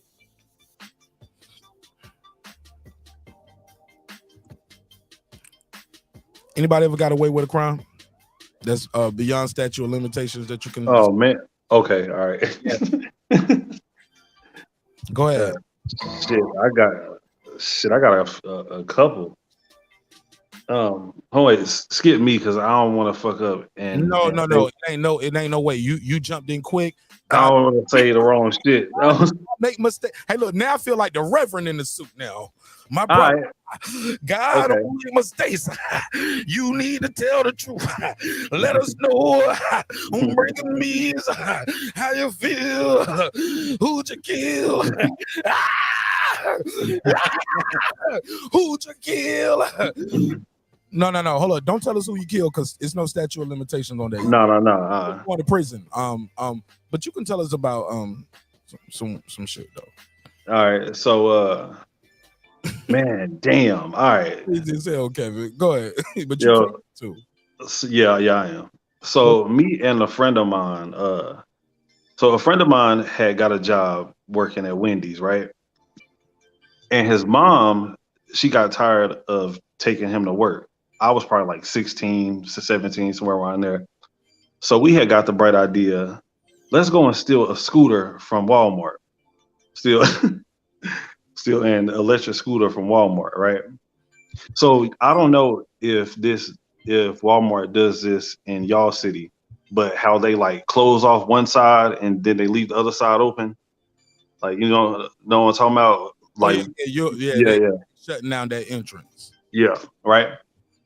So we go to Walmart and it's like real late. It's probably like 2:00 in the morning, right? So we grab a cart and then we go to the like electronic section, right? And we put a scooter inside of our buggy. So we kind of like plan it out. We like, man, like, so should we just like walk out the front with it, or should we, like, you know, how should we do it? So pretty much I just walked straight out the damn door with it, straight out the other side that was like blocked off with an electric scooter. Now that's one story. I know that wasn't too crazy, but yeah. You didn't even get caught. You just went right out with it. Yeah. I just had walked just straight out. Oh, shout out to my boy Kevin Brown. Got away with it. Well, that was the whole point. You got to tell straight out the crowd. You got away with it. Yeah. Okay. Oh yeah.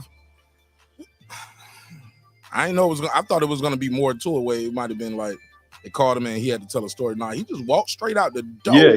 Yeah. I just had walked straight out with it, No straight out the door. conversation. He had to talk his way out of it and nothing. Okay. No, nothing. Just walk straight out. Damn. All right, go ahead, Clips. You got one? I know you got a couple over there with all them big ass chains, and you still in the hood, nigga. You stole that shit. Go ahead. Tell us how you did. Tell us how you got away with it. How'd you get that ice, Clips? I don't steal, man. There was a time in my life where I took a big difference, you know. But as far as I'm not even gonna get into that. So y'all go ahead and cook, man. I'll catch y'all another time. Clips said, "Listen to my last album. I told it all. I pulled up to his house, AK, laid him right down where he stayed with the tray." And that's just the hook. He gonna say that shit about 8 times throughout the whole song. He got me with This style, nigga Get Indicted Entertainment coming to a record store near you. Go ahead.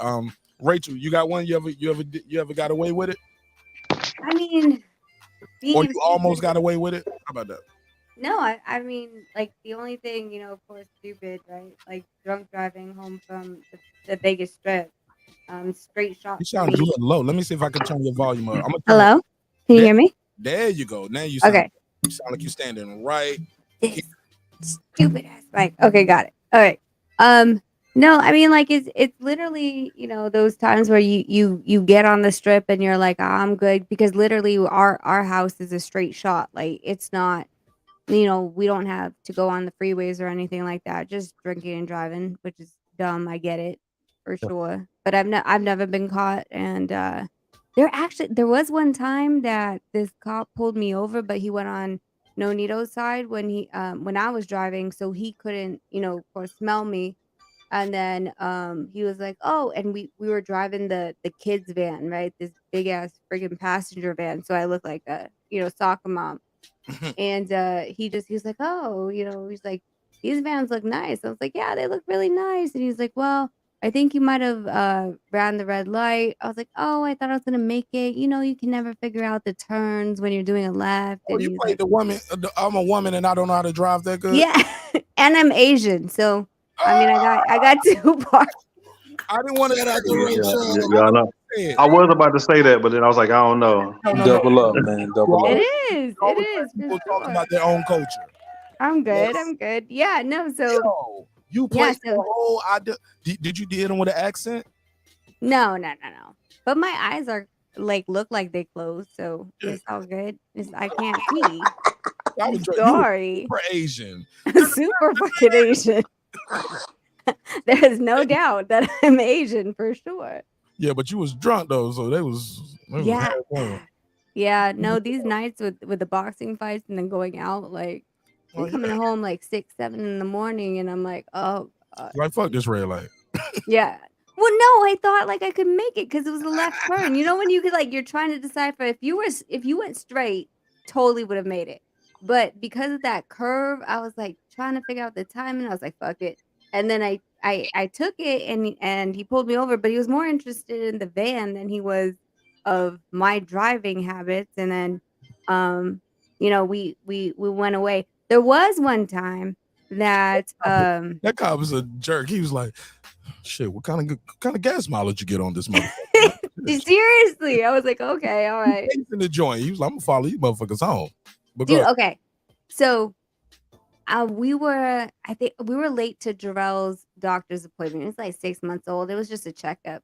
But I was speeding and I went through a school zone. Not speeding, I was speeding according to school zone, right? Totally forgot that it was a school zone.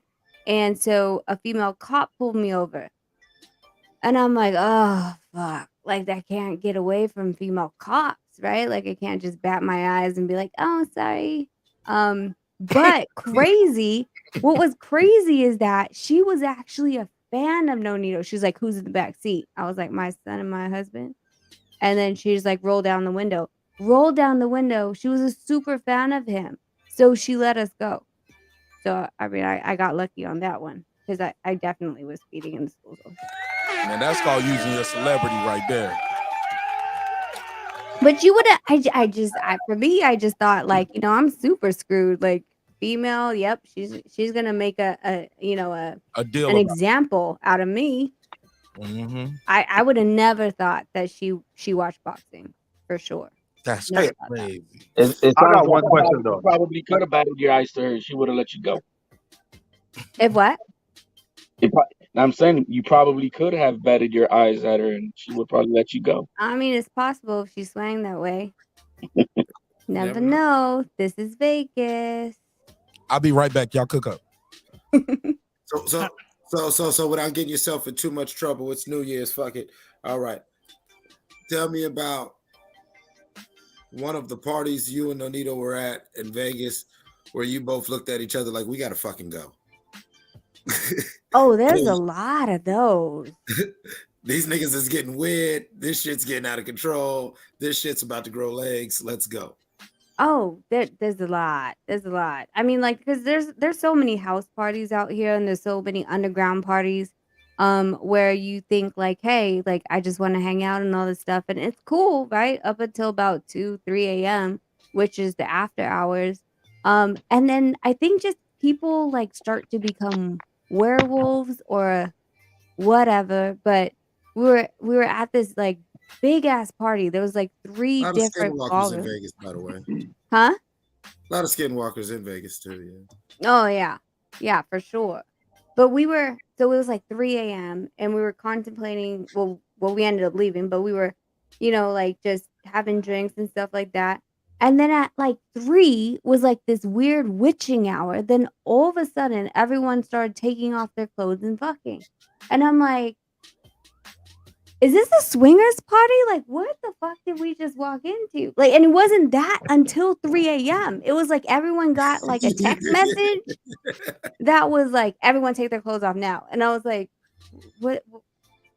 It Okay, was we like going. everybody got a memo, but you and your husband. Yeah. Yes. And then, and there's so many. Okay, seriously, there's one in Caesars, like Caesar's Palace, like that, and you wouldn't think like, I feel like Caesars is more of like they don't do that kind of stuff, right? Not out in the open, at least.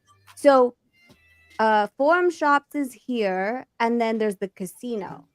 Right in between that kind of gap, there's a bar, and we went into that bar one night, and it was Nonito's birthday, so we were like, hey, we were done shopping. He's like, let's stop into this bar, get some drinks. I'm like, cool. So we go into the bar, and it was like, that's interesting. That guy's sitting with 4 females, but it's Vegas, whatever. But then people kept coming up, like touching us, like, hi. And I'm like, what the fuck? Like, where are we? There was one Filipino. He was a bartender. I was like, hey, Nonito. And he's like, hey, man, what's up? He's like, I didn't think I'd see you here. And he's like, what? It's a bar. And he's like, yeah, no, this is swingers. We just keep walking into swinger like freaking parties by accident, and we're like, what the fuck? Like, no, we didn't know. And they're like, oh yeah, that's why they're looking at you guys weird. I was like, oh fuck, let's go. We going now. Bye. Bye. Yeah. I've always noticed that. Like, yeah, it's always one of the 3. Sometimes it ain't what people think, but one of the 3 normally ties in. I always like to, like you said, like you could see the spiritual aspects of it when the witching hour would come down, and like, yeah, the party would go one way, and then all of a sudden, if you was in that back room, that party took a whole different energy. Like, Exactly. Yep. Yeah, but could I have gone? Oh, you know what though? Too, someone told the bartender told us, they're like, you have the green band, and I was like, they gave us the green band when we freaking came in. They didn't say nothing. They're like, no, that means you're new. And I was like, what? So we were like bait? Like, what the fuck is going on right now? So I mean, there's females hitting on me, which I was cool with. But when any of them, the guys were, trying to be like holding Nonito's shoulder, he's like, what the, like he started twitching. I was like, we gotta go before we get in the fight. I think we gotta go now. Oh, you missed it. Matter of fact, I'll do another one. What? This is kind of like a light one. This is lighter. what 3 words would you use to describe yourself, girl behind the mic?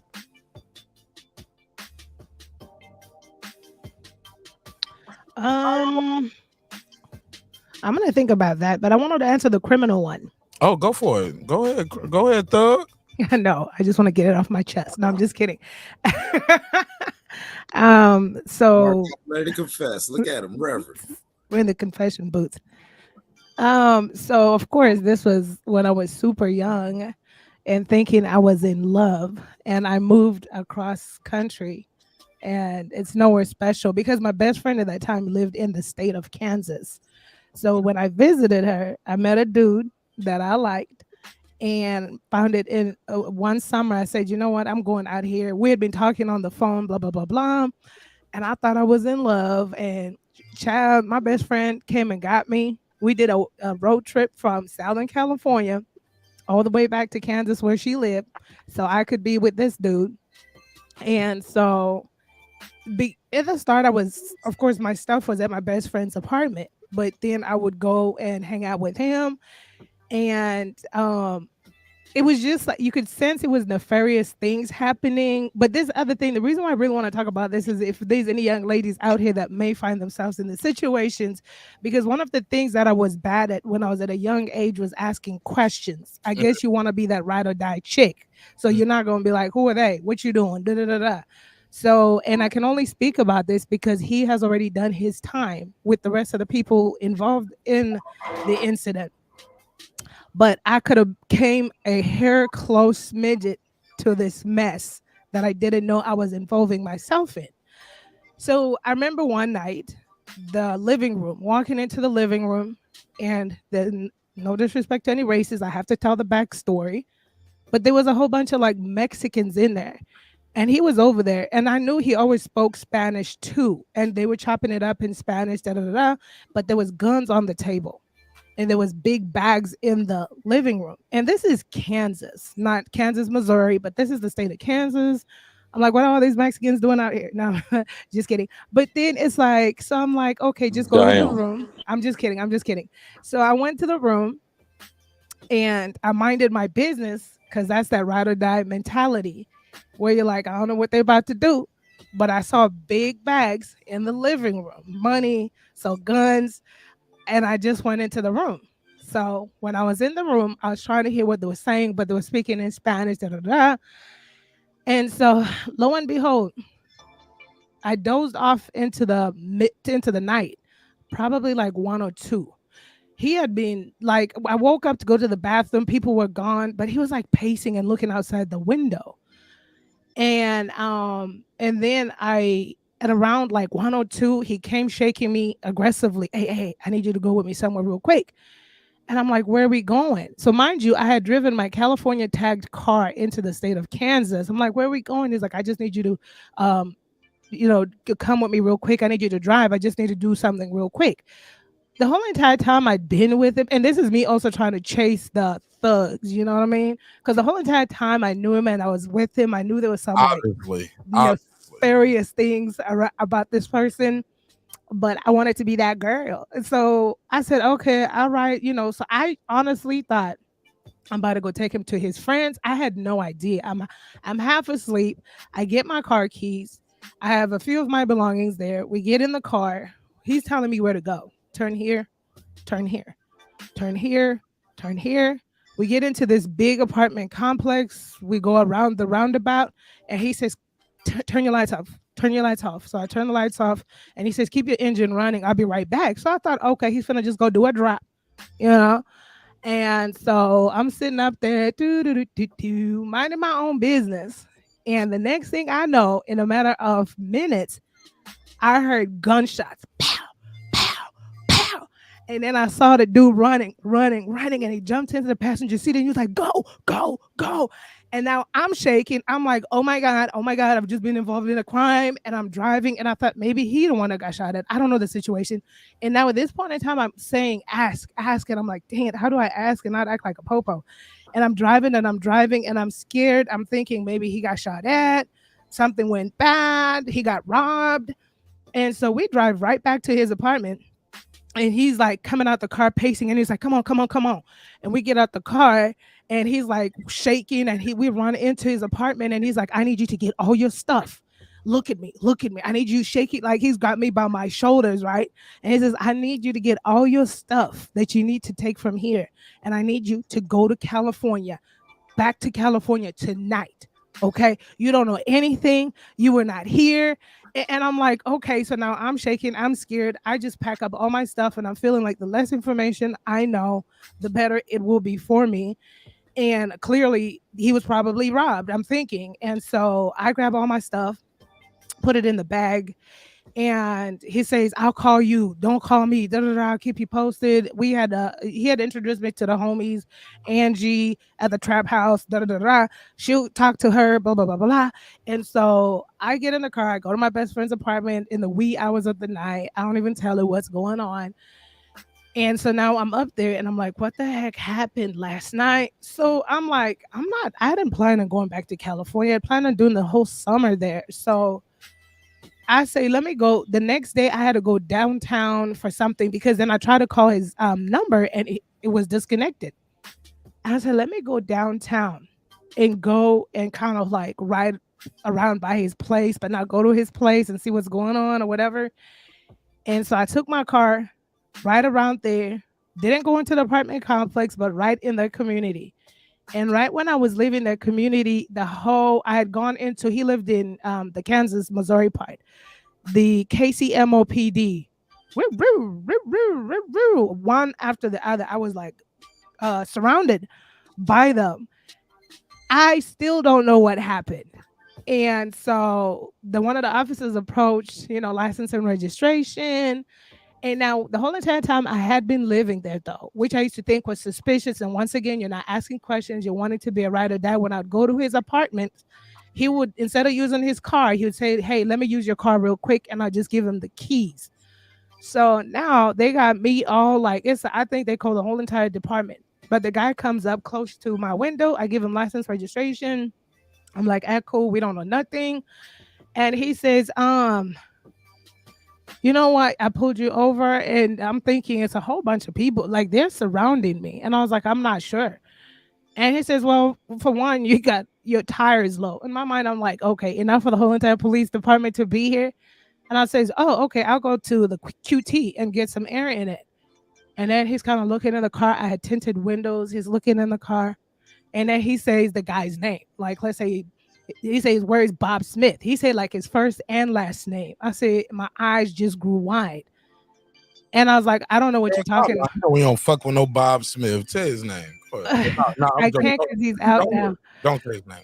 I can't, he's out now. And so my eyes grew wide, and I was like, because I didn't expect that. I didn't know what they knew, and I was like, I said, I don't know what you're talking about.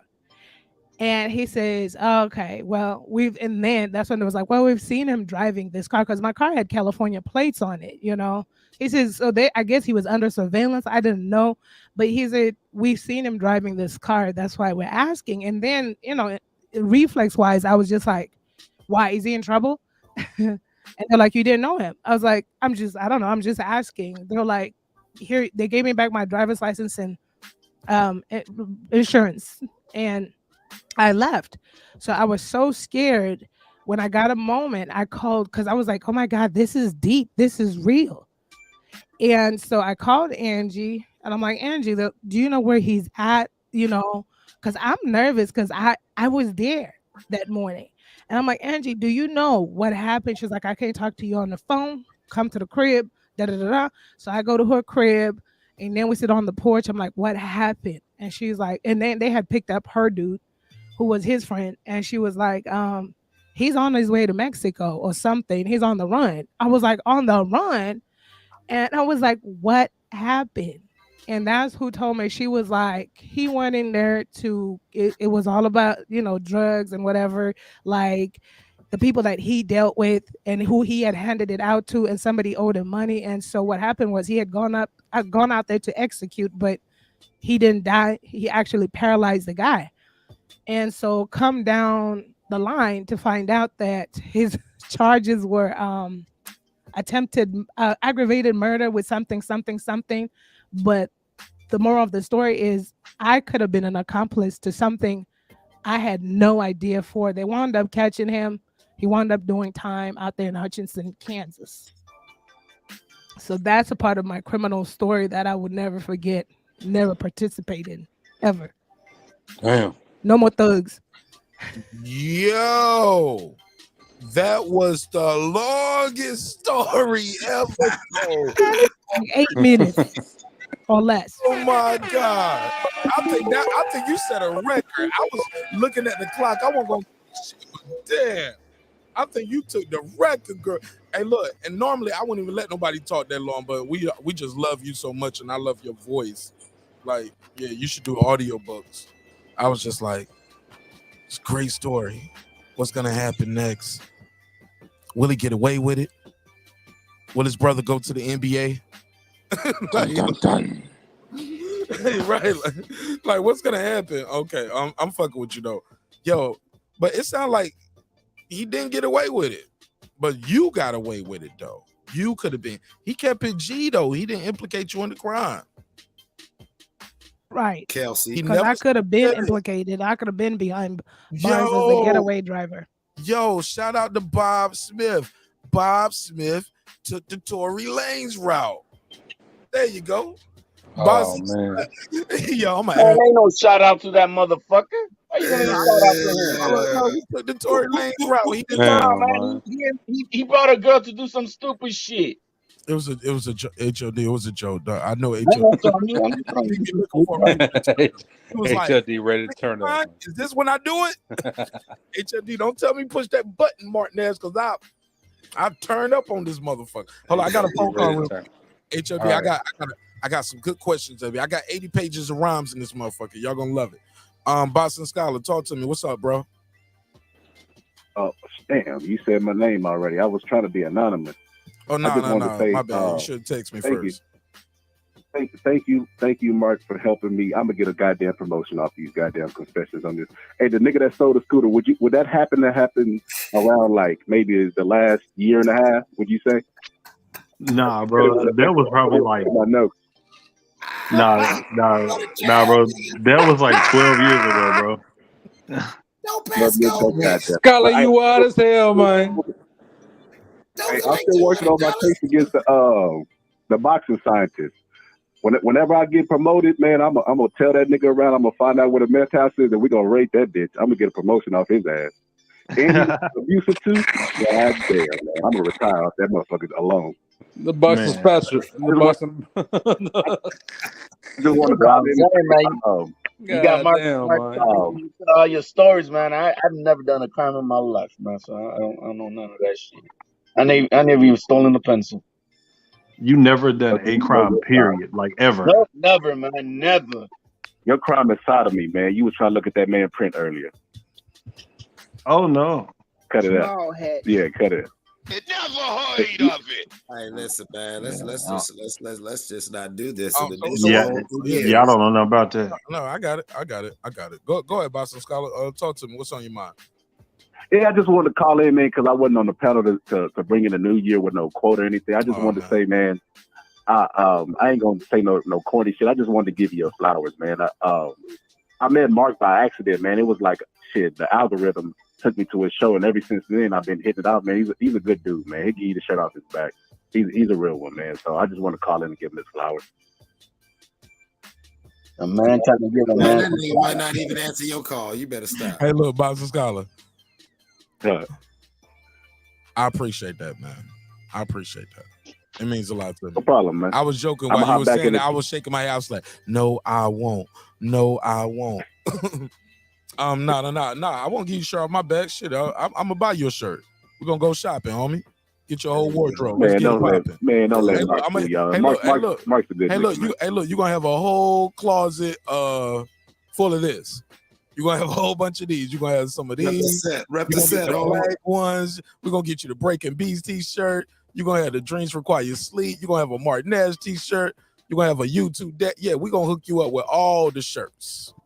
You ain't gotta take the one. So it's gonna be a homeless person out there wearing a YouTube daddy shirt, is what you said. Why you gotta be homeless? Damn, man. Yeah, hold up. Now you said the shirt off my back. Now you need a roof over your head. Did you donate yeah, to the you're show? right. Are you a member? Because if you're a member to the channel or you donate to the show, you fell off. Like, man, we can work out some, but like, do you be trolling my chat? You trolling my chat? Yeah, man. I might drop you a sandwich off under the bridge, homie. And They're all hey, look, disqualified I'll then. teach you how to set up a GoFundMe. See, I'm gonna teach you how to innovate. We're gonna set up a GoFundMe. I'm gonna help you type up your story in a good way. I'm gonna use my mass communications degree for you. There you go. Man, All right. I'm gonna wish you well and motivate. All I'm right. gonna wish you well and motivate you as I drive right past your ass as you sit there on the side of the street. My brother, man. I'm But gonna shout hop out back. to I'm gonna hop back in the. I'm gonna hop back in the chat, Mark. But I need to. You need what? Go ahead. I Y'all was give him some I space. was taking notes, man. And some part of my notes I was missing was back to the swinger shit. So can y'all go back to the swinger party shit so I can get some more notes on this? All right, man. I'll be back in the chat. I see you. I see. I'll talk to you later. Okay. He's definitely a green bracelet dude.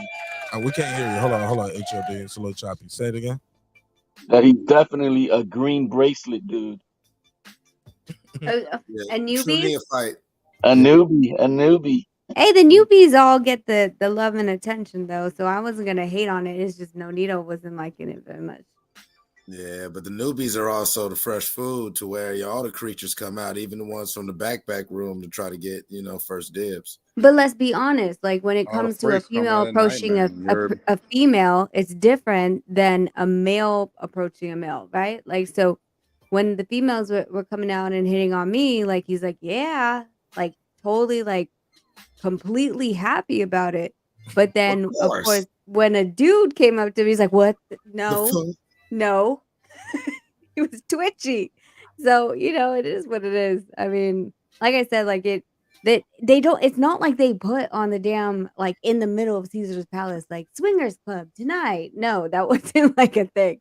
It literally like, I don't even know. I have absolutely no idea. Like I would have to see if there's like what are those called? Like a symbol or something that I missed when I walked in. I don't know. The upside down pineapple. I was just about to say pineapples is the thing for swingers. Yeah. Have you ever heard of that? No. Really? Yeah. Upside down pineapple. Yeah. Not even just upside down pineapples. Like people will send you a drink in the club. Like they'll send a couple a drink. Like they'll send you they'll send you a drink or send you a bottle or send you something with the pineapples and stuff. Like that's don't even have to be upside down. Like that's what they do. It's a couple sending another couple some shit with some pineapples. Like even this is like there's some liquor that you can buy from the store, and the bottle is a pineapple. So, but yeah, that's the vibes. But look, let me say this. Anybody on the panel ever been to a swingers club? Yay. You say yay? Go ahead. Go ahead. HOD, tell me a story. I mean, it's not much of a story, man. And when I was young, I probably went a couple times as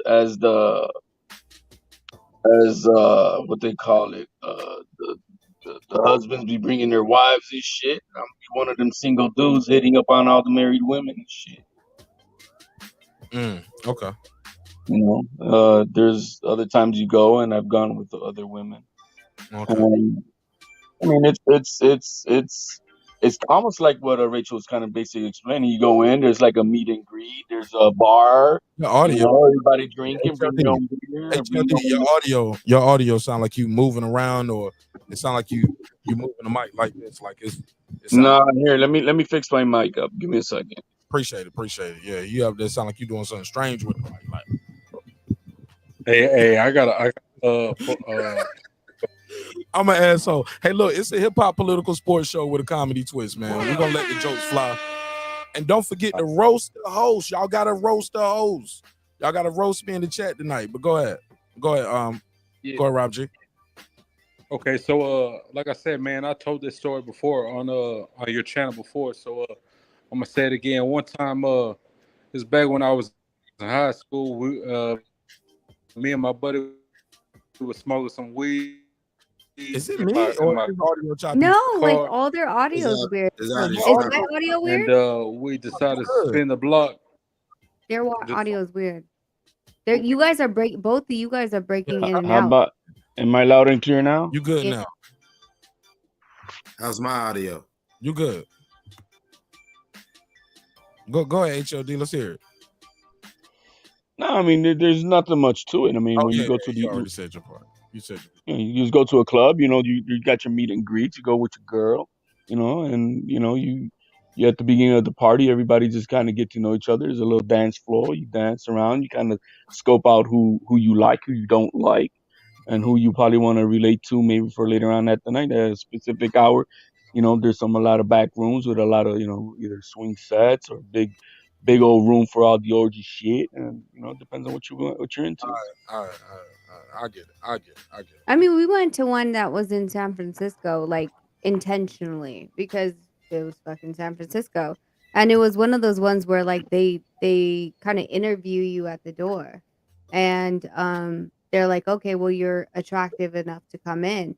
But honestly, HLD, if you've gone to that shit, does it not like they need to put some Febreze or something cuz that shit smells. That's Man. the one thing that when I walked in I was like, "Who? Someone Nah, didn't you got wash." you. I mean, you can't. I mean, you got your low clubs and you got your HLDC real good clubs. This was at the W. Dude, it was at the W in San Ah, Francisco. They had like a 4 or 5 bedroom penthouse that they rented out. They were charging something like 150 per person. Like it was not a cheap party, but But I feel Rachel, like they should. What? you got a considerable amount of human beings in a closed area. That's a lot of badusset, just and smells and scents floating in the air, and the mixing of sauces and the crossing of streams. Yeah, I'm sure that air was right. It's only I'm science. saying then put some Febreze or some shit. Like have a girl going around spraying Febreze or something. Or Yeah, have like an yeah. air it all depends on the circulator. crowd too. You know what I mean? You don't know what type of crowd it is, right? You So need good ventilation in a place like that, and Yes. ceiling fan, Thank you. There you go, Mark. There you go. exhaust system. Like, yeah, you got to treat that like people in there smoking big blunts of cushion. Like, treat that building the same way you would treat a smokers club, because Mhm. definitely some hot box in there, if you know what I mean. Somebody put a case on it. You know what I'm saying? Here we go. Let me ask y'all this question right here. This is like to have some adult conversation without having. We don't even have to talk about sex. This is a good question right here, and I'm curious how you guys think about this. What's something you wish they would have taught you in school? Girl behind the mic. You go first. What is one thing you wish they would have taught you in school, and why? I think just the practical aspects of life. I'm trying to think. Perhaps simple things like doing taxes or like really the expectations of society somehow all broken down in a program or a course, or even just I wish school focused more on the skills that you're going to do or think you may do. That and I know they got what are those schools called? The special ones where they do that. Like But magnet schools. yes, that's what I, you know, Okay. yeah. Dope clips. I'm sorry. Porto, talk to me. What's something that you wish you wish they taught you in school, and why? Shit. I don't know. I don't know. Shit. That could be a long answer because I think the American school system is bullshit. So Just one thing. Just one thing. shit. Want me to come back to you? Yeah, come back to me. I gotta think about it. Rob G, what's one thing that you wish they taught you in school, and why, bro? Investing in money management. And why? Investing and money management. Because I feel like investing in money management has so much more to deal with your life as opposed to a degree. All right, Rachel, what's one thing you wish they taught you in school, and why? No, I think I'm agreeing with everyone on the panel. It's finances, and I think that that's a huge thing that is missed, right? How to properly set up your budgeting, how to do the taxes, how to et cetera, et cetera, et cetera, how to set up a business. What is the best tax bracket for you, and how do you maneuver that properly? I don't think that that's taught in schools, and that's why it's controversial, whatever, but I've said many times, my boys, they have chores and they get their allowance based on the chores that they did, right? like a job. But in that job, like at the end of the week, I'm like, you still have to pay for your house, your food, your taxes, and your whatever. I think we put some money into savings. I'm not actually deducting it from them, but I want them to learn. Like when you accept a $10 um an hour job, that doesn't mean you get $10 an hour at that the end of the day when your paycheck comes in. And I think that like I think people get thrown into it and they're like, "Oh, I'm making $10," but you're really not. And I think that that's something that's missing. A lot of college kids don't even know how to file their taxes. And if that's supposed to be something that we're supposed to do as Americans, then how the hell are you not teaching? Go ahead, Clips. Yeah, finances was definitely something that I really feel it was unfortunate that I had to learn that outside of school. Also, I really don't. I really don't think that the school system, as much as they want to indoctrinate us into whatever line society was pushing, I really don't. I really don't think school. They talk about it, but I really don't think they emphasize civic accountability and responsibility. For sure. All right. Anybody else? Anybody else who didn't get the answer yet? I'll go. Go ahead. Yeah. Finances, just like What? everybody else said. Yeah. Okay. Finances and credit. Credit is something too that I think that I wish that school would have taught us about, or me, I guess.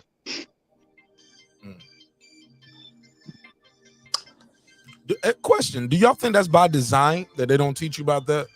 Very Can I young? say something? Can I say something? I literally had just asked a question that I kind of want to answer to. I'm sorry, Rob G. Just hold Okay, on. my bad. I'm sorry. I think you already had a chance to speak. I think everybody had a chance. I just want to get my piece off.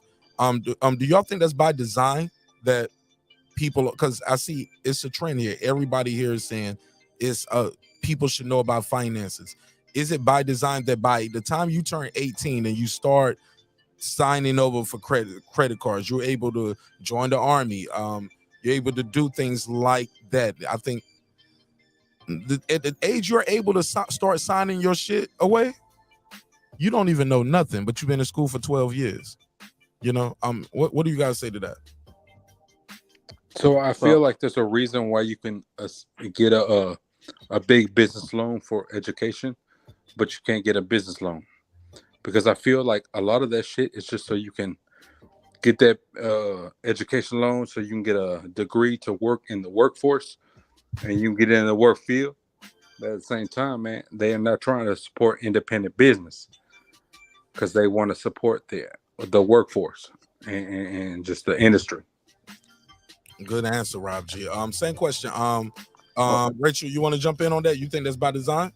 I completely think it's by design. Like one of the biggest things that Nonito wants to impart on our channel is talking about like fighter finances, right? Because a lot of these guys are getting signed right out of the Olympics. They're 18 to 20. They rarely ever have a lot of knowledge outside of boxing. But even if you don't have a lot of knowledge outside of boxing and you don't understand business, that should have been imparted to you in your high school years, when at the age of 18, around about, you graduate high school and now you got to do your taxes. They want you to be in the highest tax bracket without even realizing that you could write off your expenses by having an LLC and pushing things through there and getting a salary from the LLC and writing off all those other expenses. So for example, a boxer who doesn't have their LLC set up, they're taking the money up into the Social Security, and it takes their tax bracket higher, right? But if they put it into an LLC, once the promoter pays them out, they have the check cut to an LLC, then employee, right? They're an employee, and you do your fun family, your fun, fashion, and food out of that salary, and you set up all these different corporations, you set up trusts, etc., that will take care of your mortgage, take care of health insurance, education, etc., etc. But we weren't given these tools, and I went to a freaking private all girls Catholic school, and I wasn't given these tools. These are things that we've had to learn when we've reached out for knowledge. But this is something that if you're asking me to be a responsible citizen at the age of 18 and pay my taxes, then tell me what engines I have, what options I have, how to better understand where I need to be in my life. And I don't believe that they do that because they don't want you to know of the different systems that were established back in the 1940s, that a lot of these the guys that have a lot of money, why do you think like Warren Buffett's, like, his taxes are basically zero? There's a system to it, and they don't want to give and impart this knowledge to the general population. That's the catch-22, I believe, of Western society. We tell ourselves we're capitalists, free markets or whatever. But those at the top, I'm not going to say the white man, no Illuminati, but just by the nature of competitive capitalistic business ideology, you would want to limit social mobility to ensure that you would have a workforce. Like, I need people flipping my burgers, not making their own special type of burger and start their own restaurant chain for my shit to grow. And so that's when you start looking at the societal disadvantages, be it to race, gender, rurals, whether you lived in the city, all the different demographic shit start coming into play when you look at how certain people have different advantages and we all didn't start on an equal and level playing field. Feel me? All right, cool. The nigga that dozed off, he said, fuck it. Who, me?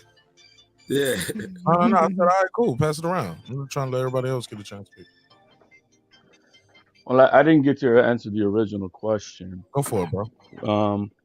I know in my time, I mean, there were certain classes that helped you out for things in life. One of them was home economics, and the other one was sex education. But as everybody said, I think financial gain is of understanding just basic finances. I mean, we're talking about wanting to make businesses and stuff like that. I don't think through that, first 12 years of schooling, the big corporation part of it, but at least the basics of credit cards and the responsibility that comes with them and the consequences that come with them, and understanding that in itself. Because I remember once I was of age, man, I was going crazy with all them credit cards. They were just mailing them at home, and I was filling them all out. I was buying shit left and right. I didn't, and I'm over here thinking like, yeah, man, I got everything I want, and they'll, when the bills start coming in, and then you're like 10 years into trying to pay all this shit, you're like, fuck. So I think the basics of financial understanding of credit and things like that are really important. But another thing I thought that's really important, I wish they would at least is emotional stability and knowing how to cope with things in life is something that a lot of our parents don't know what the fuck they're doing about it. And so we're all learning it kind of like on the run as we're getting, going through our years of life and all the aches and pains, and I think there should be some type of education on how to deal with things and recognize, that it's normal to have, to go through depressions. It's normal for some of us to have, there's anxiety moments in life. That's all normal and part of life, but it's knowing how to deal with it. And I think a lot of these kids nowadays, they're just going crazy. And, we want to call everything a mental health, but it's a lot of emotional health problems because they don't know how to deal with a heartbreak, how to deal with maybe if they lost their job or something to that effect, and they don't know how to deal with these things. And so I think that type of some type of class that would teach these young, future of our kids, knowing how to deal with these things would be great if they were instilled them in school.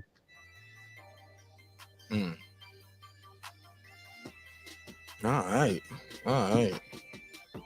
Let me go to this one. Did everybody get a chance to speak on that though?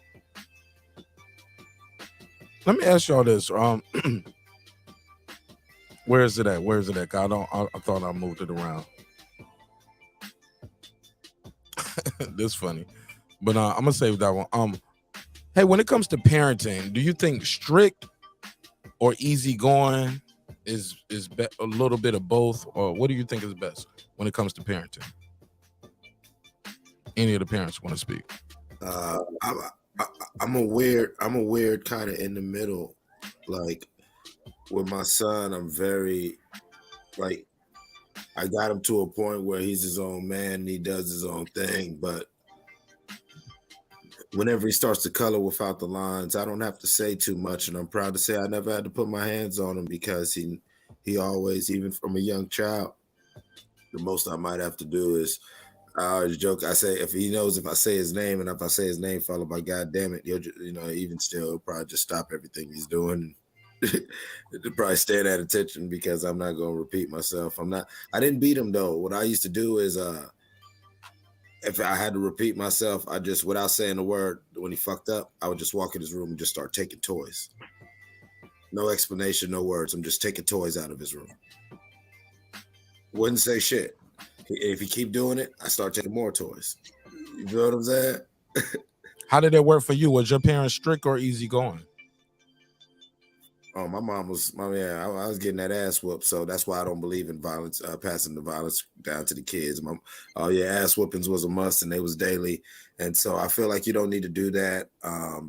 Me and him fuck around, and like he's a great fighter, but I didn't want him to grow up violently. Violence is damn near genetic with my family, so I didn't want to have that ingrained in him culturally. All right, cool. Anybody else want to answer? When it comes to parenting, do you believe, Rachel, you got an answer for this one? Do you think it's better to be strict, easygoing, a little bit of both? Tell me what. I think it really needs to be a little bit of both, right? Like I think that they need to know the line that they can't cross. But as far as everything else, like I Vegas is what it is, and we had a family that we were hanging around with, and we chose to stop hanging around with them because of the fact that they were too easygoing. You know what I'm saying? Where they had no discipline within their own household, and I couldn't be around that because I would, I'd snap my finger. I'm like, "Hey, Jay, where's your brother?" Blah blah blah blah, and he's like, "Oh, ma, he's over there." Blah blah blah. Like he knows what he's supposed to do as an older brother. Both of them know what's expected in this household. They get the freedom that they have because they're proven that they're being responsible. But at the same time, they know that that mouth should never come to mama or papa. So I feel like when we say like free spirited, like it's like, oh well, they're expressing themselves, and if they cuss you out, then they're free spirited. I'm like, First of all, when I talked back to my mom, I got backhanded. Right? I got beat. No needle got beat. We will not put our hands on our kids, but we will give them the boundary that they need to respect us. And that boundary is very large. And yet, if my boys came in here right now hearing me cuss, they know that they're never supposed to repeat the words that they understand are adult words. They're not going to test it. So, I mean, I feel like you just have to find that fine line of saying, "Hey, this is your border. This is the barrier. This is your restriction, and in between, we're okay. But and we're gonna continue growing together to change that barrier as you grow older. But if you just willy nilly like hippie it, I feel like I seen a child that was doing it, and she was getting in a lot of trouble, and her parents could not control her, and I didn't feel like that was in the best interest of her. But I mean, that's their family, so I'm not gonna judge. Like, For sure. Yeah, I'm gonna tell you like this. You can be easygoing with me. I guess, but I ain't your damn friend. Yep. I ain't your motherfucking friend, homie. You only been on this earth for this many years. You don't know shit about life. And you can't afford to take care of your problems on your own. So you need to do what I say. You do what your mama say. Because she and I are going to be the ones responsible for your ass. I can't be easy going with you now. You haven't earned my trust. You ain't been alive long enough to earn my trust.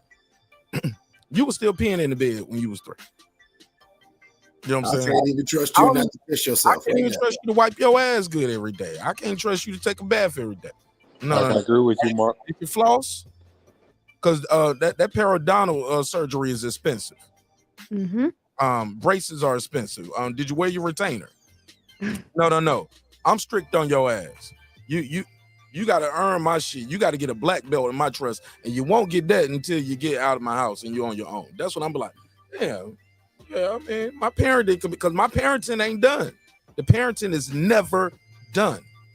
Even when they grown and gone, the parenting is still never done. The tutelage. Sometimes you gotta, tweak. It's like at that point, it's like a classic car. You gotta just, make sure the oil change, keep the tires rotated, do a tune up every now and then, check in. I'm sorry, that was a bad metaphor. I'm not trying to compare. No, that was a good metaphor. But that was a good metaphor, Mark. Keep going. It's hard. Like the engine is good, the transmission is good. Like a building, the foundation is good. You get what I'm saying? We just got to make sure the pipes are good every now and then. You're going to the doctor. You know what I'm saying? When last time you been to the dentist, son? You know what I'm saying? No, absolutely, Mark. Absolutely, Mark. Even when they get older, my dad was talking to me the other day. You're gonna get your colon checked. You know what I'm saying? You're about 40 now. It's about time to start checking on the colon when you're 40. Right. Make sure you're like parenting is never done. But go ahead. Raised her hand. Like Rachel. Go ahead. No, I like the only thing that I feel that was my parents were super strict, and like I said, they put they did their hands. I never felt that there was an open door enough. So I feel like I feel like some people say oh well, you don't want to be a friend to your kid. That's not what it is. It's coming down and being able to have them know that yes, you're a strict parent. Yes, I understand the boundaries, but also there is an open door for you to speak, right? So let me give you an example. There was 2 examples. So when I was growing up, when I turned 18 and I was going to the military, I had a coach that took me out to dinner. And my dad was like, well, why are you going out to dinner with him? I was like, he's been my coach for like 3 years. Like, what could it be? This is me being stupid, ignorant, young, right? And he tried to take advantage.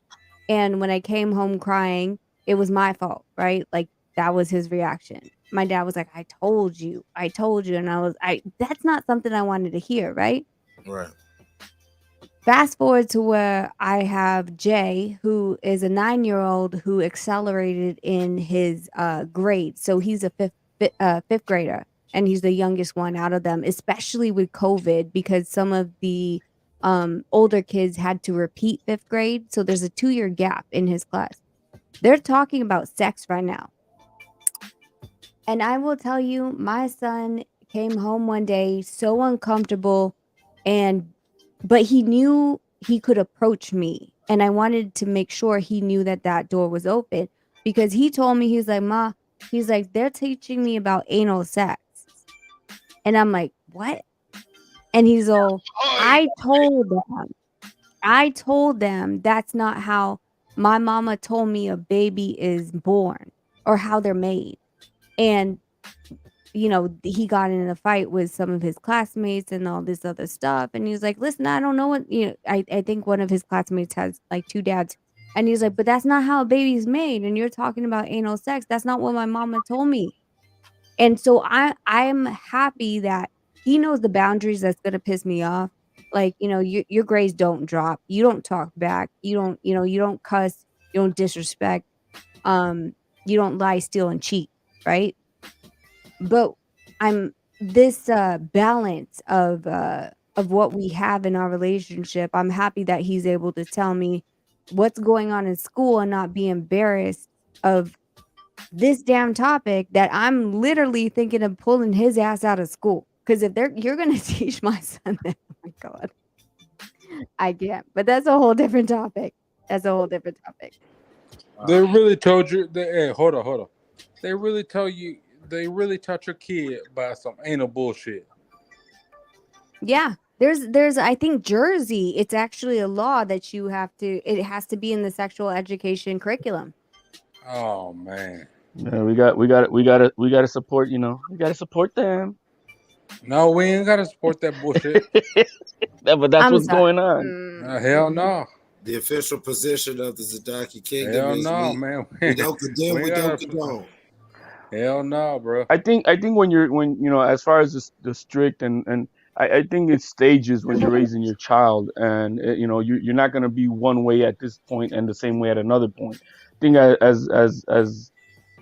as from the day they were born, you're teaching them. Well, in my opinion, is discipline, structure, accountability of things of life, and whatever they may be, and as they're getting older, you start letting go of the reins of certain things, a little bit more liberty, and there is a fine balance that you have, like Rachel's saying, you got to have that balance where you are the person to trust to talk about absolutely anything.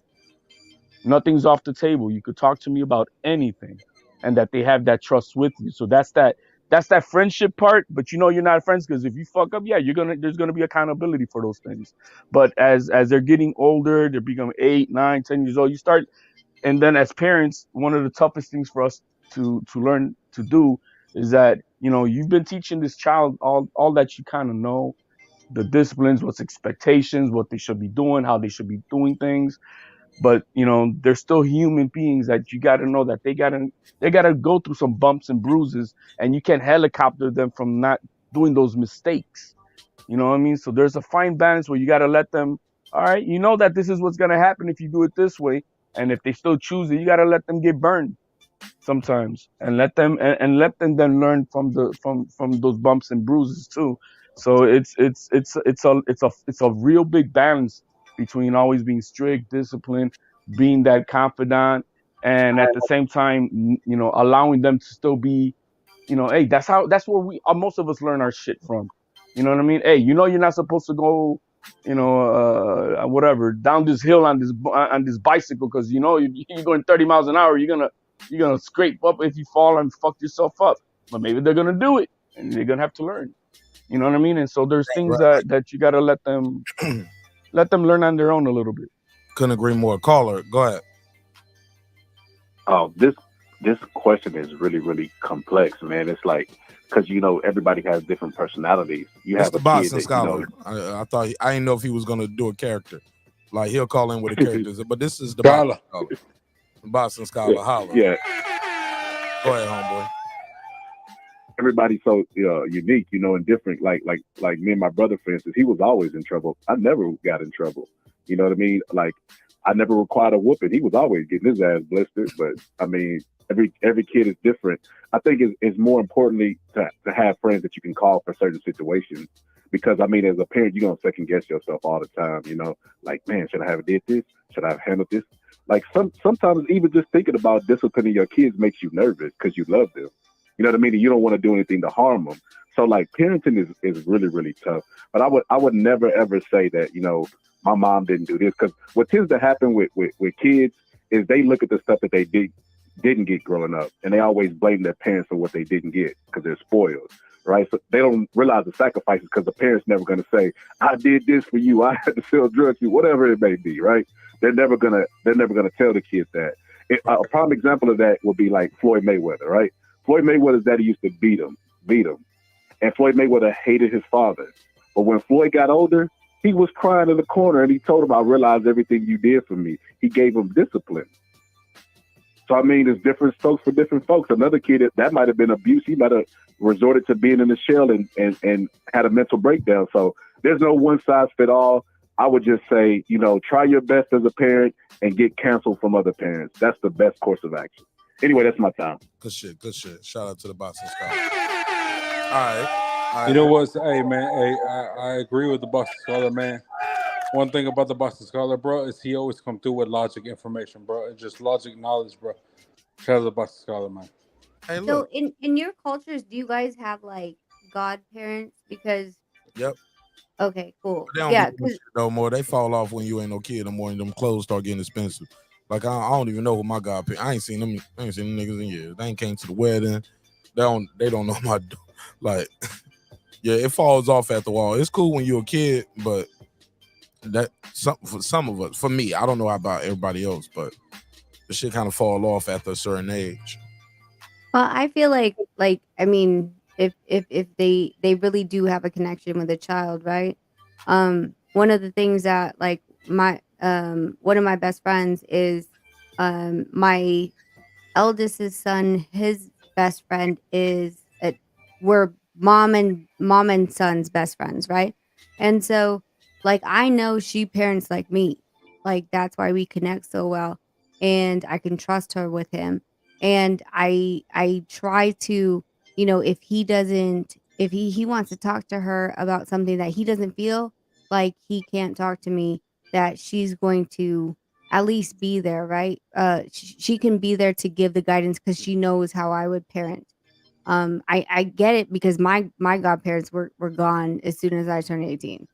Some of them turned Jehovah's Witness, and like anyway, I didn't get that.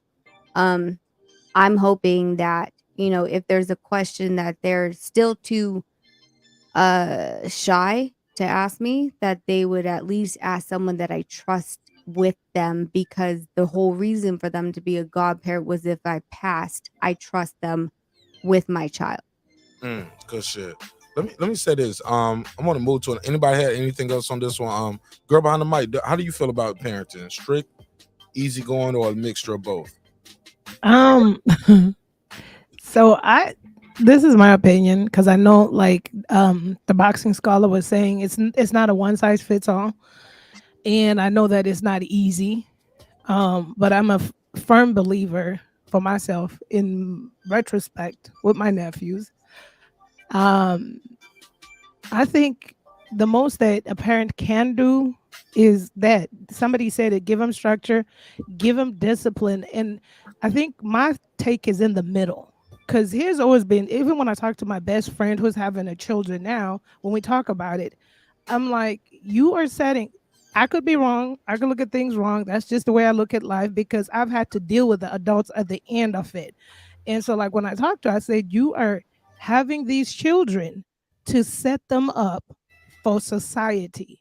So it doesn't do your child any favors if you are 100% strict. Is society 100% strict? No, it's not. Society is a reward system as well. We shouldn't forget that, right? If you do good or if you get these accolades or if you do this, you could do this, you could do that. So if you're on the other end, just no, no, no, no, no, no, then not everybody, but your kid can have a tendency to rebel. And that's why I feel like in the middle. And with structure, discipline, with explanation. Rebuild. I'm Huh? a rebuilt. I mean, you know, everybody's discipline looks Yeah. everyone everyone's discipline looks different. What I wished I had as a kid with the discipline is being explained to, because that's what society does. If they catch me speeding and they pull me over, do you know why I pulled you over? Yes. Oh no, you know, I'm going to give you a speeding ticket. It's action consequences. These are the basic tools where you're setting up your kid for success in society, right? With just the basic tools you have. We know parents are busy, but I think a good structure, I would have loved a structured home, which I think those skills would have come with me in adulthood where I could learn. I mean, not start to learn as an adult what structure and discipline looks like for myself, right? Support, love, care, compassion, you know, and I've always said be exemplary to your children. That means a lot. You can't say, don't cuss, and then you over here cussing. I mean, I know it's hard. I Right. know it's hard, but I'm like, be exemplary, because I feel like your kids have a tendency to respect you as an authoritative figure if you stand in your word and stand in the example of who you are, because that's also another example of society. So you know that when you go out here in society, you can't say, well, I'm just going to take this bag of flour off the shelf. I mean, because that's what I used to see my mom doing without paying for it. Put it in your jacket. You see what I'm saying? Be exemplary, because your kids mold after you. And I know that it's not easy. Kids are their own souls. They end up doing whatever they want to do in life, but with an understanding that you're molding these little cute souls up for society. Because then they come to our jobs, like I was in leadership and I used to get pissed off. Like, this, whose kid is this? No home training. You don't know nothing about intermingling with people and all that other stuff. So it's a big job. It's a All big right, job. let me go to this one. Let me ask you guys this: is there a movie that you ever, or movie, or it's actually two different questions, but can you guys tell me a moment, not a movie?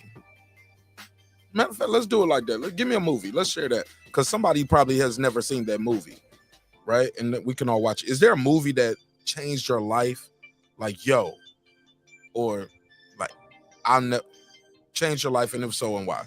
Like, I never thought of life the same since then, or it made me want to choose a career path. It made me want to try a new hobby, go to a certain place. Anybody? No, there's definitely not been a movie that has. How about a moment? Give me a moment, then, Rob G. A moment that changed your Well, life. I can say this, man. As far as like a movie, man, I feel like The Wolf of Wall Street is a very good movie when it comes down to sales. Okay. Wolf of Wall Street. All right, good shit.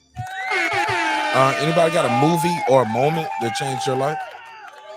I think with me, my moment was again, I went to an all-girls Catholic school and I enrolled in one of the electives that were women in decision making and debate. And I feel like it was not really that, because of the fact that it was, I understand, like it was based on Catholicism, it was based on the Bible, but I don't think that gave me the tools to actually understand the general population that might not be Catholic. How am I supposed to debate someone within that? And for me, I really wanted to go into law from there, right? Because after that, I went to community college and then I went to the Air Force, and I wanted to go JAG, but that didn't end up happening.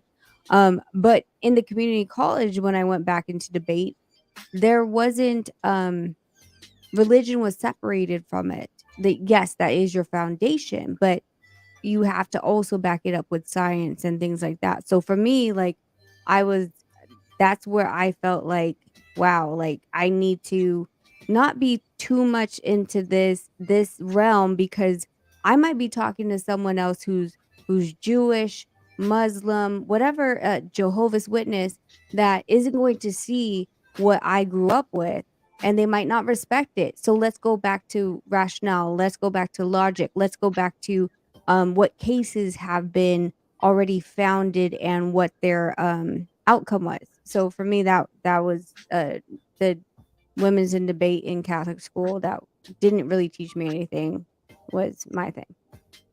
Go ahead, Puto. Talk to me. You said a movie? Yeah, if you got a movie that changed your life, or if not, give me a moment.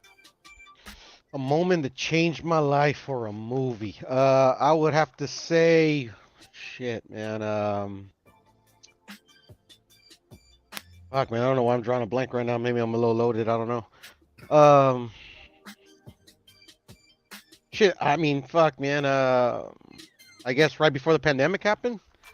You know, I was shit, man. It was I was well into a 17-year career in IT. I pretty much had my dream job, but then you know, management changed, the pandemic hit. I got into a little issue with my ex, where she kind of like got a case put on me.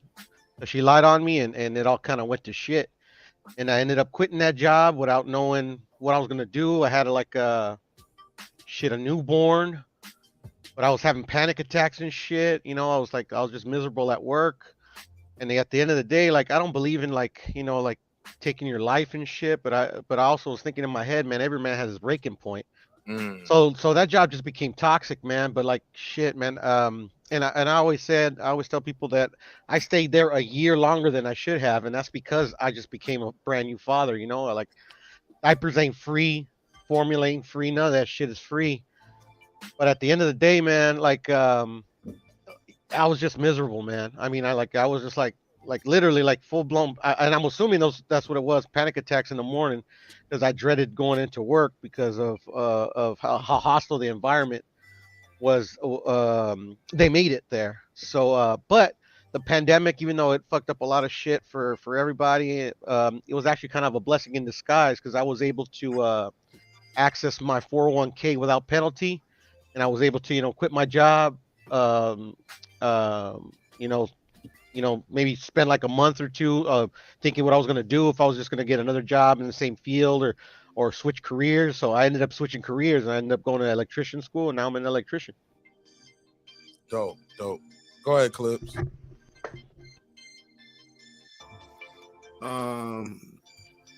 As far as movies,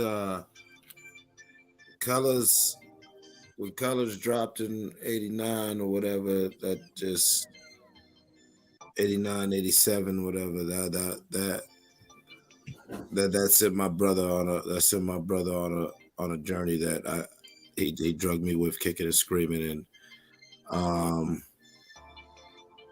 yeah, and a moment that I'll just never forget was my son, not to try to get deep or emotional, but my son was real young, and he's probably about 5 or 6, and we playing video games, just fucking off in his room. And he says to me, just with the innocence of a child, he says, "Dad, you have no idea how much it means to me just hanging out and playing these video games." Right. Good shit. And I'm just like, nah, I don't. And I just thought about that, like, damn, that's crazy. Nah, I really, that's dope. That's dope that he has that experience, because I don't even know how I would feel. Look, let me ask y'all this, man. This shit right here this is super dope. Girl behind the mic, go first on this one. Have you ever been visited by a loved one in a dream? And can you describe it to us? Yes, I have. So I was visited by my spiritual mother. When she passed, we had an unresolved dilemma. And so she visited me about probably 4 times. Before the 5th time, because I was still in my feelings. And the 5th time I paid attention, and she said, "I'm sorry." And that just like lifted everything. Okay. Wow. Rachel, you ever been visited by a loved one in a dream? Can you describe it? Maybe she stepped away. HOD, have you ever been visited by a loved one in a dream? Can you describe it?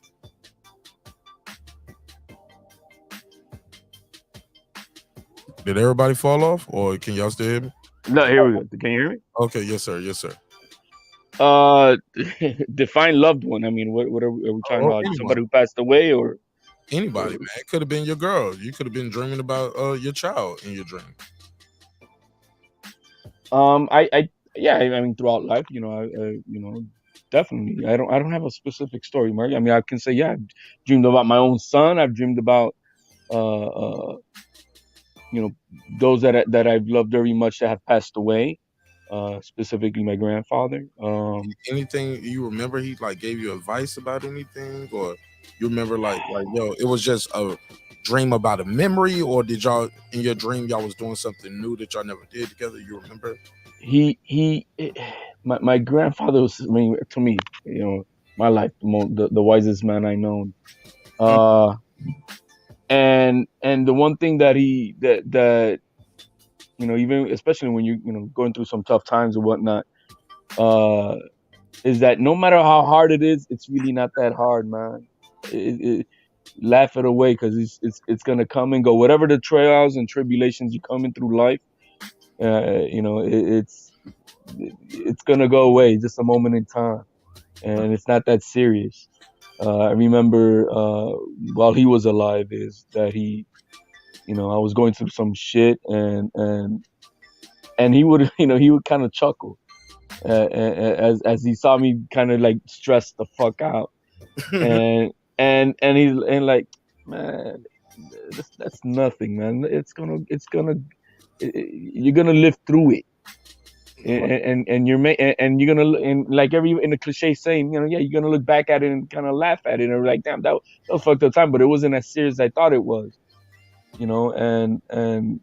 and so I think, those are the, when I do dream of him and he's just giving me, bits and bits of wisdom of life, and how things are. It's just, no matter how hard it is, it's, like I heard right now, Udo was talking about, and no matter how hard things get, it's really not as serious as we want to put it upon ourselves.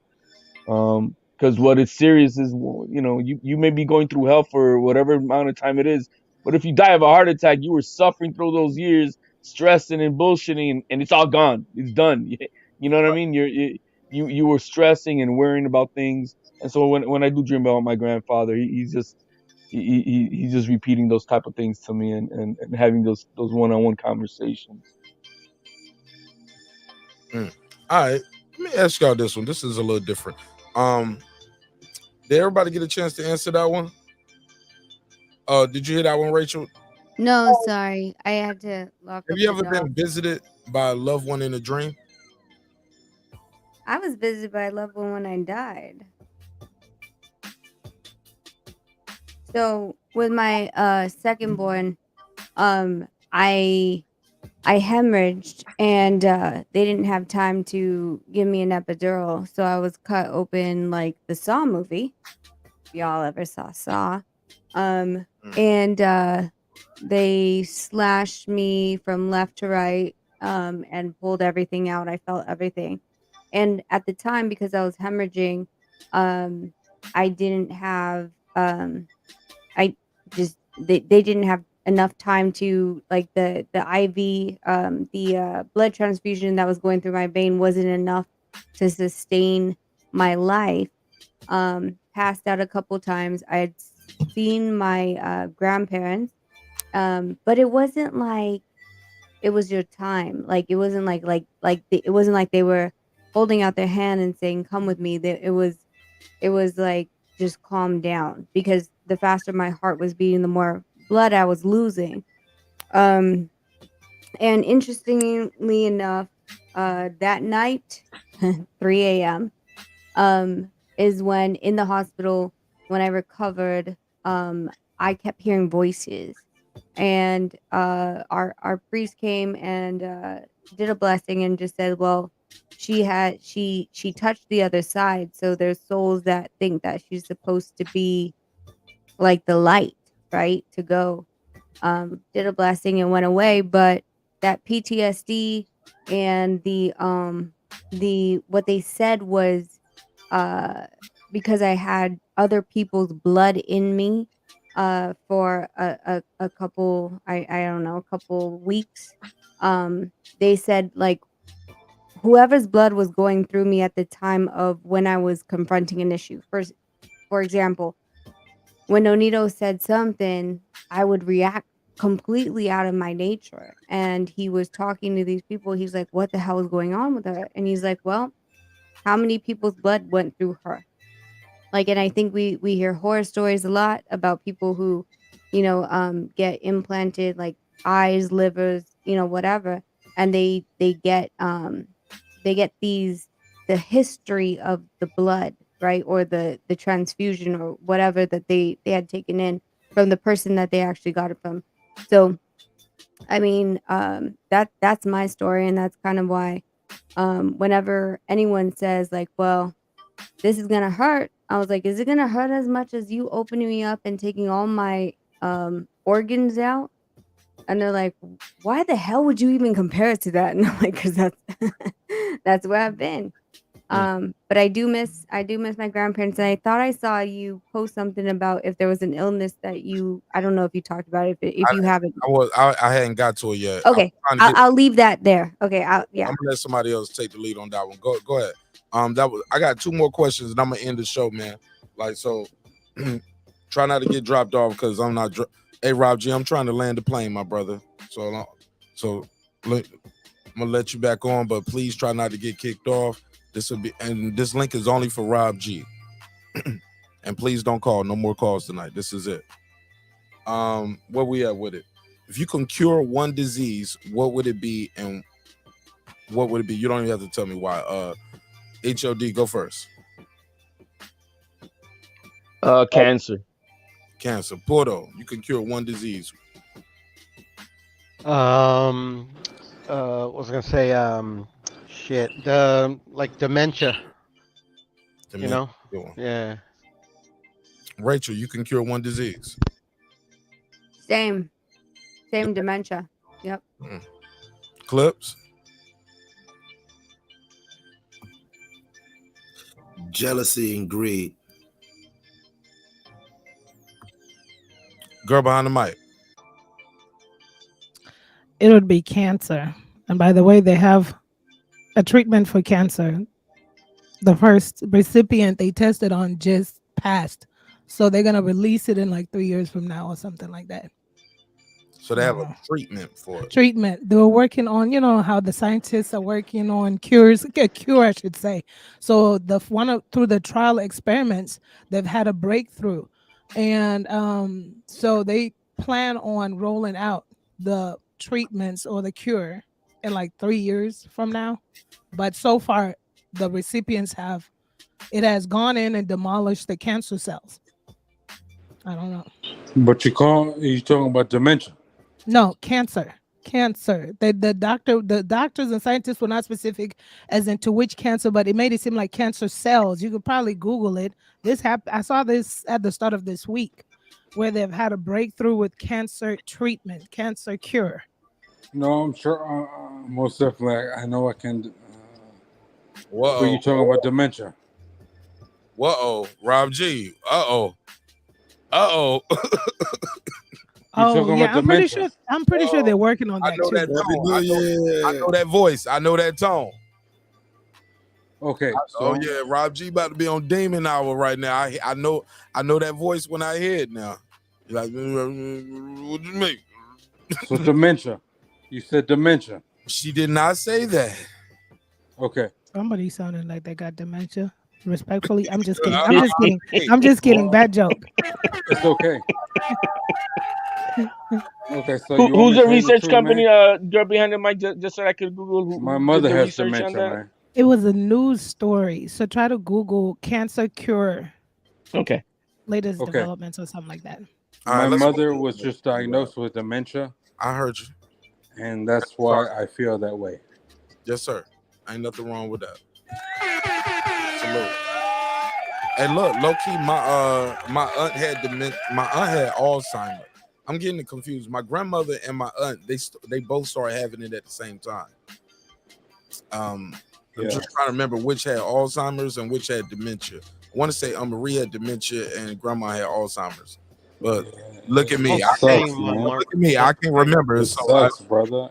I remember my Aunt Marie was telling me, my Aunt Betty, she was telling me, she was like, well, we got to check that box now when we go to the doctor.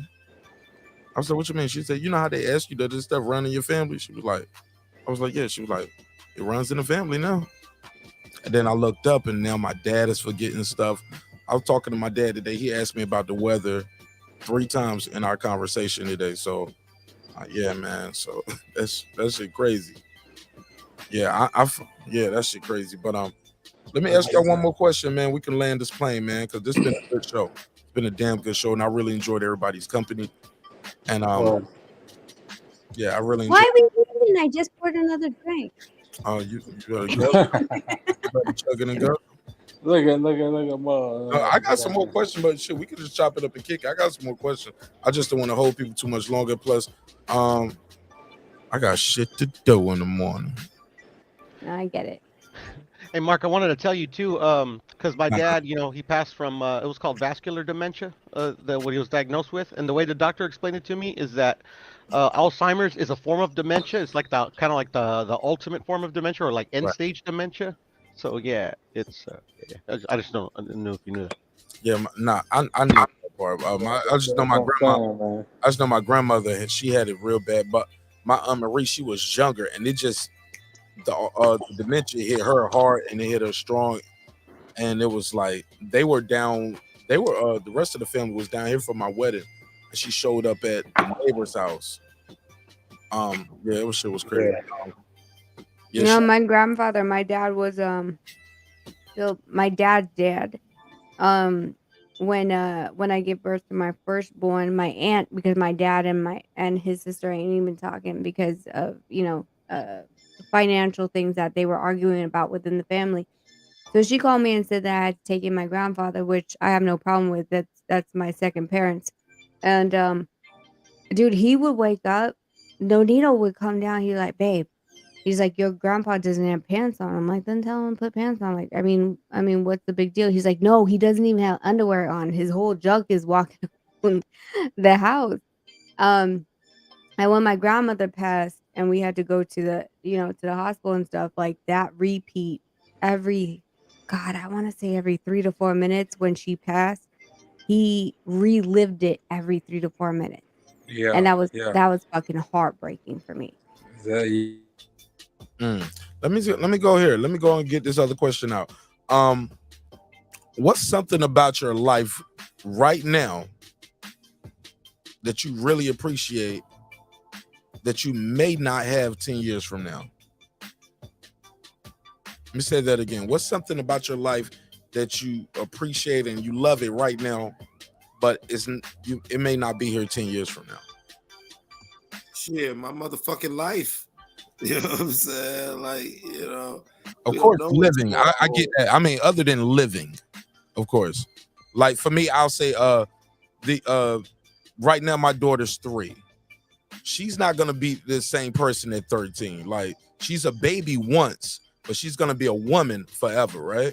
So I'm enjoying all these baby moments with her. The surprise of like doing shadows, and we do shadows. Like I was sitting around the other day and I was doing like this.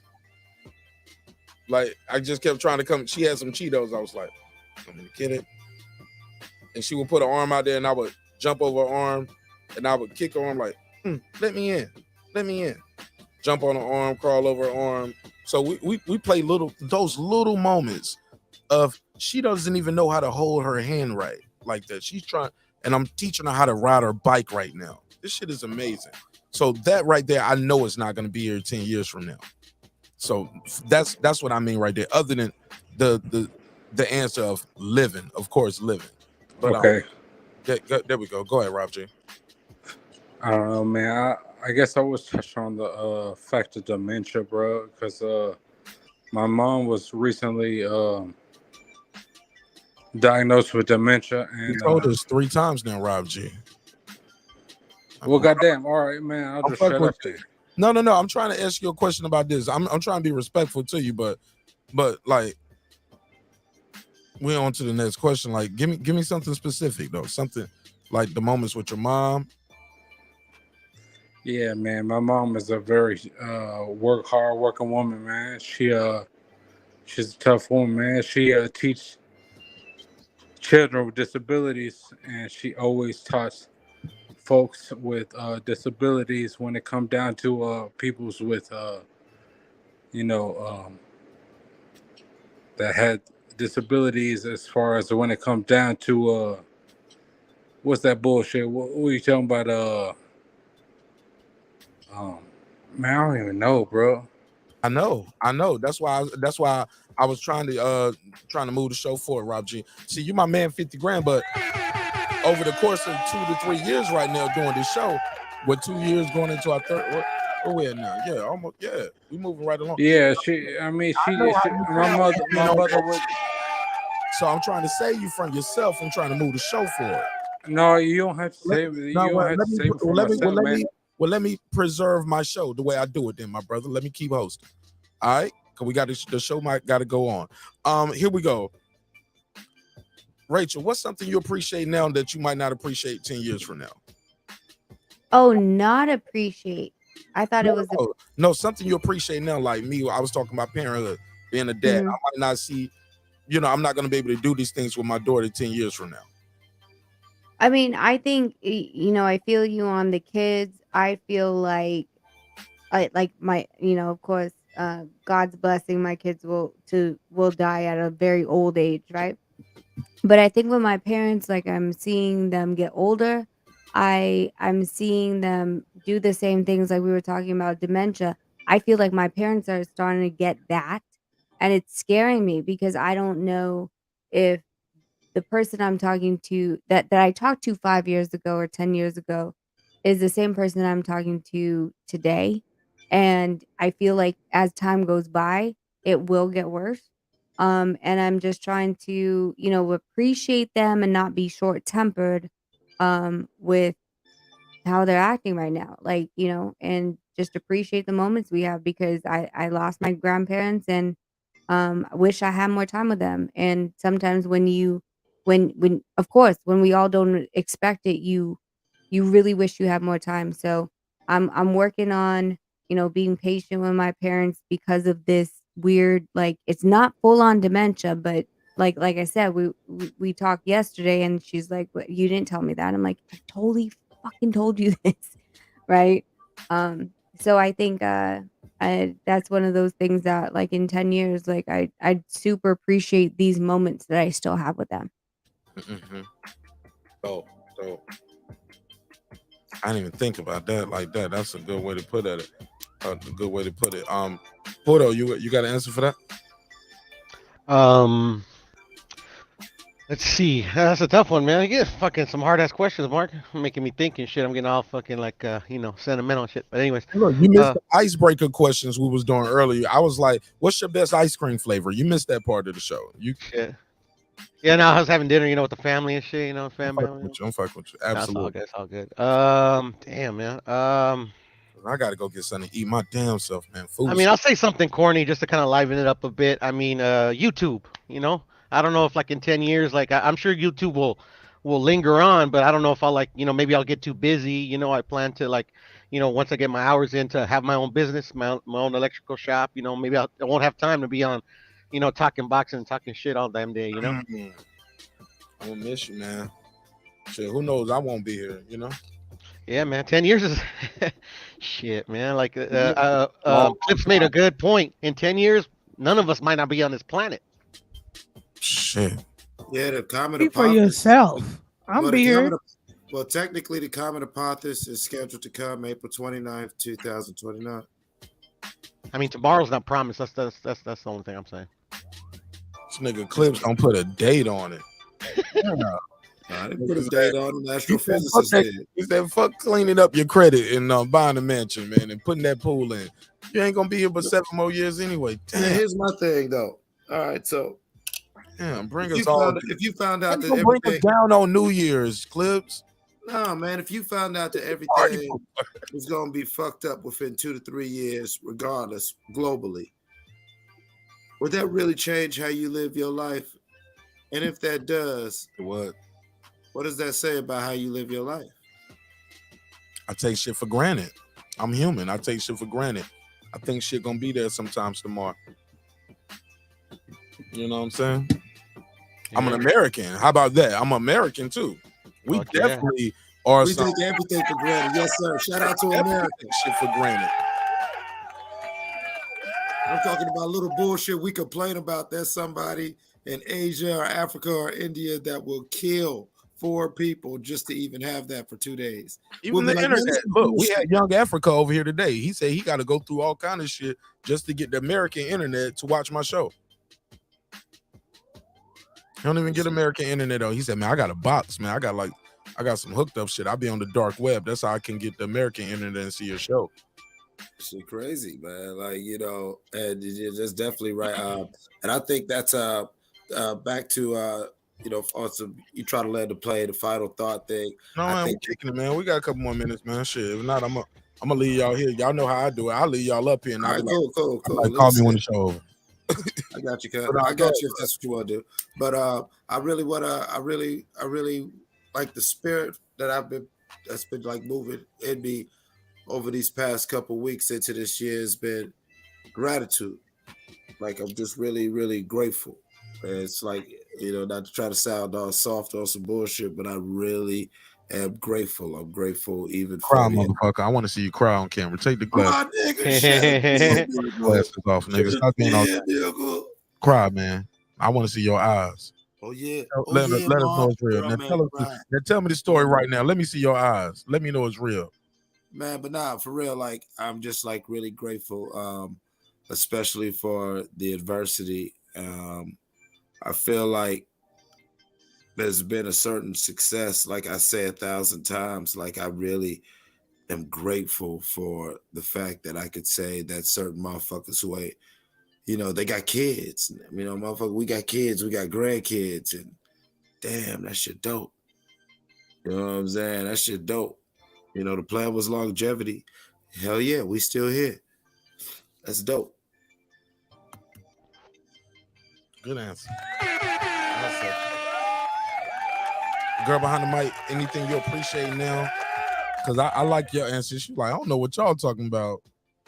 This shit gonna still be here in 10 years, and I'm gonna be doing all right for my damn self. I ain't with this party pooping on New Year's Eve. Ain't it right, girl behind the mic? I know that's right. I'm finna be right here. Come comment, come. Negative Nancy's over here trying to bring us down.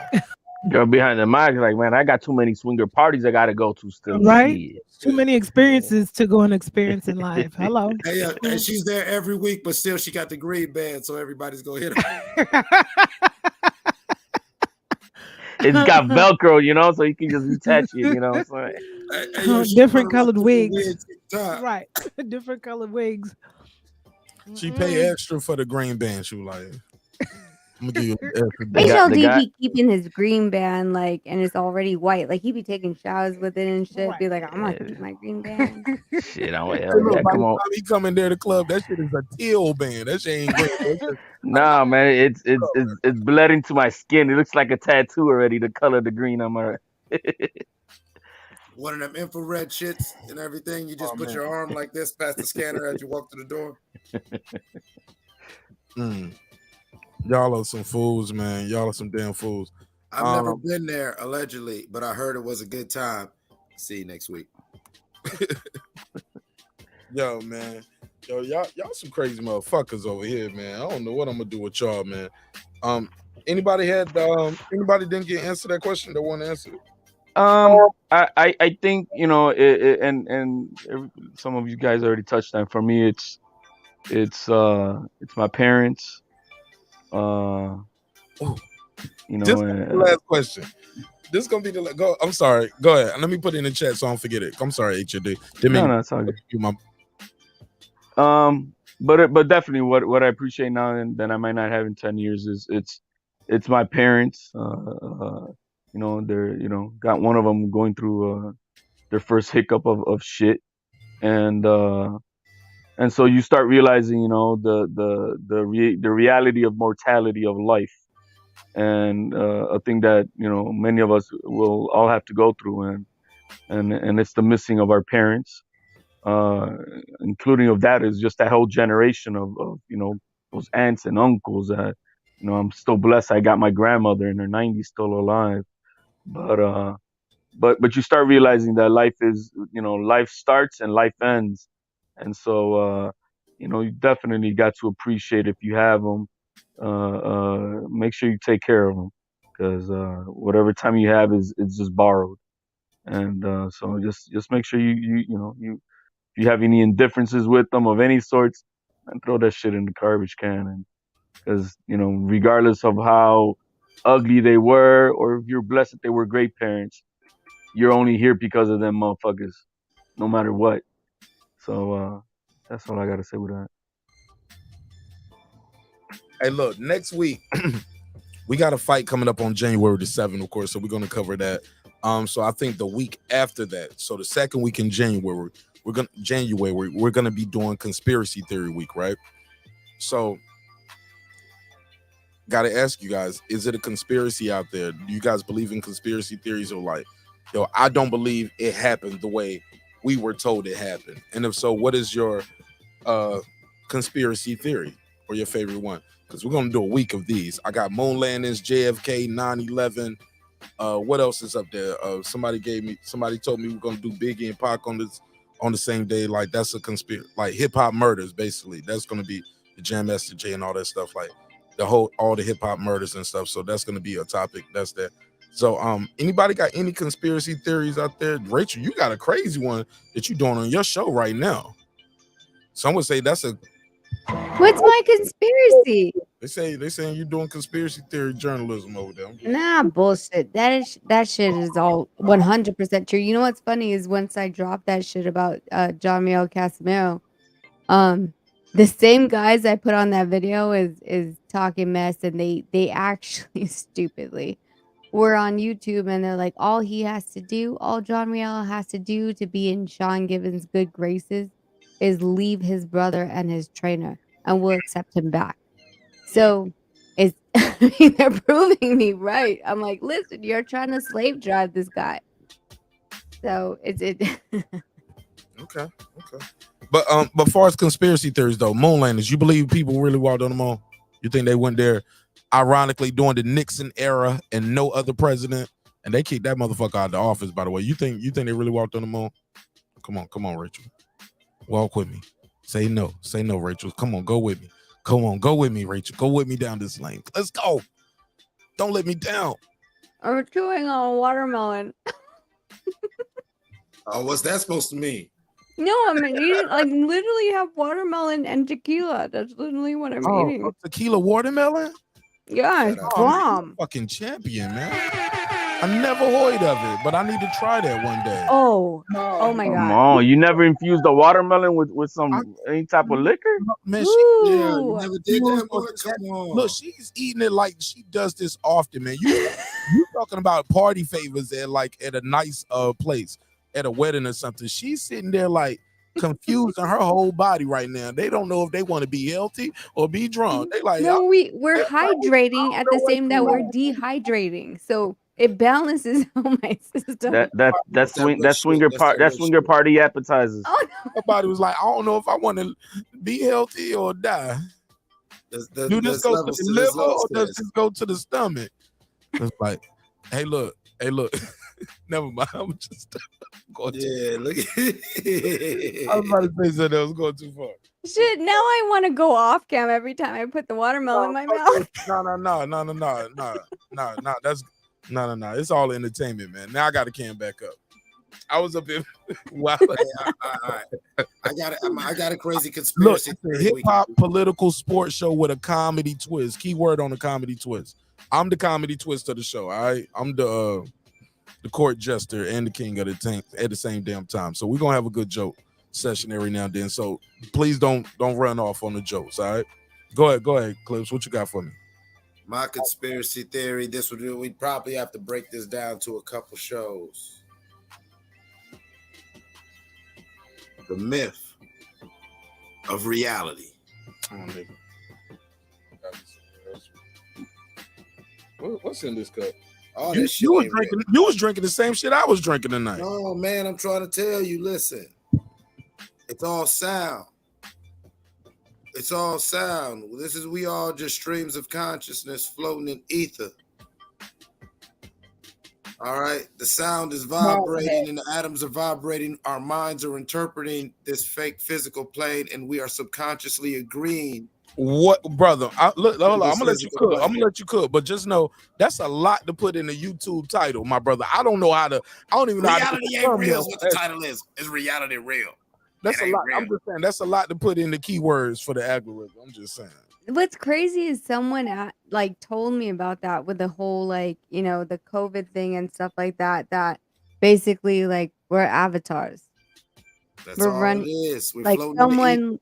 Yep. Yeah. Someone told me that. I was like, holy shit. We could be. I love it. We could I want to be a blue person. Let's go. Let's go. I want to be. You want the long dreadlocks or you want the little short ones? Man, I want to be a damn blue person, man. Yeah, let's go. Plug me in. Girl behind the mic, any conspiracies that you guys got on the suggestion list for the second week in January? Conspiracy theory week. We doing it.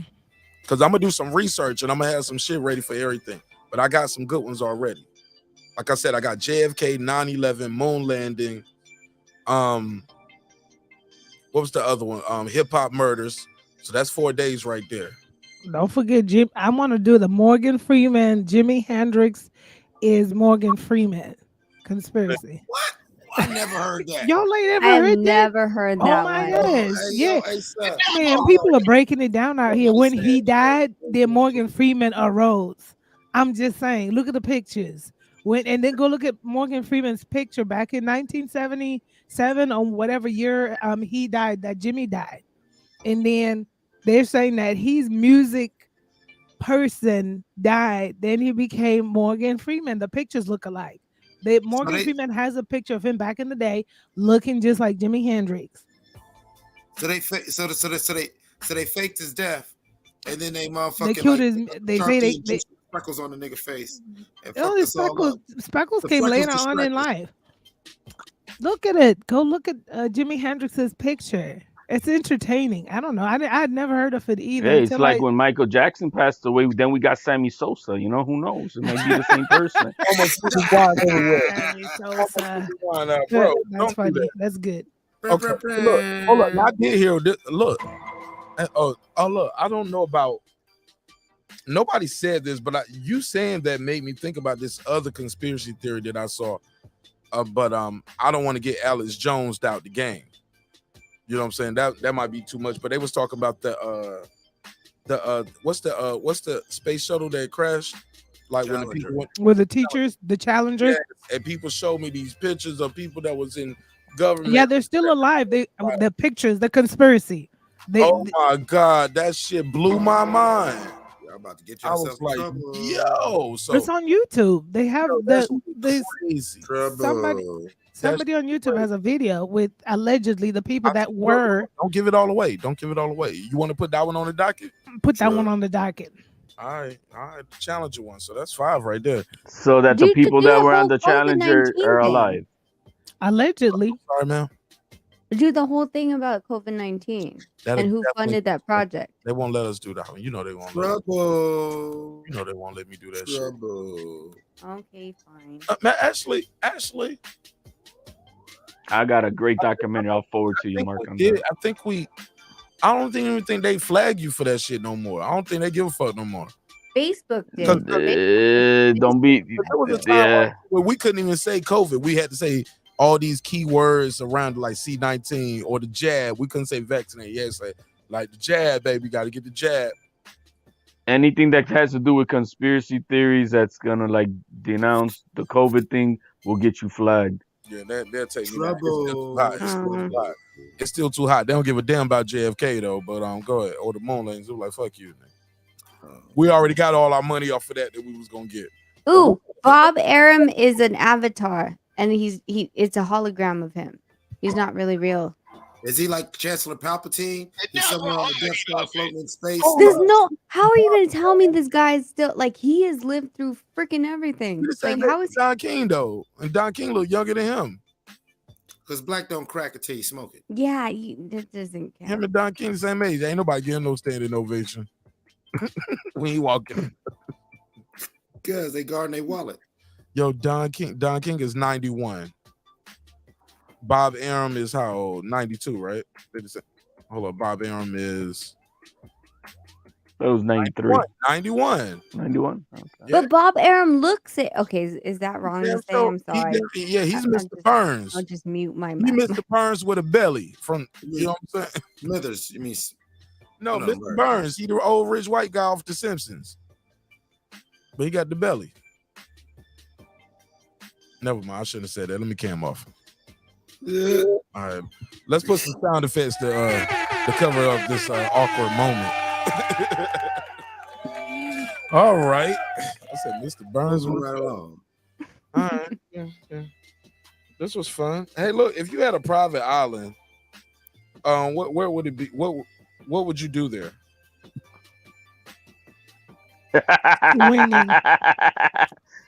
Swinging with the best of the best. I'm just kidding. I know that's right. Absolutely. Look at her. She taking the Jerry. It'll be naked island. Everybody walk butt naked. She taking the Epstein route. She said, "I'm gonna be swinging with the best of the best." Epstein route with no kids. I'm handing out them bracelets just to let you know I got them ready to go. Green bands. Nah, you got to be a black belt to make it to the island. You got to be a black belt to make it to the island because we on the island. You know what I'm saying? Yeah. Like, I ain't got no time for no first timers. yeah. First You know timers what gonna I'm be saying? I squirming wasn't and counting that. somebody did. Yeah. I feel you. No green We on the island. They No, all get no close. green band. Nah, No green band. no. Some strong, curious green banders are fun. Nah, cause that's HLD. Not by HLD the sick with it. HLD. HLD want a motherfucking No. star. No. Not by the time we make it to the private island. Thank you, You Mark. cannot be a green band no more. You got to know everything that's going on. You got to be with the shit. You got to be a Mark. black belt. Have you been on a roller coaster with somebody who's already been on it? And it's like, okay, it's no fun. But when you put somebody who's never been on it, and then you go to good, it's like, oh shit, you see that they're getting freaked out and all that stuff, and it's fun. HLD, I'm telling you, on the island, they're gonna say you kidnapped them, you did something to them. Yeah, they might freak out. You can't There's take NDAs somebody. for all that, man. There's You NDAs. can't drag someone all the way to the bottom of the rabbit hole from, you know what I'm saying, like once they just walk near it. You know what I'm saying? You got to ease them down in there because, yeah, like Mark said, that was a more likely. You just described anal sex. What? You just described anal sex. Oh man, I did to not. become the nigga talk about you got to put the tip in first. hey, to become a Jedi Master, you have to be a student first. You know what I'm saying? And the student had a Jedi Master. That's what I'm saying. This nigga HLD just like grooming these HLD women. eat ass, man. By the way, just look. Yeah, absolutely. he said every part on the woman is sacred. It's all on the menu, goddamn it! It's there. It's there, right? Shit. So he's doing the groceries. Got it. Yeah, absolutely. He said clean up on aisle 3. He's walking down all aisles just to make sure he didn't miss nothing. Don't mind me, clean up on aisle 3. HLD. I'll be right there. Wait up. I'm running. Yo. I don't know, Rachel Puro, girl behind the mic. What do you think? Would a green band make it to your private island or black belts only? I think like what's between green I feel like green bands are fun because those people are the ones that are curious, right? Like they have to know what's coming, like pun on the word. Be looking like Tank Davis in that picture. Yeah, my bad. They have to know what's expected or what's gonna go down, right? And yes, they have the option to say no. They could be a just eye candy. They could just watch whatever. But it's not like you sign up to go to like an EDC party and then like all you see is like Steve Aoki and Chainsmokers, like whatever, like performing. Like they have to know like this is what you're signing up for. So I feel like there has to be like maybe a 10% green banner. That would be my ratio to allow them onto the island because you don't want too many people that are very like there's black belters that are very aggressive. There needs to be a like a little bit of a level playing field where you have people that are inexperienced because that's fun for also the black belters that are trying to teach them, right? Like the virgins in this system. So I feel like a 10 to 20%, not 22, right? 10 to 15% green band should be allowed to explore, and the black belters are allowed to teach them the way. See, we're on the same frequency. You see what I'm saying, guys? Good number.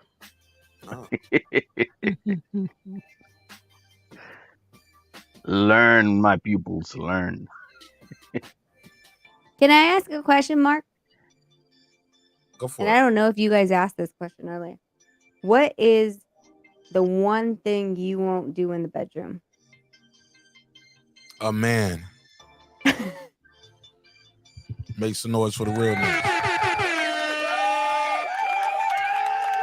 Enough said. Go ahead. Anybody else want to answer? Go for it. You said it all. That's called comedic timing, ladies and gentlemen. Make some noise for the host. 2-word answers. Mic drop. But nah, go ahead. Go ahead, Rachel. I mean, I think I said this the other day. Like, I don't think ass eating is my thing. Also, like, there was something on Sex and the City where they had like 2 gay guys trying to do Samantha, and I was like, I don't think I would have 2 gay guys in the bedroom also with me either, because I feel like they're just gonna tie me out and then do They themselves. gotta be 2 heterosexual dudes just giving you your attention. Yeah, not that they start kissing and Right. me, that's for me. No. All right, No. so no grocery eating for but she said she ain't gonna do it. She ain't say you can't do it to her. Right, that's what you didn't I let me don't finish. like that either. No. I That's mean, not sometimes you cool can't either. help it though. There's only this much space between them. I understand that it's like this much space. Yeah, I get that, but no. Sometimes you got to get in there, man. It's a dirty job. You got to just go in there and be focused. And when you're task oriented, things happen. It's called collateral damage. Yeah, but not if you're like focusing on the groceries. Like, no, I don't feel like that's No, gonna turn. it can't be a total focus. It's just it's happening within the whole groove of everything else. It's You part won't of the even notice totality it. of the experience. But one of my girlfriends told me that this is like a thing in high school right now. Is they don't want to give up their virginity, but they're all tossing each other's groceries or salad. I don't know what the fuck it is. But that's not new. That's been not going. new. Yeah, I was about to say, go ahead, They've been giving head and be like, yo, I give you some head, but you can't fuck though, cause my dad will kill me. But No, but a lot of girls are giving up the anal so they don't lose their virginity. Yeah. For real. They Like, definitely when do I was that. growing up, He was talking about he was talking about that swipe method earlier though, Rachel. He wasn't talking about just. No, I'm talking about like focusing on just that. Like, I don't know why I had to do that with my hand. Sorry, but I don't feel like that's gonna be enjoyable. Like, you know, like Rachel had her finger with the circle with the throbbing, you know. Rachel D said, I'm gonna put my whole head in that motherfucker. It's gonna be reverse. I'm going in. No. No, man. Reverse birth. Oh yeah. I mean, is it so? Wait. So, is it okay if a female is sucking her dick and licks your groceries? Is it okay if she what? If she's sucking you off and then also licks down there to come back up to the balls in the shaft? No, that doesn't work for me. Yeah, leave my asshole out of this. My asshole ain't sexual. You know how you were talking about that Nonito has that twitchiness that he may react the wrong way. You know what I mean? It's smack. You know that might happen. You know. I don't apologize for it. I'm gonna be honest. Mark like his ass licked. Hold up, nigga. Never ever say that in your life. That was like, that's awkward. Why would you even say that? He says he likes to be licked like it's ice cream. Ew, man, you weird too. Ironically, you got two animals, but only the men are talking about Mark and his.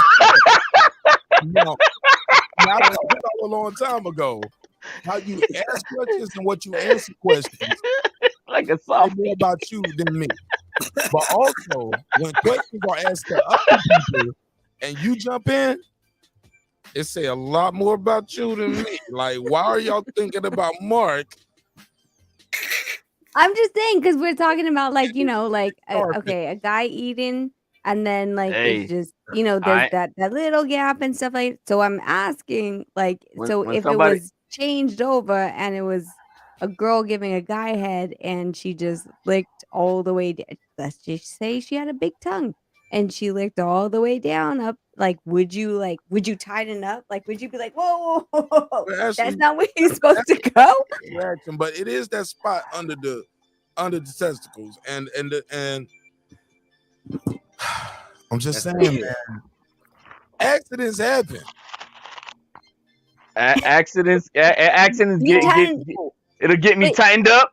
Yeah, and you let it know, like, yo. Tighten up, or are you good with it? Are you no, they'll be like, hey. You know what I mean? Now, granted, she's trying to do the HLD method on me. I'm be like, yeah. But like you said, she got a long tongue. And like, shit. Look, I'm gonna tell you like this. It will not go unnoticed by me. That's all I'm saying. I'm just gonna like, hey, there'll be a warning. Now, if you hold a leg up and toot it and boot it, and then come on this podcast and tell us about it, you're gonna get some jokes. You get what I'm saying? Obviously, these niggas ain't gonna let nothing slide over here. They Hey, let me find out, man. Fuck that.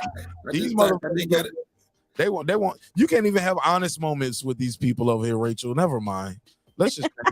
Y'all want to go back to some stuff? I'm sorry, Mike. We're gonna let you do your outright confession about getting your groceries. We can't even have an adult conversation over here. Now, While we to answer your question, brother, keep in mind this. Vodka infused, tequila infused watermelon. Like you guys just start. You got girl behind the mic. She ain't say nothing. Rachel ain't say nothing. Two dudes brought it right to my head. Man, putting a case on y'all niggas. Man. Mark, you were about to say, I'm not gonna lie. So I mean, hello, what the fuck? You don't even know what I was about to say. Man, we talking about booty hole, man. And what the hell you think we're gonna be talking about, man? HLD, please never say that to me again. Booty hole, Mark, hey, look, never. Somebody walk my booty the hole. conversation, just look over like these niggas different. This is not what I meant when I said in a comedy twist. Like, God damn, man, this don't got outrageous. All right, two snaps up, two snaps. Yeah. Since we can't be open in 2023 and tell you real stories over here. I told the story already. I want to make y'all go through 759 videos and find it again. It wasn't what you guys thought it was going to be. It was a different story. It wasn't. Whatever. Would you be willing to have horrible nightmares every night for a year if you will be rewarded with extraordinary wealth? Fuck yes. I mean, these are some graphic shit, man. Like, no. Fuck yes. No. Rachel said, nah. You've had nightmares before, I guess, huh? Well, I had PTSD with getting cut open, and that I felt like that was the longest time in my life. So it's like replaying that nightmare over and over and over again. And nah. Because like when you sleep, you want to get rest, right? So it's not just the fact that you're reliving or you're living out your nightmare. It's also that you're taking away from your rest that is supposed to, to re-energize you and charge you for the next day. So those two negatives for me, I'm good. Like I'll hustle twice as long, 3 times as long, to not have that because I feel like nightmares, because they're completely in your mind, becomes a monkey on your back as well. And you wonder if those nightmares are ever going to come true. And I feel like people stunt their growth because they're afraid that this is going to come true. So no, I'm good. I chose yes because of my experience. I've had to face a lot of my shit. I've learned different techniques to kind of control my dreams and control whatever. Being a lifelong insomniac since I was a very small kid, I feel pretty comfortable with my shit. You know what I'm saying? To where, yeah, it'd be probably fucked up, but I find some outlet. And hell, if I was rich, I'd find, I could be able to be able to not only do some good, but afford my unhealthy ways of coping with my lack of sleep. But I mean, shit, right now it's like pretty much no different. So hell, shit. Hey, that's an amazing control, though. I wish I had that. Nonito can do that. Like he knows when he's dreaming, and he can control the narrative. I haven't figured out a way yet to pretty much say like, hey, wake up, you're dreaming. Like this is not reality. I haven't figured it out. In addition to, I have videographic memory, so I can go back into movies I've watched and tell you the entire, like, what they said, when they said it, what they were wearing. So for me, it's very like imprinted in my mind. But I haven't been able to master my dreams where I can control it. And yeah, and Pudo. fly away for sure. Pudo, same question. Would you be willing to have horrible nightmares every night? 365. If you'll be rewarded with wealth at the end of that. No. He said, hell no, I ain't trying to die over and over again for a year. All right. No, I don't value money like that, Mark. Oh, good answer. Look at their self-righteous brother. Go ahead, be self-righteous with us. It's a double-edged sword, though, Mark. You know, Look at you and Rachel. I've learned that in life. Show me the money. All right, girl behind the mic, same question. I would say no, and to Piro, I would say everyone has a price. Oh.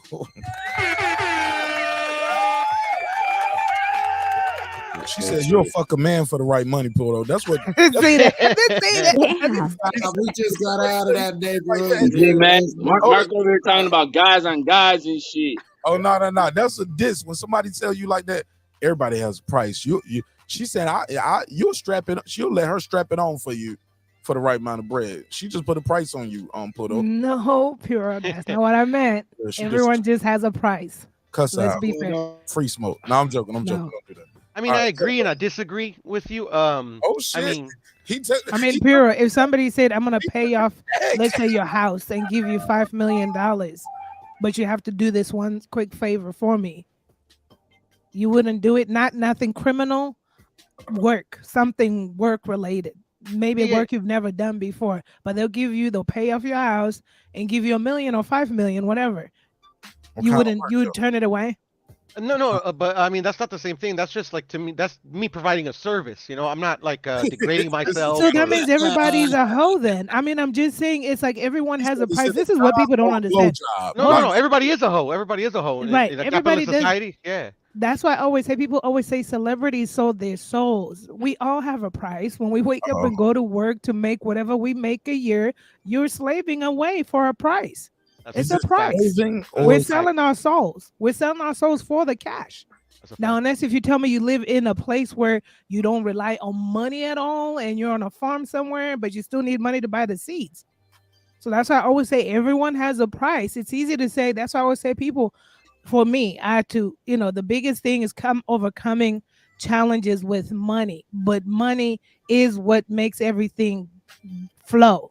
And it's okay, because I used to be one of those very, very super humble people where I didn't want to talk about money. And I'm like, no, I'm good. I got what I got. I'm comfortable. And I realized, you know what? Everyone has a price. If somebody walked up to me today and said, write me a book for $20,000, I'll do it. If it's a book talking about how they've killed people and everything like that, for $20,000, if I need it, I'll do it. Everyone has a price. It's just at what length you're willing to sell your soul. And then people are like, I ain't selling my soul. You're going to work. You're going to work, right? Agree with you then. Yep, 100% agree with you then. Damn. All right, go ahead, Rachel. I got a question though for girl behind the mic. One, do you? And this is an honest question because I've been contemplating. Nonito has a scriptwriter for his book, but do you accept services to author, or I don't even know what it's called, like ghostwriting services? Yeah, do you offer that? So I do not at the moment offer ghostwriting services, but maybe sometime down the line. Like I've always been open to working with people, but I would want to work with someone that I've never wanted to do ghostwriting for money, because I believe in my craft. I mean, not that I won't get paid in my ghostwriting. What I want to say is I'm very particular. So it would have to be, I've always been open to doing at least 5 ghostwritten books for someone, different individuals, but it would be a relationship-based book. You know what I mean? Because there are ghostwriters here who will write the story and that's their job and they'll ship it out and do all that. But I'm beyond ghostwriting. I love telling stories. And so short answer is I'm not doing ghostwriting projects yet, but I do have it in my bucket list. At least about 5 different people. 3 of them are super. Because I'm looking, like, because of course Nonito's writer for his autobiography is a male, and I feel like I haven't found a female that can actually tell that story, because I don't feel like they understand the issues I've had to face within boxing and me growing up and all this other stuff. And I feel like they downplay it like, it's not really important. So no, but we'll connect offline. Just wanted to ask you about that. Yeah, and it's important. The voice is always important, but yeah, we can always connect. The Boston Scholar said, "Girl behind the mic is right in my story." Now that's two people. We can all connect. We can all connect on that private island. You know what I'm saying? Yeah, baby. Black Just belts only. No clothes. I'm coming kidding. down. All I'm wearing is sunglasses and chains. Hey, as long as there's unlimited tequila, watermelon, and champagne, I'm good. Hey, look, Cliff's gonna have all the green bands around his neck. Green bands around my neck.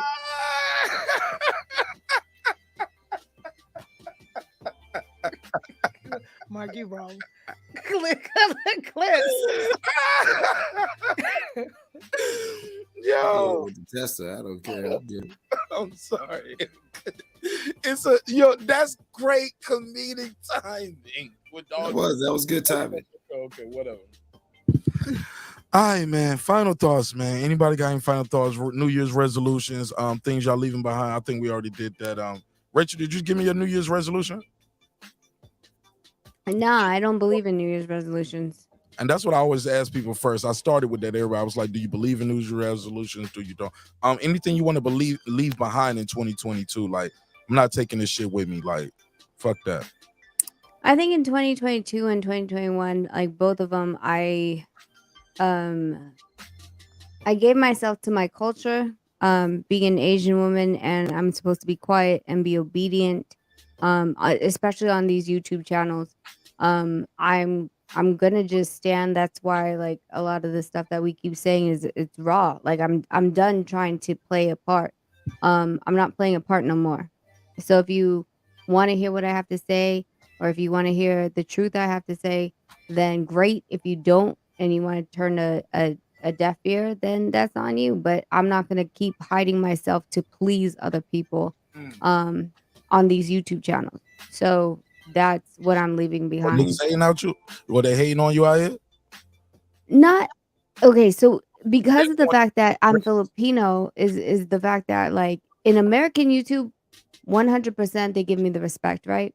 But because of my heritage, I'm supposed to be, quiet. I'm supposed to be meek. I'm supposed to just smile and, like, play the game. And I'm not about that. That's not. I grew up American. I was born on American soil. And I think when I came into YouTube, I was two-stepping because, of course, we were in front of the Filipino population and they have a certain perspective of what I'm supposed to be. And I took it upon myself to put that mask on. And I got tired of, like, who the hell am I? Like, why can't I just be and speak the truth without having to to be this, like, meek little girl that just smiles behind Nonito with a little cute dress. Like, that's not me.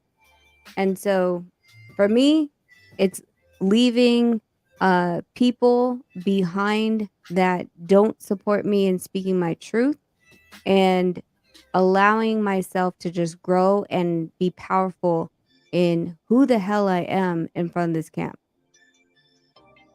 Good shit. Good shit. You want to plug and promote anything before I let you go? It's just, I mean, I guess you guys can follow us on Beyond the Ring with Nonito and Rachel. There's, different topics. Nonito is taking Sundays as university, which is mastering yourself, which is something that he's really passionate about, his struggles and how to overcome them. Master classes on Monday where I'm going to break down a lot of the managerial promoter contracts. There's different stuff on different days. And if you want to follow a channel that is about boxing and also just enabling yourself to rise in life, that's where we are. Beyond the Ring with Nonito and Rachel. And you guys are doing a show every day, 7 days a week, or what? How many days a week are you guys doing shows? Yeah, I think it's every day because I know Thursday he wanted to have a hot and heavy topic, which is about sex. Oh, Because he wanted to, well, they don't call him the Filipino Flash for nothing. He wanted to set up everybody to, to have a good weekend. So Thursday is, hot and heavy, and we'll talk about sex and stuff like that. And then Fridays, of course, like we're gonna talk about, I think it's a Nostradamus. So like his predictions for the fight Are and these stuff like that. live or are these pre-recorded videos? Are you guys gonna take phone calls? You just reading the chat, or you guys just talking to each other? How does the format? No, we're gonna go live, and we'll invite people up to the chat. We're actually even getting a what is that called? The smart TV touchscreen, whatever.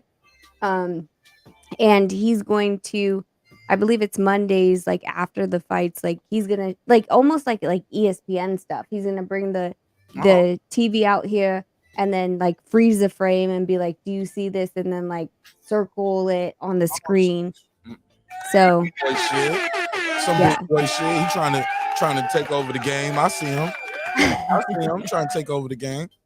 All right. Well, that's why we got to be friends. I want to partner with you. I want to be on the other side of this shit when it hits big.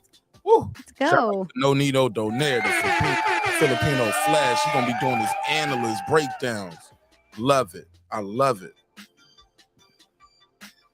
No, but I super appreciate you guys. And like I said, Mark, like as soon as I get my sweatshirt, I'm going to be repping it 100%, on this channel, plugging you guys. Like, I love these conversations. I know you guys are a little bit ahead of me and stuff like that. So I appreciate you guys still staying on. The reason I stayed on a couple nights ago, like I texted you, was because I love the content. It was food for my soul. And I appreciate things like this. This is not some stuff that we're talking about BS of like who in boxing is a duck, who is a bitch, who's this. I don't like that stuff. Like talk about something that really keeps me awake. And I love it. So thank you so much. I appreciate you. And shout out to everybody in the chat that's supporting this channel. Make sure you like, subscribe, hit that notification. Get that membership so you guys are all up in it. And to all the people that I've met here, for sure. All these other people that I've never met before this channel, I'm appreciative. Thank you. Oh, man, you're part of this shit now, man. You're part of the neighborhood, man. Welcome home. You're welcome home. And I definitely keep you abreast and keep you on point with whatever we got going on. If you got time, pull up. If you know what I'm saying? It's always here for you. All right? Thank you. My sister, appreciate you. All right. Final thoughts. Pudo, you got anything you want to plug and promote before I let you go? No, Mark. Like always, man. Everybody that's in the chat, subscribe, hit the like button, and thanks for having me again, Mark. All right, my man. Girl behind the mic. Anything you want to say? Great show. I enjoyed bringing the new year in with my beautiful brothers. And bring it in with Rachel, Lisa Bells, Karma Serene, hold on, Queen P, Food Revolution, all the fly chicks on this channel. So I'm so excited for 2023 and what's to come. And I'm excited to be a part of this. Breaking Beach CEO. That would be me. Pop my collar. Pop your collar. Yeah, man. Yo, shout out to the ladies, man. Like we definitely are doing something different with that, bringing a lot, especially with all the different topics. I think that's what it keeps expanding the neighborhood. We just don't stay in one box where, like Rachel was saying, we don't just talk about boxing over here, talk about other things. And for me, it's not about whether we have, because we had legendary nights. We've had 5,000 motherfuckers on a damn live stream. We've had 1,000 nights, had 100 nights. And I'll never forget those nights when it was just me and my wife watching the show. It was 3 people. It was me, her, and me on another device. And I was like, all right, the link's out there. Please. Somebody go no, I'm joking. It was never like that. It was never like that. But it was definitely like days where, like, we didn't have double digit people, let alone 4 digits of people like out here. So you guys are definitely the best part of the show. And I thank you all for helping grow the neighborhood, sharing the link. People who buy the merch, whether you donate to the channel, whether super chat, cash out, you buy a t-shirt, hoodie, like all like, man, I've invested thousands of dollars in this shit. You know what I'm saying? I still ain't really done investing in what I just, sky's the limit. But as far as mics, mixes, the damn roadcaster, new laptops, just lights and other things that we're doing as far as trying to take the show to the next level, man, as far as even setting it up as a full business, you know what I'm saying? So sky's the limit, man. This time last year we was at like 5,000 or like almost at 5,000. We're at 13 right now. So like I'm telling y'all, man, we're gonna be at 50. I'm aiming for 50. I'm aiming for 50 by the end of it. I'm just triple and double the workload. But even if we don't get to where we are shooting for, I want you guys to know I'm gonna have fun every step of the way, and I want you guys to be a part of the journey. All right. Thank you all. HOD, any final words, clips? Before I go, I'm sorry. I just want to. I didn't want to forget Honey B. Honey B. Shout out to Honey B. Yeah. North Carolina, man. Honey B pulled up. Yeah, man. I love talking to the ladies up here. Lady Shan. Even if the ladies don't pull up, like sometimes they just type in the chat, like Karma Serene, she's dope. And I think everybody adds something dope to the show. And whether we're talking about boxing or not, talking about hip hop, current events, somebody died, sometimes we have to cover those type of stories. Man, you guys are the best part of the show. Without you guys, I'm just a dude sitting in the room talking to myself. You know, so you guys make it a show. You guys make it interactive. And I appreciate you allowing me. I always say this, allowing me the opportunity to come into your homes, your telephone, in your car, on your headset while you're at work, your truck while you're driving, allowing me the opportunity to entertain you. Hopefully we can learn something from each other, man. I go into this shit with an empty bag of knowledge. Everything I think I know, I put that shit to the side. And when I talk to you guys, I just try to grab new pieces of information. And I've learned a lot over the last 2 years doing this show. So, man, I'm humble. I'm grateful, man. And like I said, I could cry if I sit and talk to y'all enough about it. You guys. But Mark, Nonito texted me. He said if. You said what, ma'am? You said if.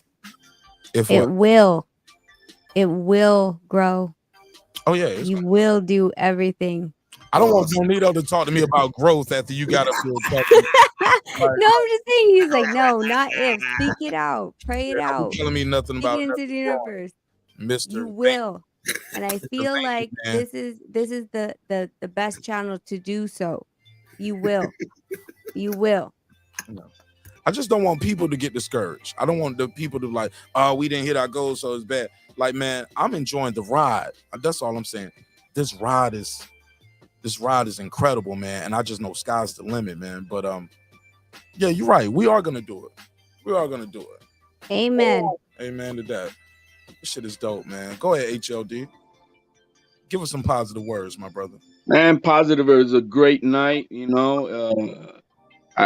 unexpectedly, but I didn't think you were gonna be on, and came back home, and damn, Mark Nash is on, and we had I think we all had a great time tonight.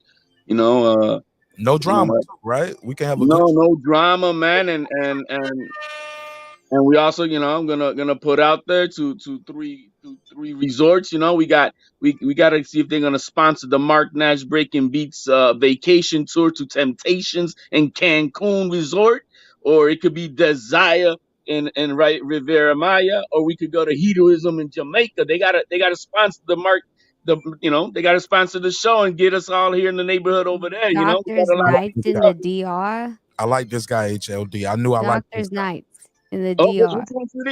You said Doctor's Nights. DR, yeah. What is Doctors. Then we are international. Sponsor us. We'll all go. Hey, we got to go to Brazil too. I receive it. I'm gonna receive it. It will happen. It will happen. Oh man. I just want to go to sleep and wake up tomorrow. And I this, want to leave on a positive note. look, I just want to go to sleep and wake up tomorrow, and it's all gonna be here. But that's not how life works. You got to work for this shit. And that's why I'm gonna be in that gym. I'm gonna start doing my exercise videos. Like some people just gonna want to follow the show because I'm gonna be a sexy motherfucker up here doing the show with my shirt off half the time. Yeah, I'm gonna kill y'all motherfuckers. Y'all gonna think I'm training for the fight, baby. I'm training for greatness, though. I'm training for greatness. You all got greatness within you, and I'm gonna motivate y'all too. Y'all gonna be like, man, that motherfucker Martinez be doing the long ass shows. That motherfucker still be moving and shaking. He doing the treadmill videos. He's up there hitting the weight. Like, damn, where you get it from? And you don't got to worry about no Vita testing. So,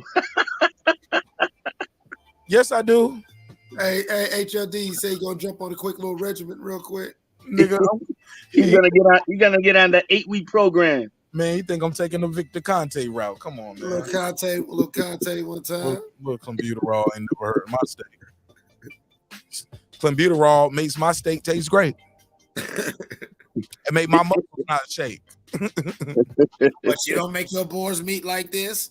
All right, man. Let's end this shit, man. Respect to everybody, man.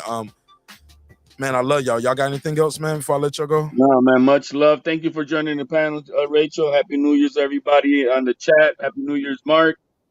Much love. Come on, because y'all know when I get y'all off. Eclipse too. Y'all know I talk for about 8 minutes after I clear the panel. I got to do my my roll calls and shout outs and everything. Copy that, man. Peace. My brother. Go ahead, Clips. Don't light no more cigarettes, Clips. Leave them cigarettes alone. Go ahead. Happy New Year. Y'all go ahead and you know what I'm saying? Whatever it is that's in your heart, whatever it is that, you know, you want before you, man, let this be the time where you just pursue it unapologetically and relentlessly, and, you know, and don't look at it as, well, I might make it, I might not make it, you know. Look at it as giving an actual honest effort and giving a full measure of yourself. And, you know, die with your cup empty, you know what I'm saying? And you know, there you go. Yeah, Nonitos is right though. It ain't no ifs. It ain't no ifs. Watch how I work this shit this year, yo. Watch how I grind, man. And I'm gonna support y'all every step of the way. Hope y'all continue to support me every step of the way. Always remember, man, dreams require sleep, goals require effort. Go out there and get your goals. I'm gonna go ahead and get something to eat, get something to sleep. I'll see y'all. What's tomorrow? Sunday.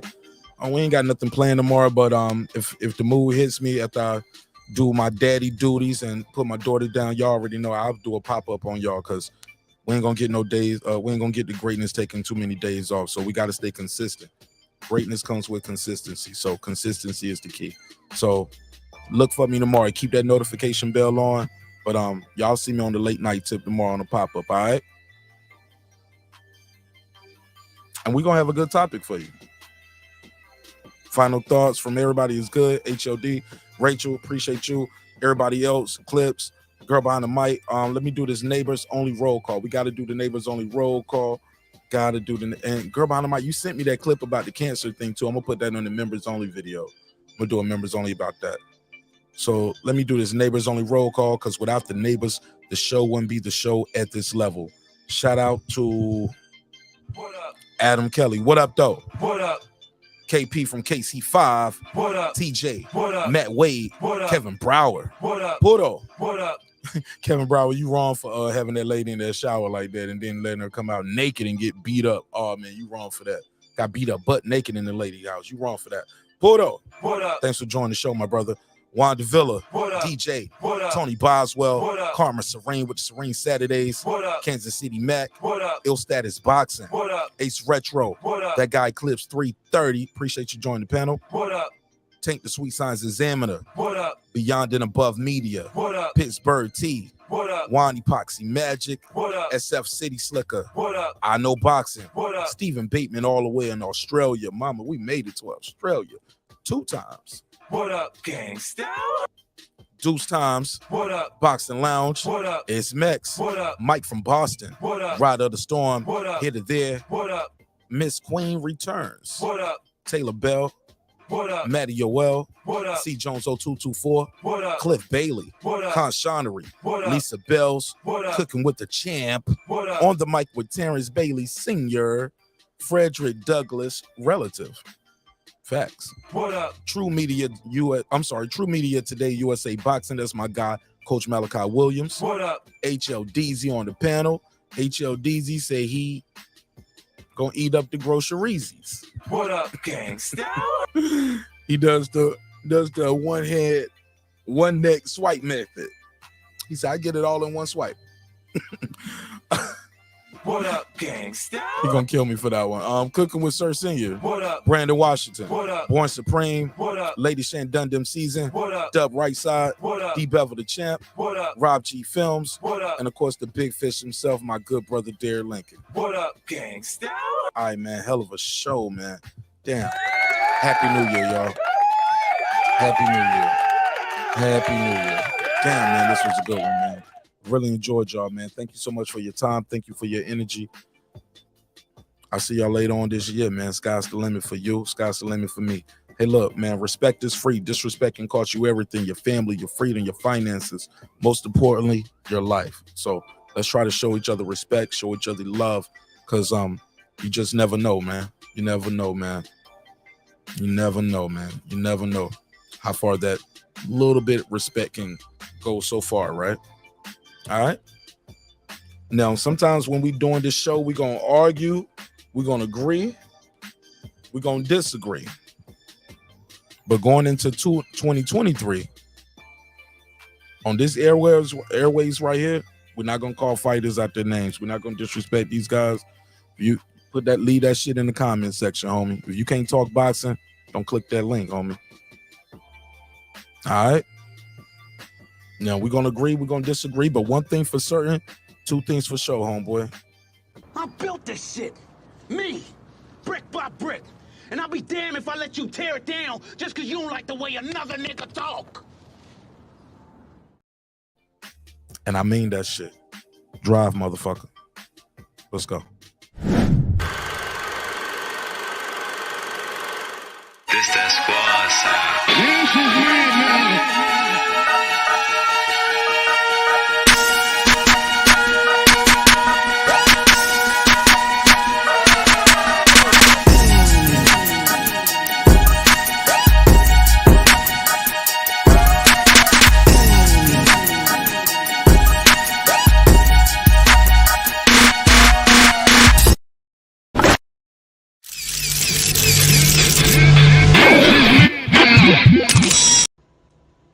Subscribe. I don't care how many subscribers he has. Support him. So he made all this possible. He made this possible. No, Dr. Mark. God made this possible. God made all of this possible. And so did viewers like you. And so did the good people at Tab Tech. Shout out to Tab Tech, unlocksim.com. Let's give them a shout out one more time. Attention Apple users, do you have a locked iOS device that was activated with a specific carrier and you want to go to a different company? TabTech UnlockSim.com can help bring your iOS device over to the carrier you want. With simple, fast, and easy instructions, you can unlock your iOS device without going to an overpriced phone repair store. Go to TabTech UnlockSim.com, unlock your next device in the safety of your home for the fraction of the price. And it's easy as 1, 2, 3. TabTech UnlockSim.com. That's TabTech UnlockSim.com. TabTech, your next device. Good night, ladies and gentlemen, and Happy New Year.